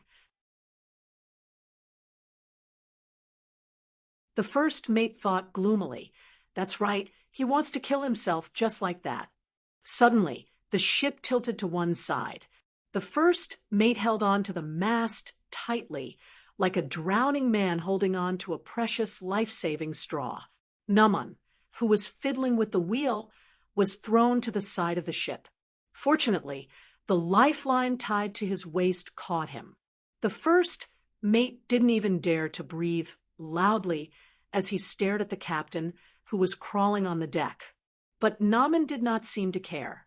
He managed to turn over and return to the rudder. "Don't worry," yelled Narman at the top of his voice. Strangely enough, even though the waves were surging, his voice was clearly heard by every sailor on the Ghostface Fish. Even those who were still below deck were no exception. "Our new ship will never capsize. You're all lucky. Below deck, listen up. Take care of those little cuties for me." By little cuties, he meant the military horses that were kept on the lower deck. They were all placed in large wooden cages. The cages were tied with ropes and hung from the top of the deck without touching the ground. That way, the horses would suffer less in the cages, and they would be less likely to fall ill from the tossing of the waves. They would be of great use in the near future. The Ghostface Fish sailed northwestward through the storm for a whole night. At last, it was out of the sea. The sun had not yet risen. In the dim light of dawn, rocks rose from the water below. It was difficult to judge the size and distance of the land. The rocks, which were not very large, were scattered like the backs of whales. There were no birds or animals on them, only brown stones and green bushes. The Ghostface Fish sailed into a lagoon. The details of the sea became clear. The dark blue sea surface that was originally wrinkled gradually showed the shape of waves. The foam and water flow could also be distinguished. Under the water, there were black reefs and colorful kelp groups. "We will reach the shore in an hourglass." Narman's voice rang out again in the ears of every sailor. The captain's words were proved correct.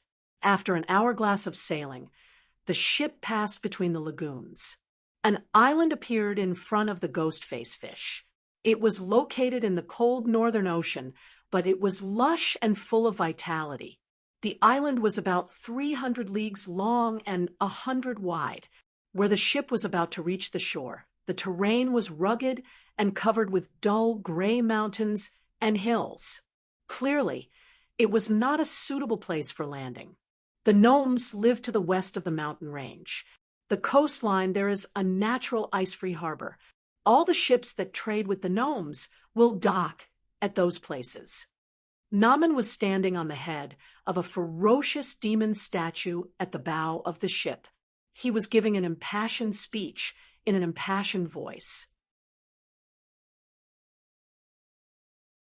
The target of his speech was the dozen or so crew members who were busy dragging the sick military horses out of the cabin after the voyage. "For us Jom's heroes, it doesn't matter where we go ashore. We don't know how to do business. If we want something, we have to snatch it ourselves." After resting for 2 hourglasses, the war horses finally regained their strength. The pirates of Jom's rode on them and set off. They left the Ghostface Fish at the shore.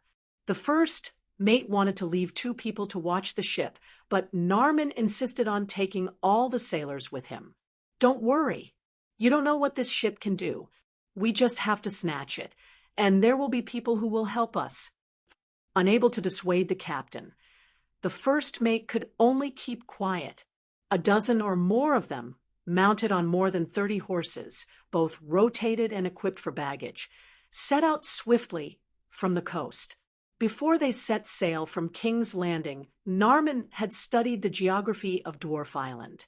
He knew that there were a few small paths in the mountain range. It was not suitable for an army to pass through, but it was not a problem for a dozen or so people. As long as they passed through these small paths, they would reach the heart of the only city on Dwarf Island. Then, they could carry out their plan.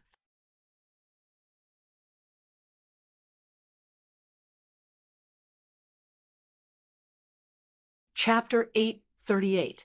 The pirates of Jomis looked over the bushes, trees, and brambles to see the vast expanse of land on the other side. The farms that provided the steam city with a small amount of food were spread across the long, narrow, and winding spiral plains, and this was the end of the field. The steam engines that moved on caterpillar tracks were either working among the crops, plowing the black soil, or setting fire to the stalks.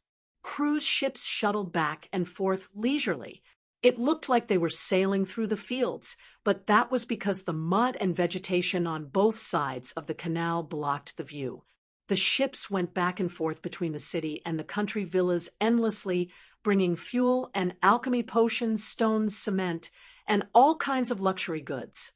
Then, they carried the food through the vast fields of mansions and mills back to the city. Most of the dwarves lived in the city, but a few wealthy families still built their own farms on the spiral plains in the hinterland of Jomis Island. Although Jomis Island relied on the Ramsey continent to transport most of its food, the spices and gaff meat produced from the farms were still very popular among the dwarves of the Steam City. It was an indispensable part of their diet. Unlike the propaganda when the currency exchange center was opened on the Ramsey continent, the dwarves still did not approve of the idea of storing their wealth in institutions run by other people. Therefore, the dwarven families that ran farms would usually build a treasure vault in their own country mansions to keep their wealth safe. And these treasures were the goal of Narman's trip. The Cromnite family, the largest supplier of gaff meat in the Steam City. Narman hid the title of a family of devout believers of the god of virtual games because it was useless to motivate the pirates and might even reveal their strategic intentions. They are among the top 10 wealthiest families on Jomis Island. It is said that every crack in their family's treasure vault is welded shut with screwed steel rods. We will soon be able to see if this rumor is true and help them use up some of their treasures that they can never use up. The contract demon, who was draped in a muscular Jomis skin, laughed heartily. His laughter infected the dozen or so riders around him who were riding side by side on the saddle. Hearing their leader's introduction, all the pirates of Jorms became excited. Some of them even began to organize their mounts' saddlebags so that they would be able to carry more treasures when the time came. Accompanied by a whistle, a dozen military horses rushed down the embankment one after another, galloping on the winding road close to the waterway. The crawler steam engine gatekeepers working on both sides of the river turned a deaf ear to this, and were still immersed in the instructions related to farm work such as weeding, plowing, and feeding the Garth beast as stipulated by the Core Code.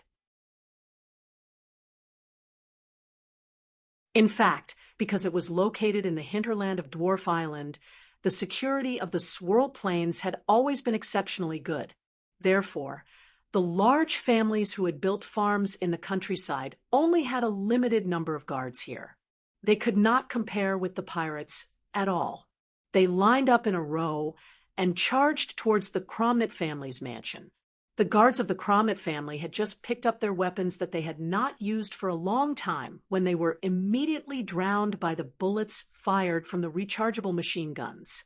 These were the latest infantry weapons of the scale of perpetual order that Naaman had obtained through certain private channels before he left. They were instantly put to the ground. Naaman led the charge, carrying a cylindrical launcher on his shoulder. He pressed a button, and an oval-shaped cannonball shot out of the launcher, leaving behind a bright trail of flames as it crashed into the Cromnit family's country mansion. The sound of the explosion swept across the quiet field and traveled a long distance. When the dust settled, a group of pirates had already charged into the mansion with guns in hand. After some symbolic resistance, these Jomis people arrived at the door of the treasury. As expected, every crack has been welded shut by the threaded steel rods, Naaman said to his subordinates as he caressed the steel walls of the treasury. He took a pickaxe made of expensive adamantine from one of his subordinates and chiseled 2 finger-sized holes in the steel wall with a couple of clicks. He inserted 2 electrode rods into the holes and connected them to a lead-zinc battery with a lead wire. He then splashed a large amount of highly corrosive alchemy potion on the wall. Then, under the effect of the electric current, the highly corrosive alchemy potion began to rapidly melt the steel wall. Not long after, a hole big enough for a person to pass through was eroded out of the wall. What are you waiting for? Naaman pursed his lips as he looked at his subordinates, whose eyes were red from the smoke. Why aren't you rushing in and saving those little treasures that are almost permanently hidden in a place that will never see the light of day? Hurry up, we still have many families to visit. Amidst the cheers of "Long live the leader," the Jomas pirates began to loot like ants moving house. They filled their pockets with loot that they could take away and put many things into the saddlebags of their horses. However, due to Naaman's strict orders, no one dared to throw away their weapons and ammunition. If you throw away the things that feed you, then you won't be able to eat in the future. In less than half an hourglass, the pirates had completely retreated from the mansion of the chronometers and rushed to their next target location. On the way, men kept urging them and took the lead to throw some items that were not very valuable: the various game cartridges released by the Temple of Stemus, the various rights badges of the Temple of Stemus, the annual card of the Temple of Stemus. All of them were thrown on the road. They cleaned up as they went. Within a day, they had visited more than a dozen mansions of the dwarf families in the countryside, taking away a lot of gold and silver products, alchemy materials, and magic items. However, they also left behind enough waste that could be traced. The Dwarf Investigation Bureau in the city had originally been analyzing all kinds of information sent back from the Ramsey continent according to the latest instructions from the Shrine of Steam, so as to avoid being caught off guard in the upcoming war. However, the patriarchs of more than a dozen large families had joined forces to put pressure on the Investigation Bureau, so they had no choice but to deploy their few men to arrest the bandits that were causing trouble in the countryside. The robbery by Naaman and his men did not stop there. This was because they had taken away a batch of blueprints from the treasure vault of a dwarven clan famed for their manufacturing, and were about to be handed over to the Shrine of Stim. That was why they had alerted several priests in the Shrine of Stim. The divine servants had no choice but to take action in person, bringing investigators and a large number of troops to join in the pursuit. Hundreds of dwarf riders on mechanical chocobos followed the hoofprints, droppings, and all kinds of worthless treasures left behind by the bandits all the way to the barren coastal mountains in the east of Dwarf Island.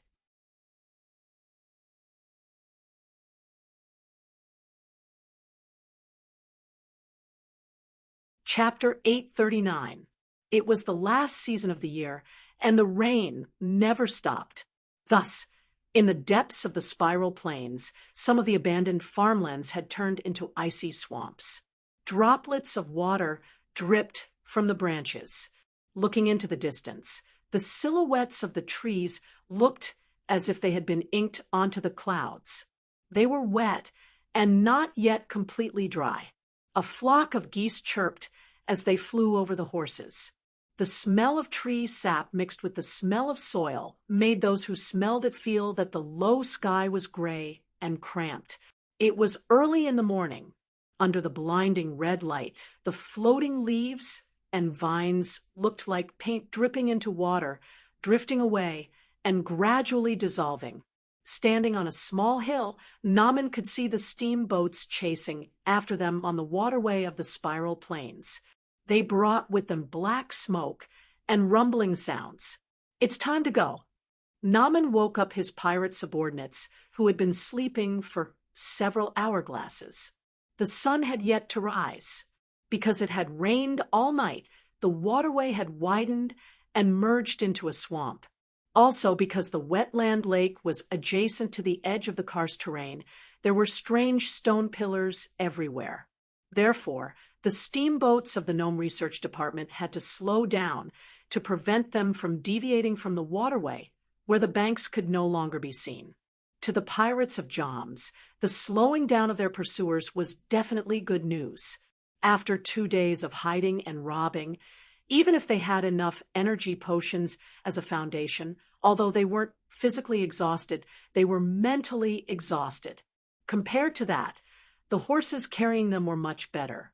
As long as they had enough energy potions, ate their fill, and slept for a while, they could run for half a day. "Leader, where are we going?" After they set off, the first mate on horseback approached Naaman and asked in a low voice, "Some of our brothers are already panicking. They rarely come ashore, and they haven't boarded for such a long time. There's a swamp up ahead. That's the territory of the swamp people." Naaman didn't look at the first mate and smiled as he said loudly. He wanted everyone to hear his words, and those people did indeed hear him. They all stared at their leader with wide eyes. There was a swamp people's territory on Dwarf Island. Anyone with some sense would think that this was a joke. After all, this was the home of the dwarves of the Ramsey Plain. Not a single blade of grass, tree, insect, or beast could escape the control of the dwarves. How could the dwarves allow evil creatures like the swamp men to settle in the hinterland of the swirling plains, propagate and pass down the ancestral line? The logical reasoning of the pirates of Joms was not wrong. However, they didn't know about the ghost face fish that had brought them to Dwarf Island. That ship was actually a Leviathan. Just like the Nephilim Dis and their current leader, Naaman, the ghost face fish was also a product of other creatures being Leviathan by Keyes using his flesh regeneration technology. That ship had once been an airship, and before that was a powerful pit fiend. After bringing the pirates to Nome Island, the ghost face fish used a high-level teleportation spell to go to many places in the Ramsey Plain. It captured a large number of creatures that should not have appeared on this island and brought them back to Nome Island. The purpose of this was to create a game.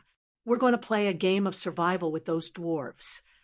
Holding the reins, Naaman brought the group to the side of a swamp. He picked up a rock by his feet and threw it out. The stone fell into the water and made a muffled splash. Then, this seemingly calm swamp turned into a pot of boiling hot soup in the blink of an eye. Swamp men, with webbed hands and feet, large eyes, and extremely wide mouths, leapt out of the water one by one. A pair of bulbous eyes protruded from their toad-like heads, and their green skin was covered in warts and protrusions. Swamp men can stand 5 feet tall and weigh close to 200 pounds. These creatures have a theoretical lifespan of 50 years. Of course, the harsh swamps and infighting usually shorten their lifespan. Their lives begin as tadpoles in the breeding pool. They can grow up to 3 feet long before they grow their hands and feet and can live on land afterwards. After successfully killing a humanoid, the clan will accept the young swamp men, and the losers will be exiled. They will continue to grow and lose their color throughout the lifetime of a swamp man. A few especially old swamp men have completely white skin and extremely fat bodies. Just like that fellow over there. Due to the magical effects of the swampman's croaks, mortals within 30 feet of them would usually fall into a state of trembling when they heard the terrifying croaking. Even though the pirates of Joms were known for their audacity, there were hundreds of swamp men in the swamp. It was difficult for them not to be affected by the croaking. That was why Naaman began to explain the creature's habits and characteristics. Humans were like that. Fear often stemmed from the unknown. The more they understood, the easier it was for their courage to be stimulated. With Naaman's explanation, his subordinates gradually calmed down. Their hands no longer trembled. They held their weapons firmly and aimed at the swampmen outlaws who were baring their fangs and claws as they prepared to pounce on the shore. They were ready to fire. However, Naaman stopped them. He began to shout at the swamp men in Boggart, for a Leviathan creature that was transformed from a packed demon. Naaman could speak any language that could be used by living creatures just by opening his mouth. He spoke Pagadar with greater fluency than even the young swamp men who were approaching. In their clans, only the oldest elders could speak like this. That was why the young swamp men all stopped 10 feet away from the shore. That was the furthest their sticky tongues could attack. Stopping outside that range was a clear indication that they were unwilling to resort to violence for the time being. After a short while, the white and fat swamp man elder that Naaman had seen before arrived at the shore, escorted by dozens of sturdy swamp man warriors who wore armor made of tanned leather and shells. He stopped a dozen feet away as well. "Croak, who are you, and why do you speak my language?" There was no concept of we and boggart, since the entire clan could be considered the elder's personal property. Naaman grinned at the swamp man elder. He took out a bundle of licorice sticks from the saddlebag of his mount and tossed them at the swamp man. Just as the licorice was about to fall into the mouth, a long tongue covered in mucus instantly intercepted it, and it was quickly sucked back into the elder's fat mouth. "How did you know I like this licorice? You're carrying food on you?" Greed and urgency leaked out of the swamp man elder's light-bulb-sized round eyes, as if he would order his clansmen to ransack Naaman and the others in the next moment just to find a few more licorice sticks to satisfy his craving.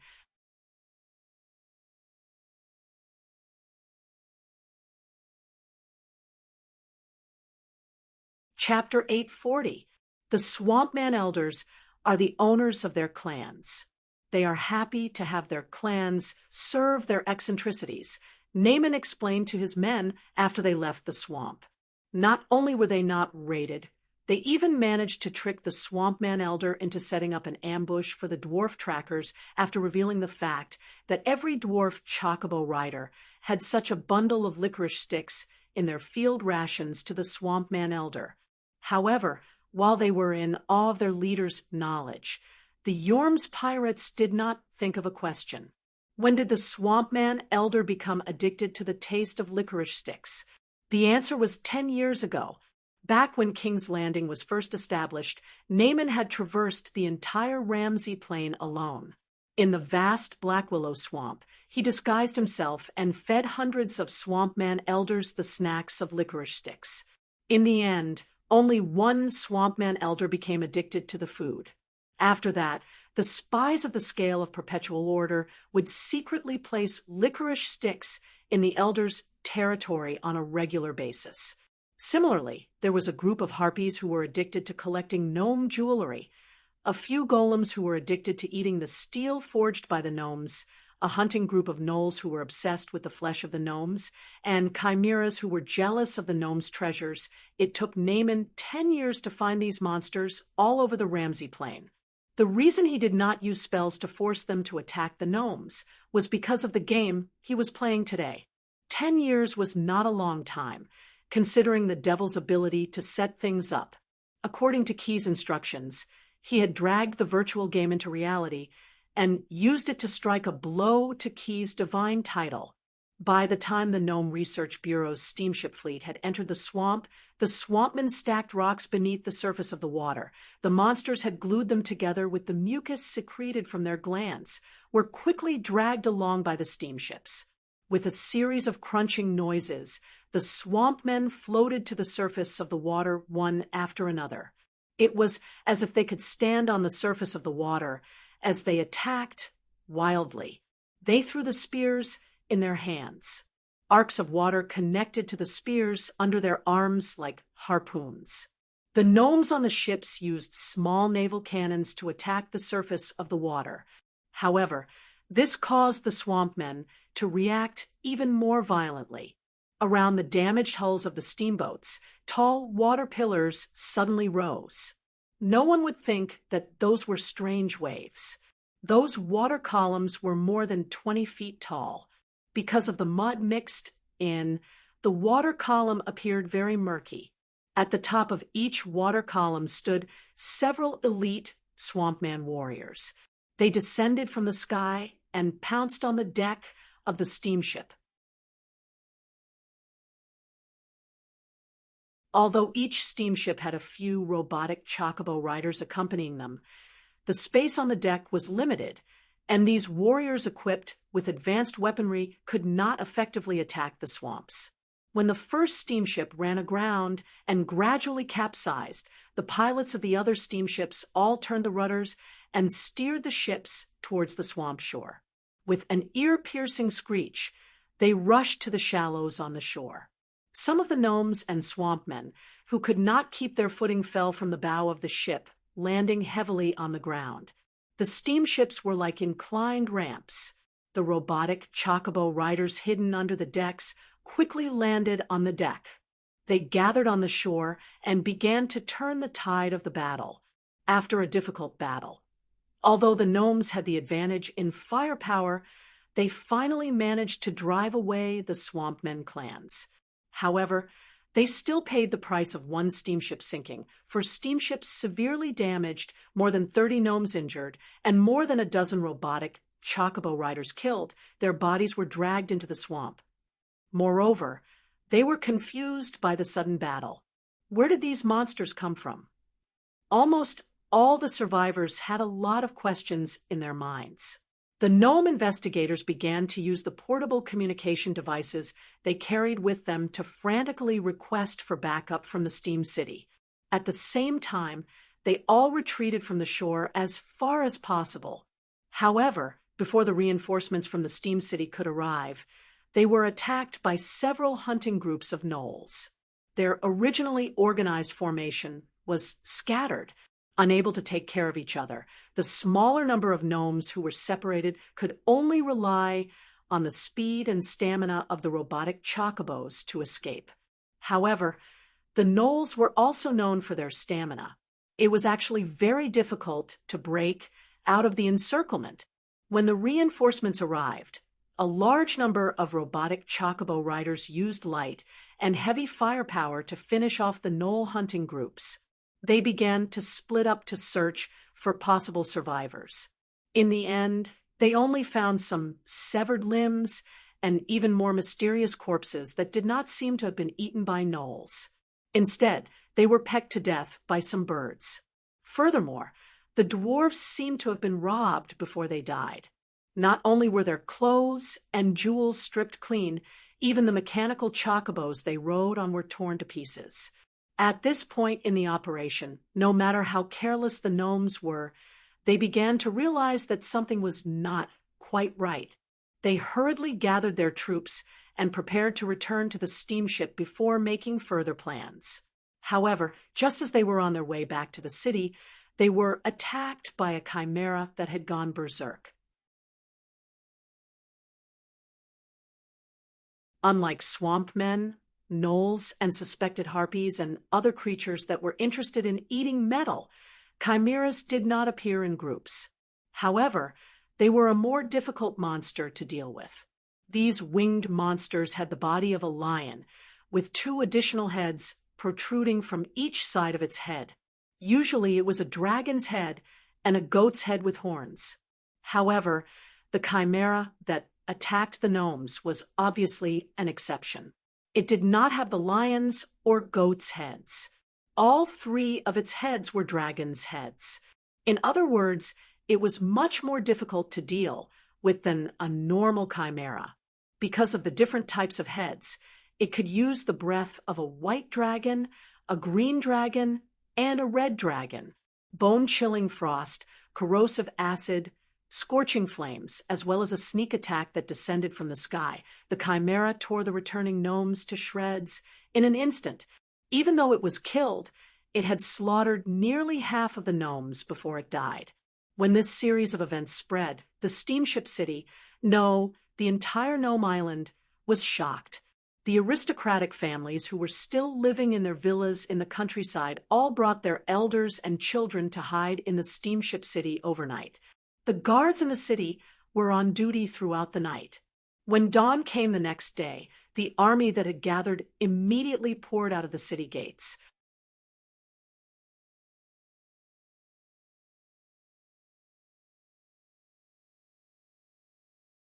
Chapter 841. Over the past few days, the bandits and monster attacks that had mysteriously appeared were like glue, bridging the dissension and rift between the various factions of dwarves caused by the forceful seizure of power by the servants of the god of virtual games. From a certain point of view, this seemed to be a good thing.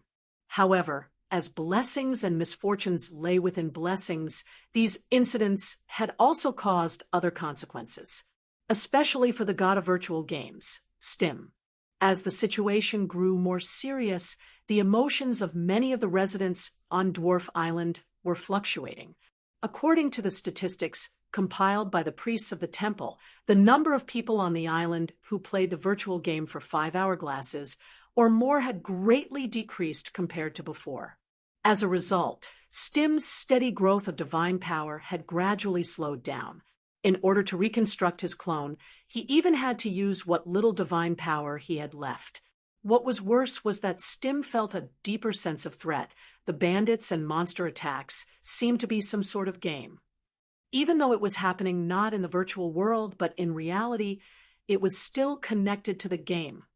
Therefore, his failure in the game, Stim did not want to admit this, had even caused the divinity of the game to become estranged from the divinity of the game. A god must fulfill his divinity. If he could not fulfill his duties, his divinity would gradually become estranged, then abandoned, and finally stripped away. If Stim, who had just reached the standard of a lesser god, suddenly lost his core divinity of game, he would not even have the chance to turn things around, and would instantly be demoted to the mortal realm. That kind of result was completely unacceptable to him. I need a victory. Stim's last clone, sitting in the middle of the temple, had a furious look on his face. The clergy, who were kneeling on the lapis lazuli floor, like ostriches, trembled as they felt the wrath of their god. The emperor was tied up like a dumpling by chains formed from divine power, his mouth sealed. He was hung upside down from the ceiling of the temple by Stim, watching this interesting farce from a unique perspective. Stim stood up. The skin he was using now was not the lightning monk he had used in the Ramsey continent, but the body of a young and slightly plump dwarf. He stretched out a finger, and a map of the entire dwarf island was projected onto the floor of the temple. Every mountain and river was vivid and lifelike. The fog of war has been dispelled, God's incarnation said in a deep voice. He had already sent Mu with the sacred artifacts to follow the army of the city of Steam to various parts of Dwarf Island. The artifacts they carried were like signal towers, allowing Stim to see the entire Dwarf Island with a very small amount of divine power. As a god whose job was to run a game, Stim naturally knew all sorts of ways to gain an asymmetrical and immoral advantage. In the game, cheating must die. Although he had issued oracles more than once to punish game participants who tried to use these methods in the game, he did not feel guilty about using them himself in order to win. The bandits have been circling the ring-shaped mountain range for 2 days. Stim's incarnation pointed at the icon representing the pirates of Namen on the map and snapped his stubby fingers. The continuous drizzle will make them tired, the sudden earthquake will cut off their path, and the frequent appearance of wild beasts may cause them to lose members. The divine power undetectable by mortals made his words come true one by one. Not only did this guy use a see-through hack, but he also changed the terrain for his competitors. Mobilize all the airships in the City of Steam and carry the mechanical chocobo riders. We must eliminate all the bandits today. Among the priests kneeling in front of him, an old dwarf over 200 years old raised his head. Great God, your will is our command. However, according to the results of the investigation, a large fleet is now sailing towards Dwarf Island. It is so large that only the king's landing city of the scale of perpetual order can organize it in the entire Ramsey Plain. Therefore, all the guards in the City of Steam have been adjusted to Level 1 combat response status. If the airships are deployed now, I'm afraid. In fact, Stim knew that the dwarf priest was right. However, when he considered the threat that the game posed to the stability of his priesthood, his attitude wavered. He interrupted the priest. Therefore, we must eliminate all the bandits as soon as possible. That way, the airships can return as soon as possible and continue their defense mission. Although his tone was displeased, the god of virtual games did not punish the priest who raised the suggestion. Instead, he raised the dwarf priest's level on the spot and appointed him as the field priest who would accompany the airships. Half an hourglass later, the airships departed from the city of Steam. In the temple of virtual games, only Stim's avatar and the emperor who was hanging upside down from the ceiling were left. The army is approaching. When the seal on his mouth was removed, the emperor's first sentence was a statement of fact. The expeditionary army of King's Landing City is about to reach the shore, and the priesthood related to the game does not tolerate failure. You seem to be caught in a dilemma. The former question was what the emperor heard while he was hanging from the ceiling, while the latter was what he deduced from his understanding of the gods. You should know, Stim's avatar crooked his finger, and the emperor hung from the ceiling to the ground, but the divine rope around his body was not untied. I let you speak, not out of mercy. If you can only contribute some meaningless content, then I don't mind being unable to speak forever. Mercy and forgiveness are not the domain of my priesthood. The emperor nodded, and from Stim's perspective, he merely craned his neck. As you wish, great god of virtual games, he continued. But why do you want me to say it? I mean, the method I'm about to say, isn't it something you've already thought of? Upload all the consciousness of the dwarves in the city of Steam and turn them into a special petitioner that lives in your hidden servers all over the Ramsey Plain. Then transform their bodies into monsters to fight against King's Landing City. Stim lowered his head and stared into the Emperor's eyes. You're tuning into the Mystic Fist YouTube channel. Don't forget to subscribe and join us on this journey to catch the most captivating stories.